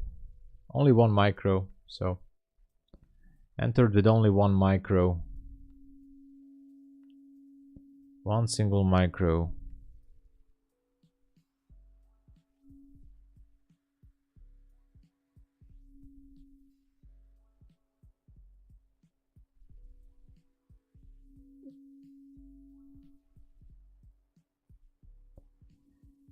And on the competition account, I'm also re-entering and trying to go with, yeah, with that TP.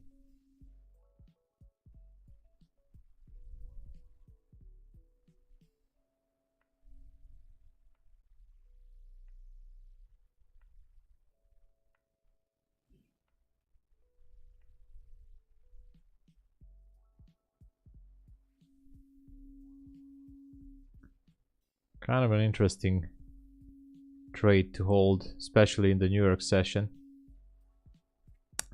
But whatever, you know. I might as well should be only focusing on one market, especially in the New York session, because I have to lower my risk.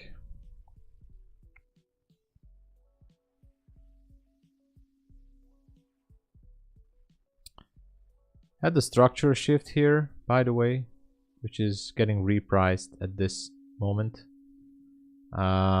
Let's see if it goes higher, or is it going to continue to drop?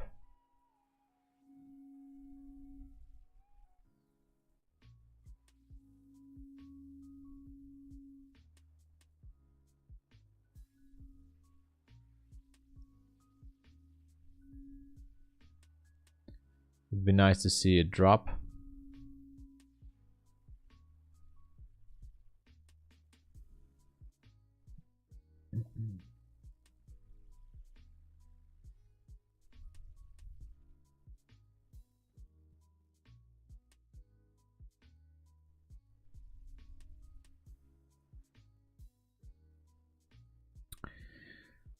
Okay, let me know if you have any other ideas.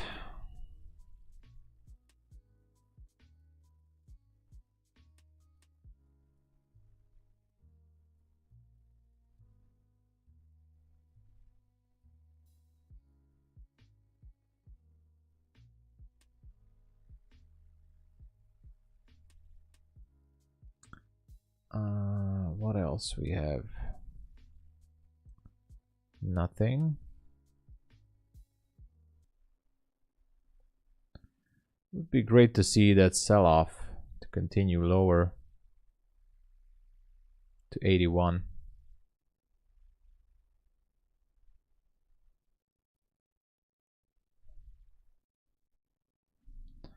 That would be really something nice to see.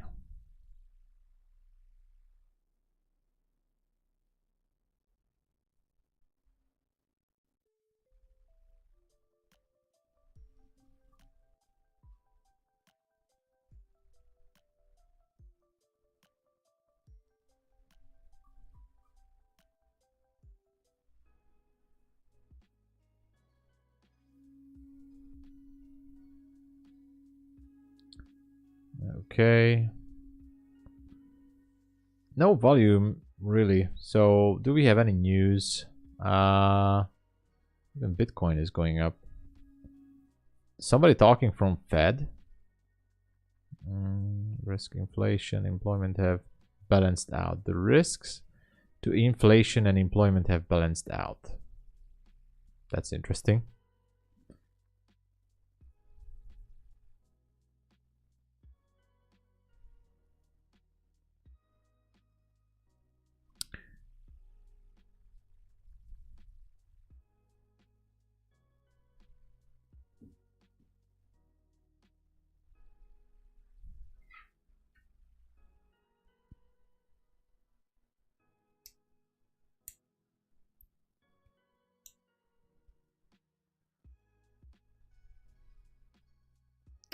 Okay, we still have the 280-81 levels intact down there as relative equal lows. The low of this candle is 80.25. This one is 80.50, and this one is 81.25. So I'm gonna put this to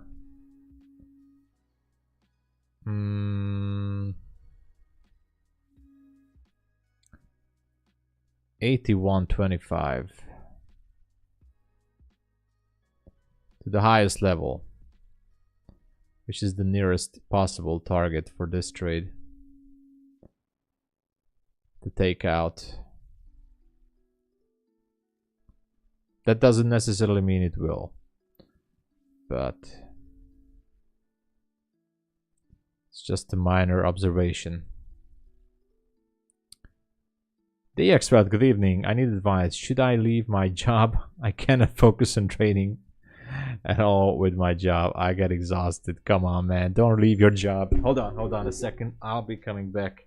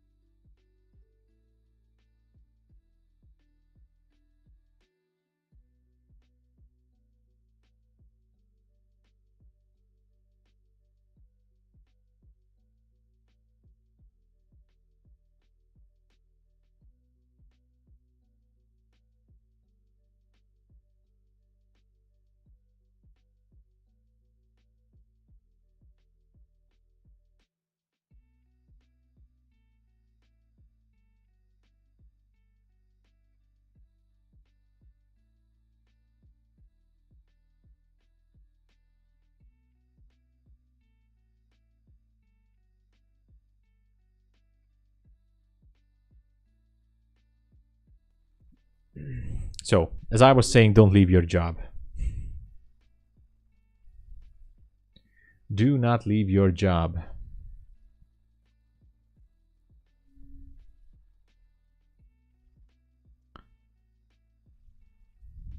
What a slow day, right?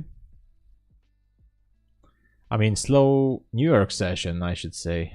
Well, London was slow too, so who am I kidding, right?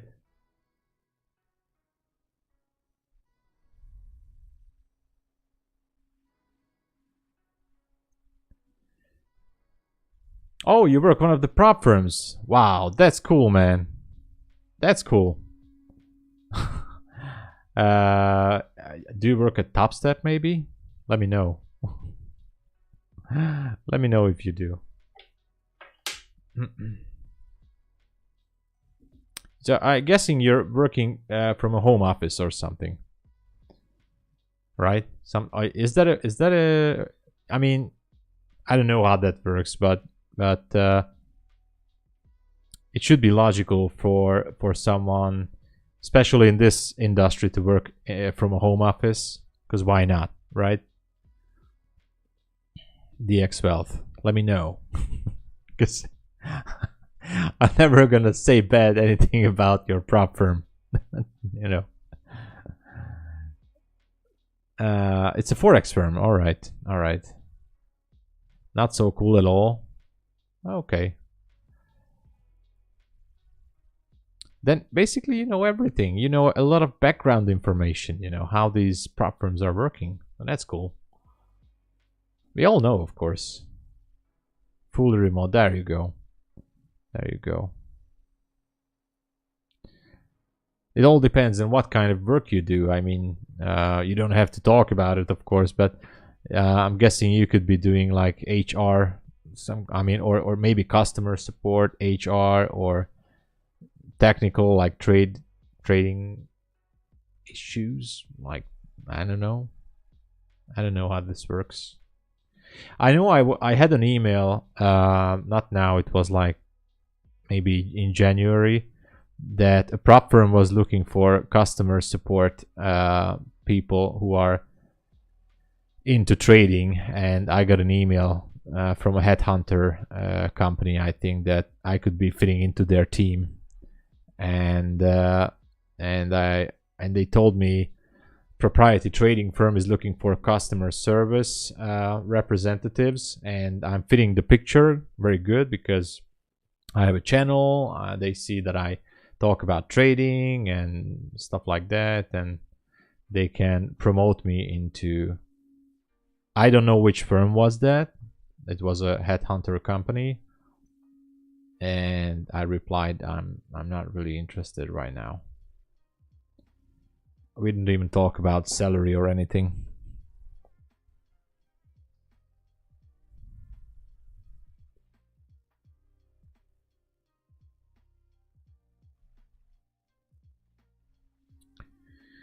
Man, oh man, look at this trade.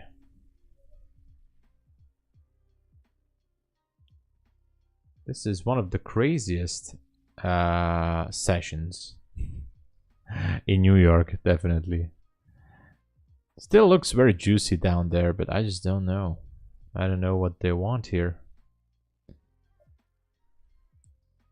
Russell still looks very good, but I don't know what about the Nasdaq, guys. It's like a big question mark for me. What Nasdaq wants, I don't know anymore. What they want with Nasdaq.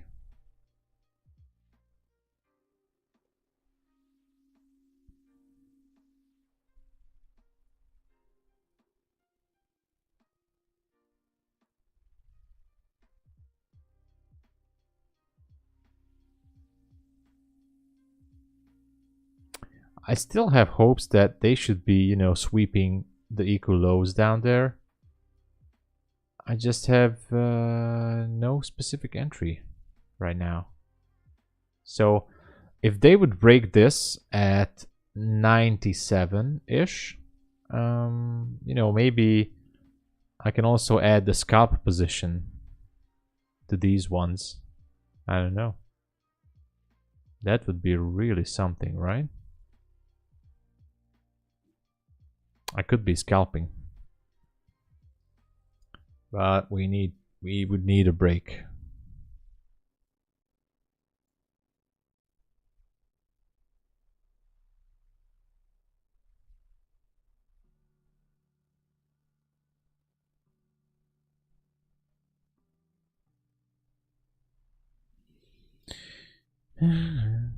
For now, it seems like they might want to push it back to the range high.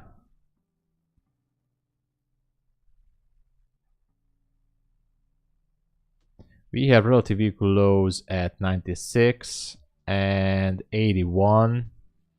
Good targets.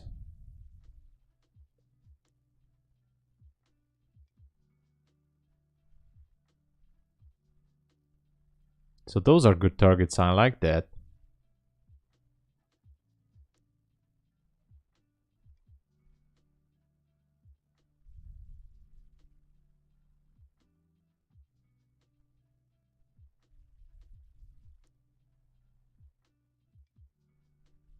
But, you know, no idea what they want here. Russell is shifting down again. That's crazy. Yeah,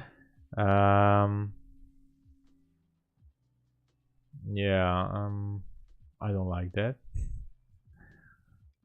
I don't like how it looks like.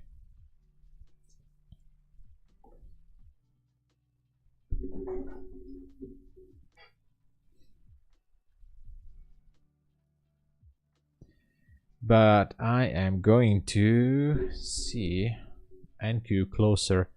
If they really want to push it, I might close it earlier and walk away. But I want to see how it goes. Because this is really, really, really crazy price action right now.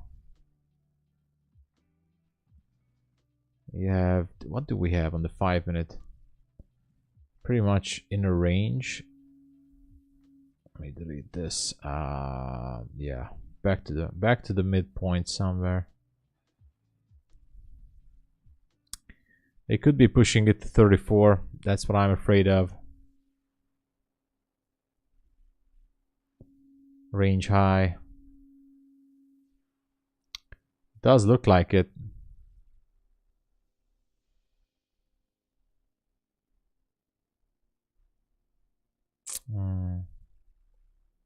I don't like that.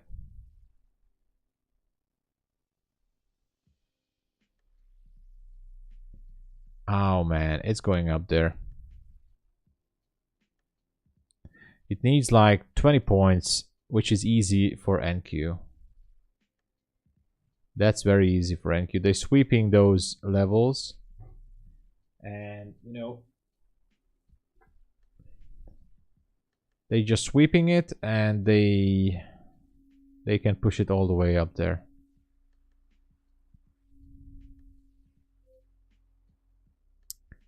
Damn it, damn it, damn it, damn it.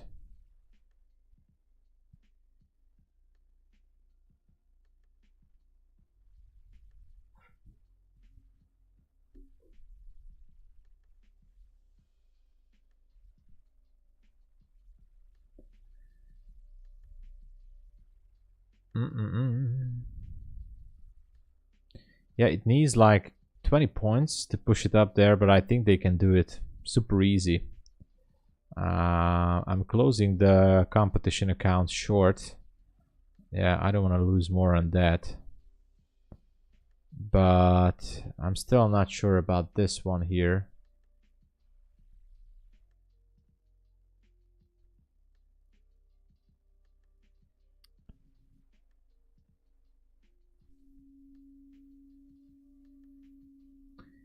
I would still love to see this go down, but if they just want to squeeze everybody out, they are going to push it all the way up to 33, 34. That's what I'm afraid of.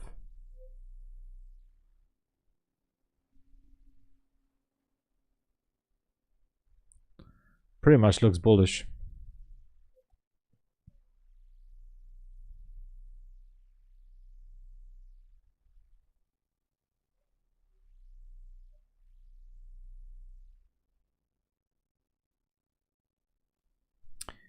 Okay, what else we have?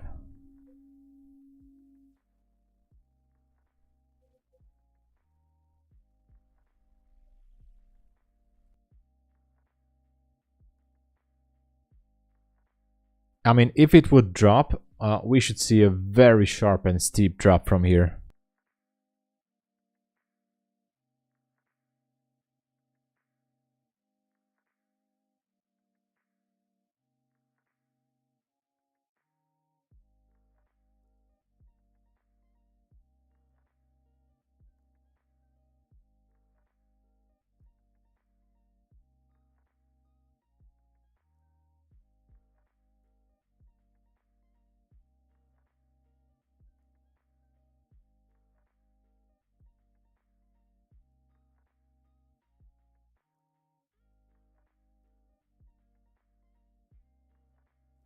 Okay, let's see. This is the decision point.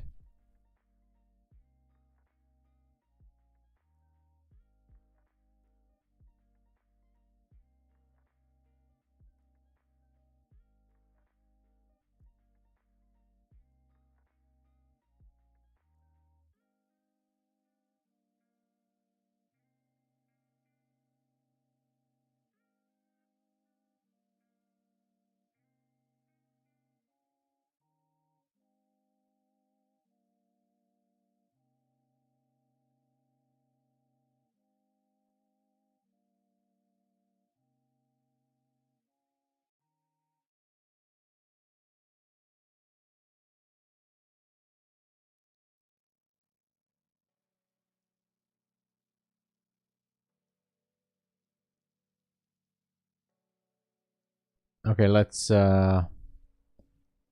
wait a little bit here. I might going to close it and do a little bit of a scalp. Still haven't decided yet.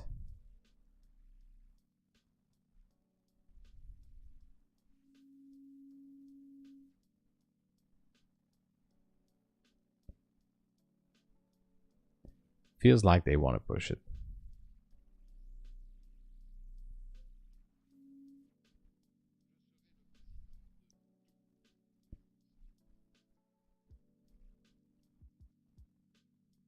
Okay.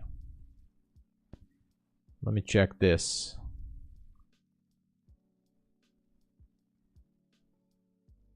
On the Russell, we have potential entry here.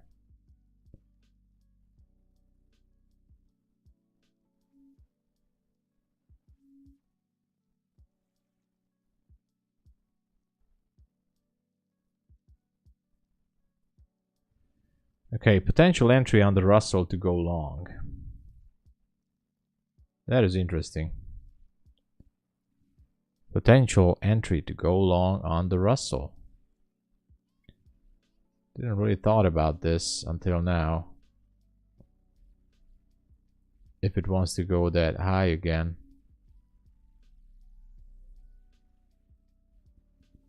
I'm not long on Russell, I'm just saying that there's a possibility here. I have to measure the risk.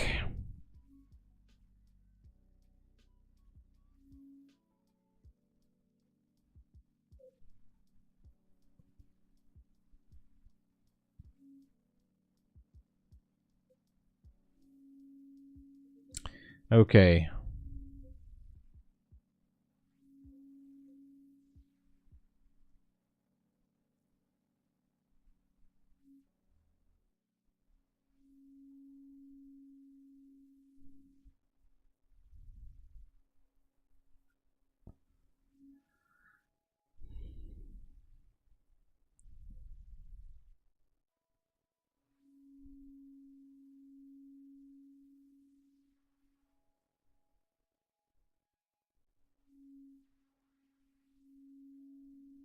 F it, I entered.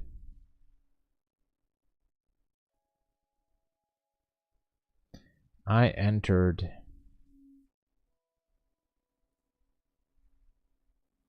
Take 86.4. 86.4. All right, this is my Russell position.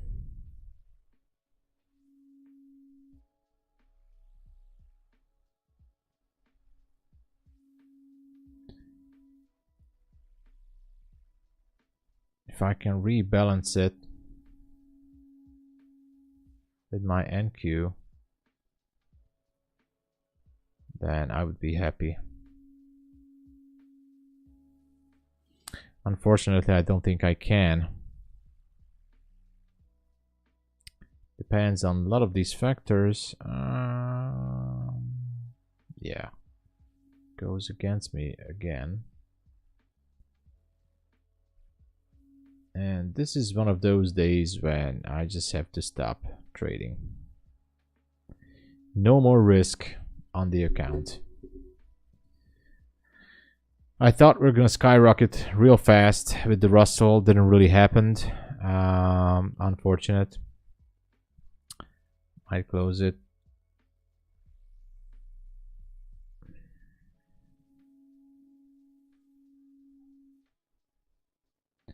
Don't like the way it looks. NQ is going back down there. Yeah, I think I should close. Russell, oh man. Uncomfortable. Uncomfortable.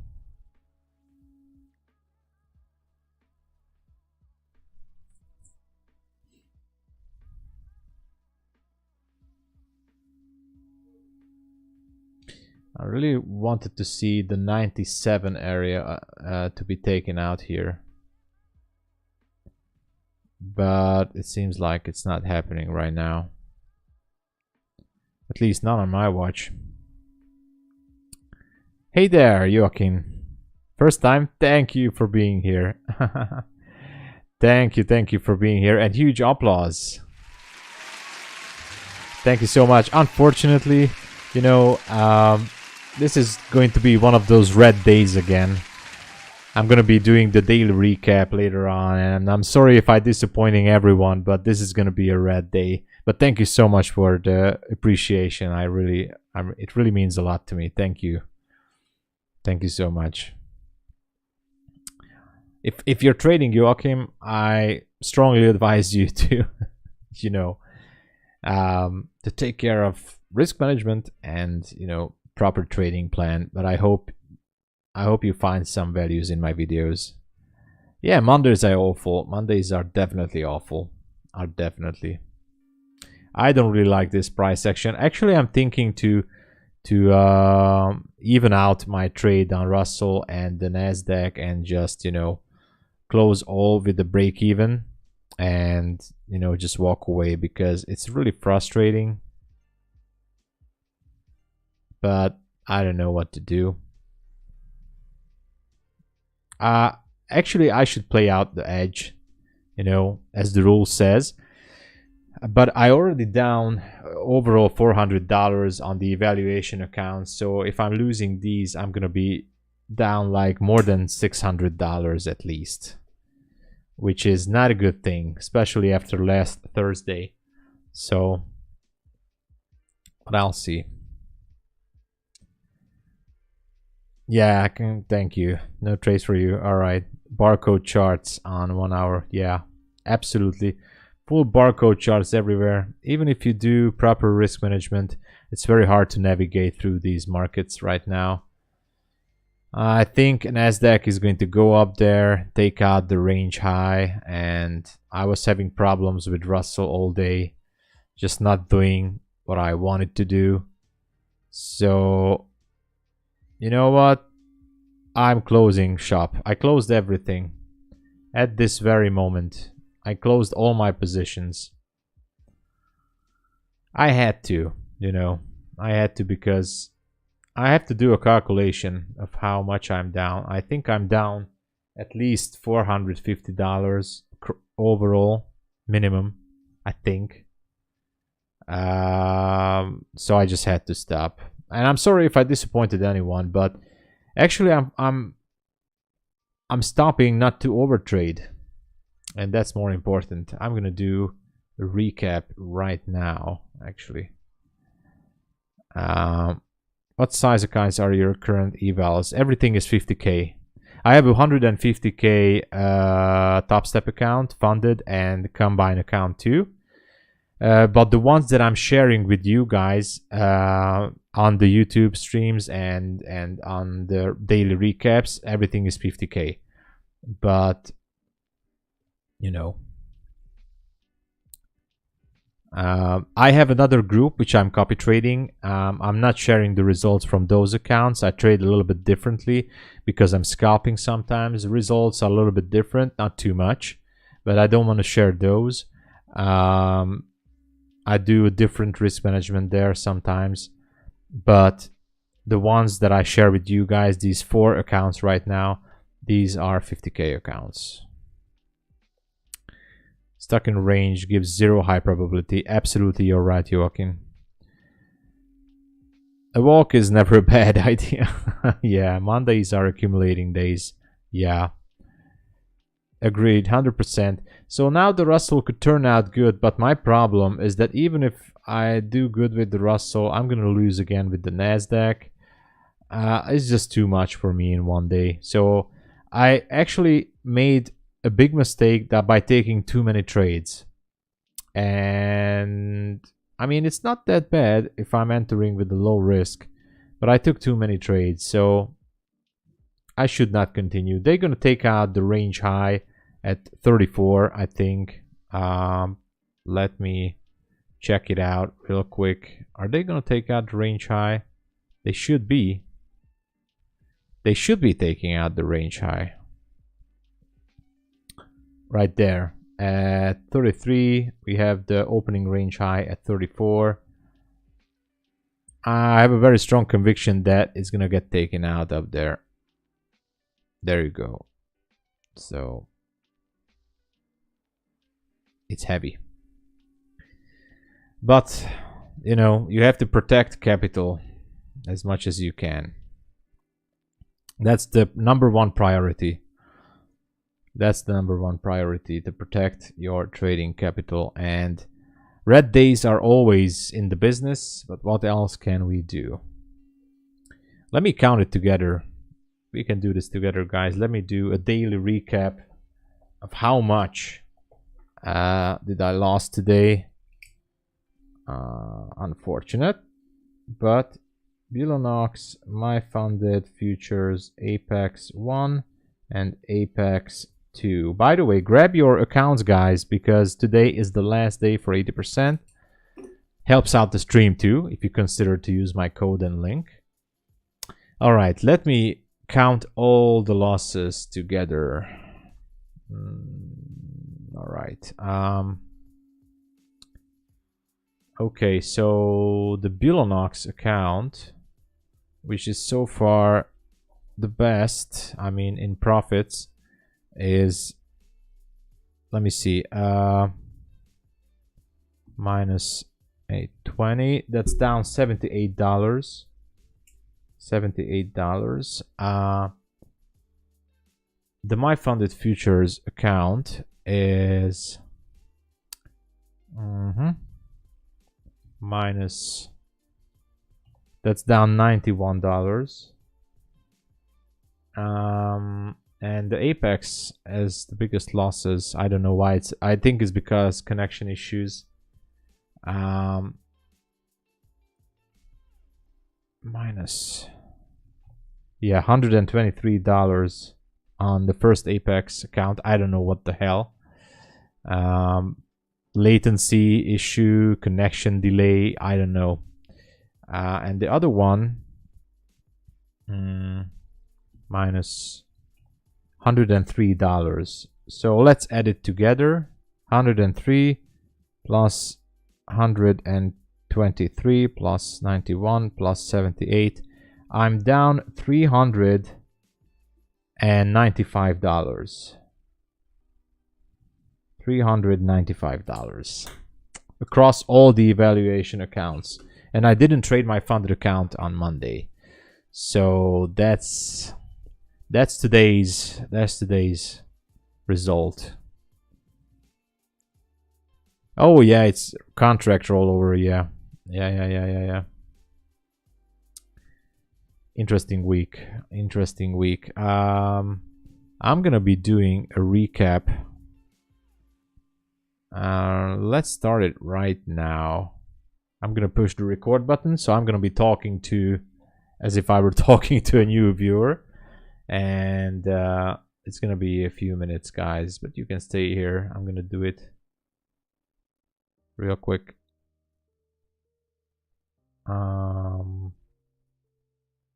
I don't even know what happened today. It was so frustrating. Now look at that, it goes down. Hold on a second. If this one is shifting down, I might even look to go short again. No, I'm not. I should be stopping for today because that's it. Okay. Let me push the record on the stream. A red day again. Down 397. Sorry. Let me push the record again. A red day, down $395 across all the evaluation accounts together. Started out very good. Had a beautiful trade in the London session. And then everything went just the opposite way. I had stop loss on Nasdaq once here during the New York Hill zone. And then this one was acting up all weird. But the biggest problem today for me was the Russell. Actually, I missed out this trade in the London session. This was a beautiful long. I didn't take it. And the next one I took was this long. So I was sitting in this one because I wanted to see buy side being taken out. This very important level at 2097. And it shook me out from this one. Went up there. So I thought I'm gonna have a second chance to enter. Took it again. I get actually married to the idea and put me to the stop loss again. So then I thought we're gonna be changing direction, and then I shorted again, stopped me out again. So it was really a carnage, a massacre today. But yeah, well, there's no clear explanation. Let me just show you the account details. Which are right here. So the BULENOX account is down minus $78 back to $1,820. The my funded futures account is down negative $91 back to $891. And let's see, the first Apex account is down below the 1,000 threshold, down to 954, which is the biggest loss because of connection issues. The trade copier couldn't handle it. It's down 123.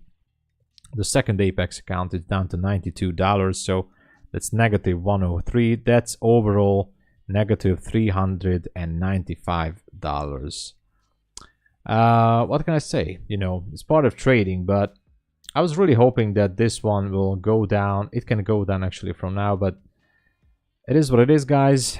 Tomorrow, new day, and we'll continue from here. Thank you so much for joining. Check out my links, grab your discounts, because it's the last day today if you're watching it on Monday. And this is trading, guys. Red days are always in the cards. So keep on trading with good risk management, and you know, you have to get through on these days like this. Protecting your capital is the #1 priority. So see you guys in the live streams. All right, I just made this recording. What is my risk per trade? Well, today I was risking around $70 and $80 per risk, Saeed. $70, sometimes $80 per trade. Actually, I wanted to push to $100 because I did some calculations, and you know, this is gonna take longer if I go with $60 or $70 per trade. This is gonna take quite some time. And you know, I'm not sure that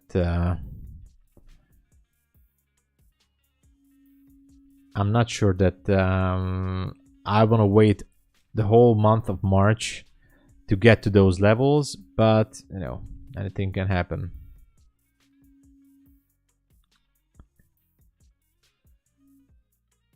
Oh yeah, well, you know, the reason why I'm risking only $70 or $80 per trade with the micros is that I wanted to prove here on stream and on the videos as well that if you trade with very small lot size, so sorry, small positions, small risk with micros, you can still get to the funded phase without blowing too many evaluation accounts.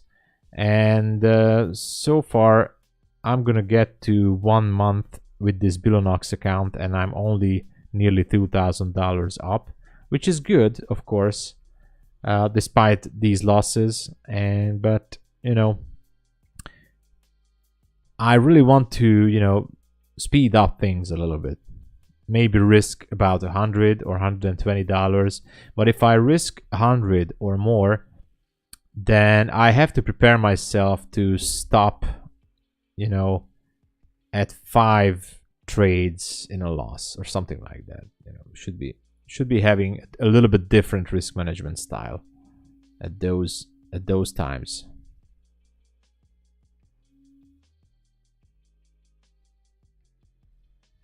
So that can differ.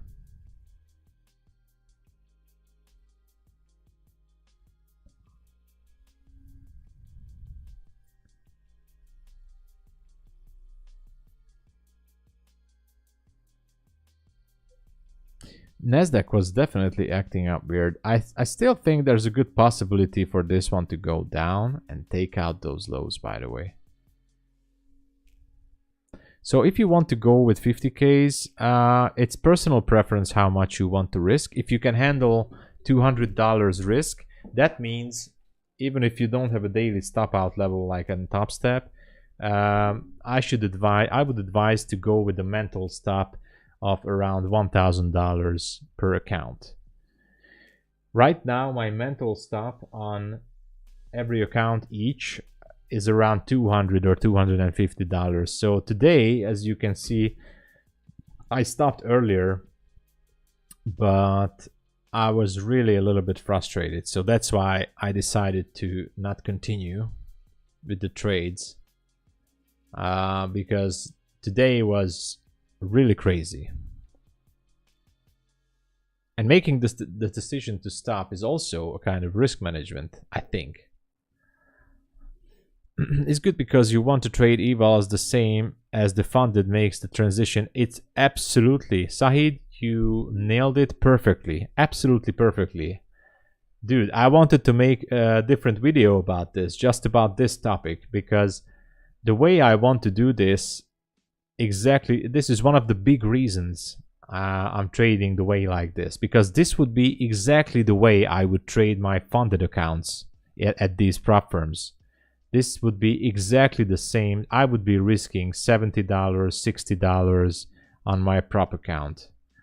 And when I get funded, because I truly believe, I'm pretty much confident that I should be reaching the funded level with all these accounts if I do this kind of trade management, which proved me okay in the past couple of weeks and months, then I will be confident that I should be having no problem or no issues with the funded account. It gives more confidence, you know. And that's what I'm aiming for, to gain more confidence on the funded level. I know it's taking more than 30 days to reach the funded level. I know that, but I don't care. I pay one more month if I have to, and it's not that expensive. It's really cheap. So that's why I don't want to go crazy on these accounts, at least not for now. But I'm also looking forward to YOLO maybe one or two accounts in the future with Apex or maybe BULENOX when they do these sales. Because, you know, why not? It's always a good thing to start to build up your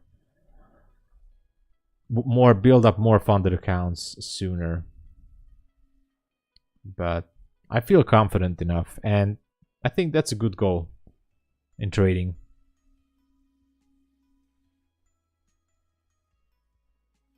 Look at Russell. Wow, what a crazy move.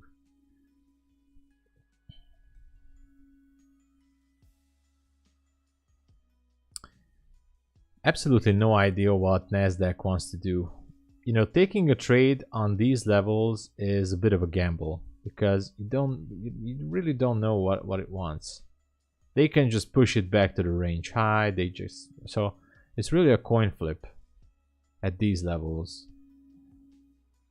Most don't talk about the psychological effects of losing so many accounts back to back, trading then trading. Yeah, exactly, and still paying the monthly fee for a few months, but passing, exactly. And that is something I want to prove. I really want to prove that there's nothing wrong for paying another month for, you know, for passing to getting funded. That's absolutely fine.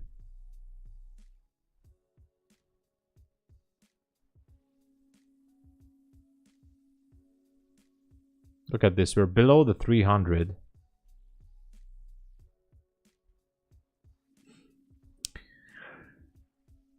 And it's dropping. now should be the point to take out the 82 level. So it shifted market structure. If it goes up and repricing it, you know, there's a good chance that it can drop and take out the 80 level.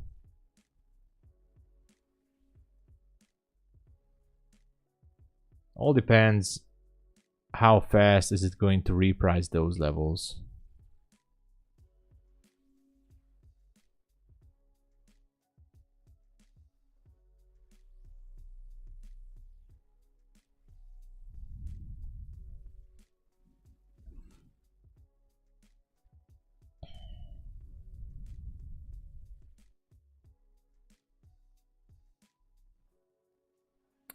But still the same end goal. You will pay monthly still at the end, but the confidence, exactly. There you go, Said. You will have much more confidence in your trading style, and that is something that has no match against YOLOing, you know, trades. And that is what I'm aiming for. That is why I'm doing it.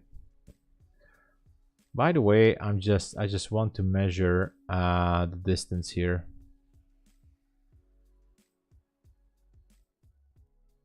It's a 1 point something that gives you 2 micros.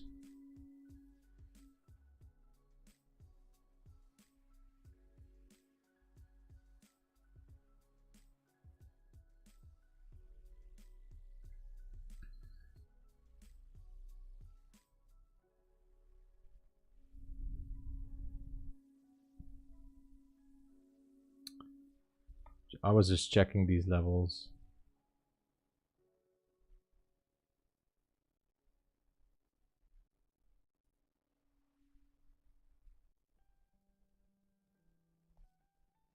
So I have no idea what NQ wants to do. I was hoping that it will have a clear way, but it clearly doesn't. These lows are definitely look juicy down there.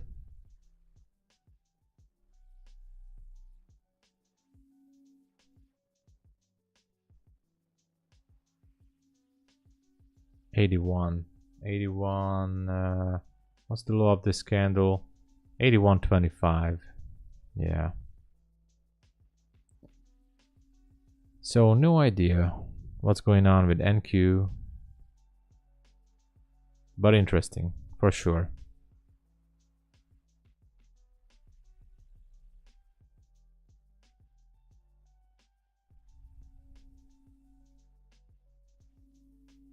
It's a good target to take out these lows down there, but again, they still haven't decided to keep it in the range or just push it down again.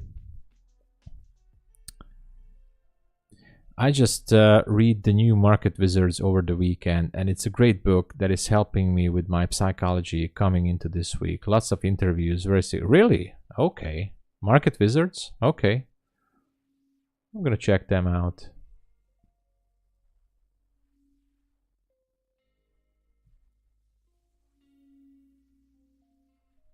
That sounds good.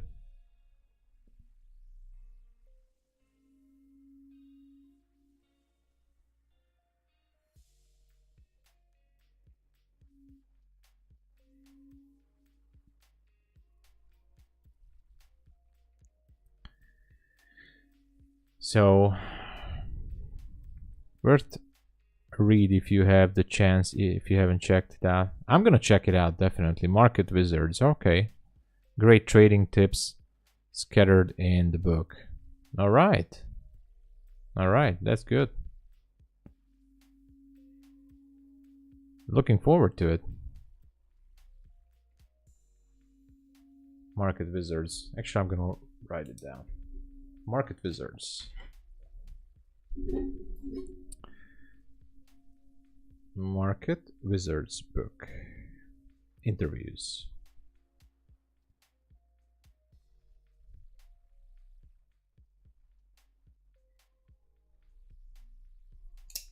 All right. It's good. I write down every idea. Every idea.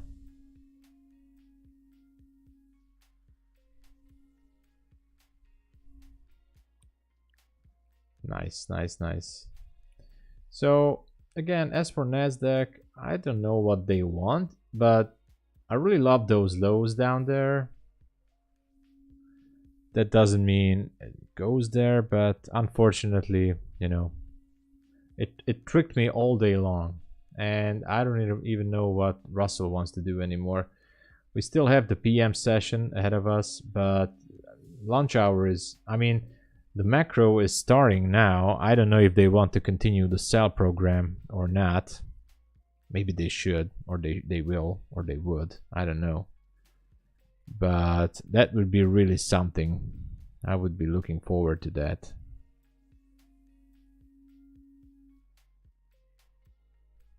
If they would continue with the sell program.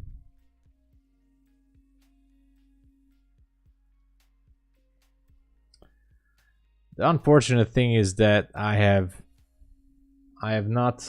I mean, I could have made some money on this I mean, not money, but profit, simulated profit on this short if I would have taken some off here, because I was really looking for this level down there at the wicks of these candles, but I was frustrated and I thought that, you know, it should be going down there, and then, you know, since then it went back up.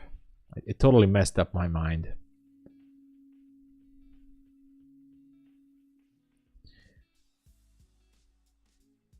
No trades should be taken, I know. But the macro is starting. I mean,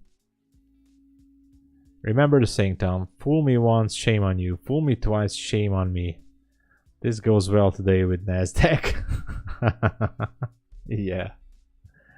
Yeah, exactly. Exactly. Oh, man.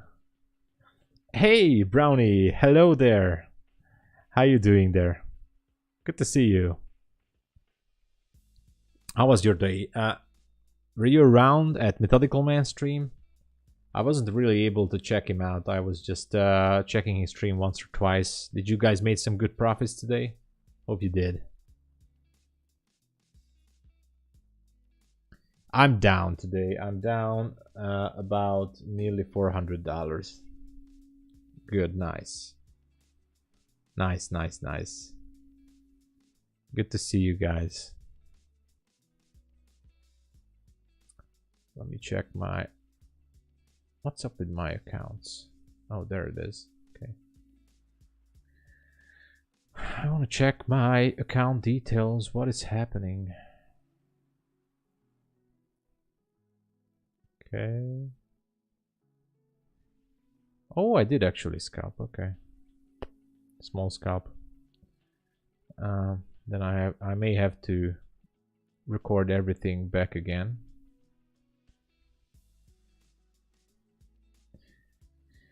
Guys, this was a tough day for me, not gonna lie. Actually, I dig myself into a hole and I realized there's no way out of it. And there's only one key takeaway if I want to trade the whole day. No profit. Oh, today's the day for quick profits. I see our trade went past my target, but I'm not upset. Okay, I followed the trend, my plan, which I succeeded. There you go. You followed your plan. That's all that matters. For me, there is one key takeaway from today. Actually, I knew this way before, a month ago, that trading more than one market is actually doubling your risk. No matter what you do, and no matter what markets are we talking about, if you're trading more than one market, you are definitely doubling your risk. And you're messing up your mind. And that's what's happening to me since last week, because of course I'm trading the Russell too. And I'm not saying that the Russell is bad or anything, because it has its own move. But, you know, when I see something happening on the Russell, maybe the opposite is happening on Nasdaq. So that is messing up the thought process. So I should not be focusing maybe on the two markets, especially not in the New York session. So that is really messing up things in my mind. So I'm thinking to narrow it down, to reduce my risk, narrowing it down to the Nasdaq only, and only to the Nasdaq. Thank you. So I think that is something I will be looking for. Maybe I'll start to do that with tomorrow. That I'm not going to look for Russell, only the Nasdaq, and just the Nasdaq, nothing else, not even ES. Of course, I'll be looking ES of what it does for correlations and SMTs, stuff like that. But I think I have to narrow it down to only one single market, because not because ICT says so, or you know, many successful traders are saying the same, that they become much more successful when they narrow down everything to one market. Let it be a forex pair, commodity, or index, you know, whatever. And I think that's what I should do too, because I was looking at my journal over the weekend, and I saw that the contradicting signals, you know, when I see contradicting signals on different markets opposing to each other, then I already know that this is going to be a tough situation. So my mind is starting to mess up the whole thought process, starting to deviate from the original idea. So I think I have to stick with the Nasdaq only for the time being, until I don't get comfortable with, you know, raising my risk more. And that's it. That's what I should be doing. But if you have more than one, then one compensate for another. That's true. That's true. I know what you mean. That's why I asked you earlier why you trade Russell. There you go. I trade, by the way, guys, overall and FX entropy, you're right. You were asking me that.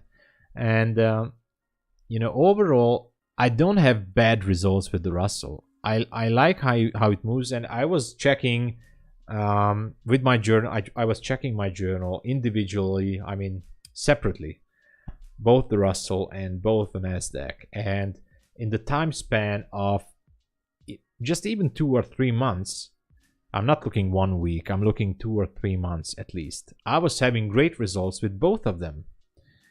But it's different when you are managing more than one accounts and you're on YouTube.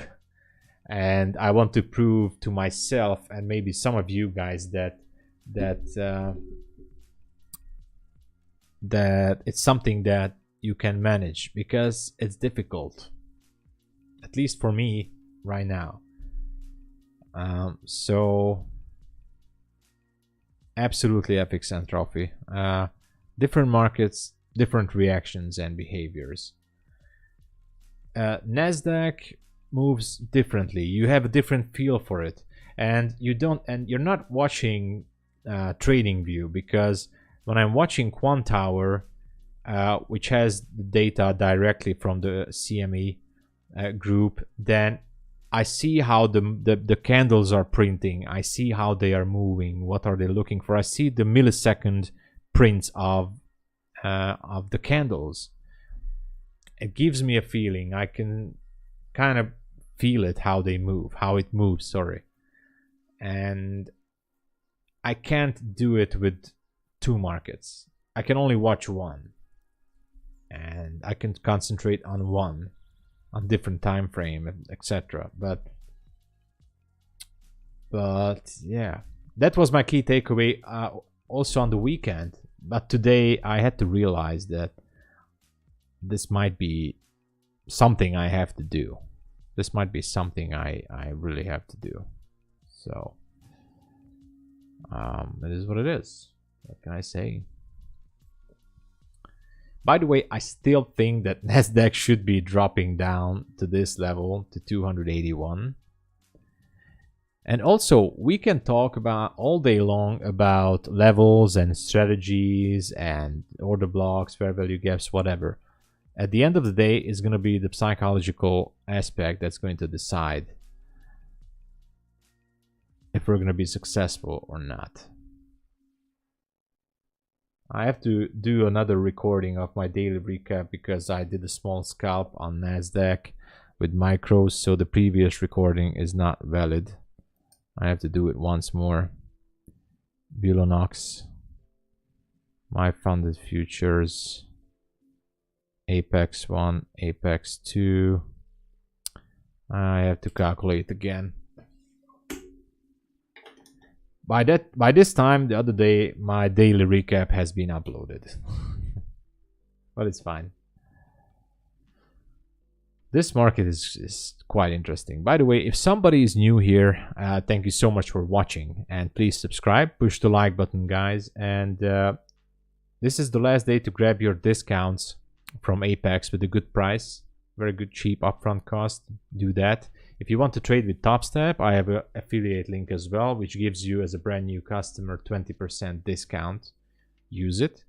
And my funded futures also has the last day, I think, today, for the starter accounts. If you want to go with a starter account, if you use the link and the Feb10 code on the 50K, for example, or you can just type in my affiliate code. There will be no activation fee.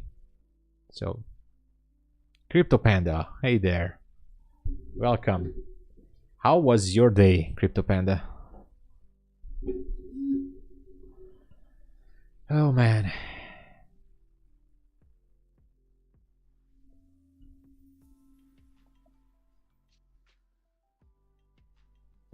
So let me do the calculations again. BULENOX account. Oh my god, let me check the results again. Calculations, come on.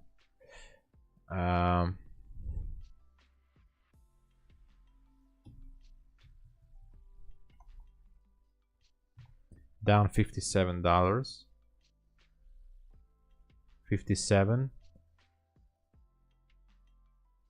The my funded futures account is down 982 minus 911, $71 minus 71. The Apex accounts were having these connection issues, and the trade copier couldn't execute the trade on time on the market order, so that's a bummer. Minus, that's $100 on the first account, minus, and the second account should be about the same, $80 minus 80. So that gives me 80 plus 100 plus 71 plus 57, $308 down for the day, which is, I think, it's absolutely manageable across 4 evaluation accounts. It's not such a bad result, I think. And I traded small, applied risk management as much as I could. Biggest mistake was that I was trading on 2 markets. Maybe that is something I have to deal with. I'm not green. You're green. Okay, you're green. All right. I meet the threshold on BULENOX only. This is okay. I meet the threshold on BULENOX only. This is, I still have to trade 5 more days. Fear is kicking in. Yeah, I know how it is. This day was absolutely a little bit of a crap, to be honest. I mean, it's not the market's fault. It was not. I took what I could. Actually, there was a nice trade in London. Tom, go short. Say a prayer. Drink Palinka. If it goes wrong, it surely goes your favor. Like you said. Okay, 280 is a magnet. Oh yeah, it is a magnet. It is. I think it is a magnet. So let's put a magnet there. But I'm not gonna do anything crazy.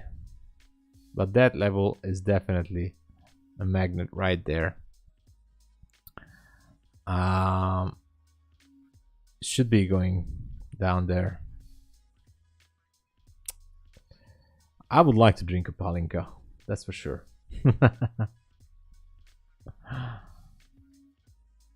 But yeah, look at that. Now it's dropping.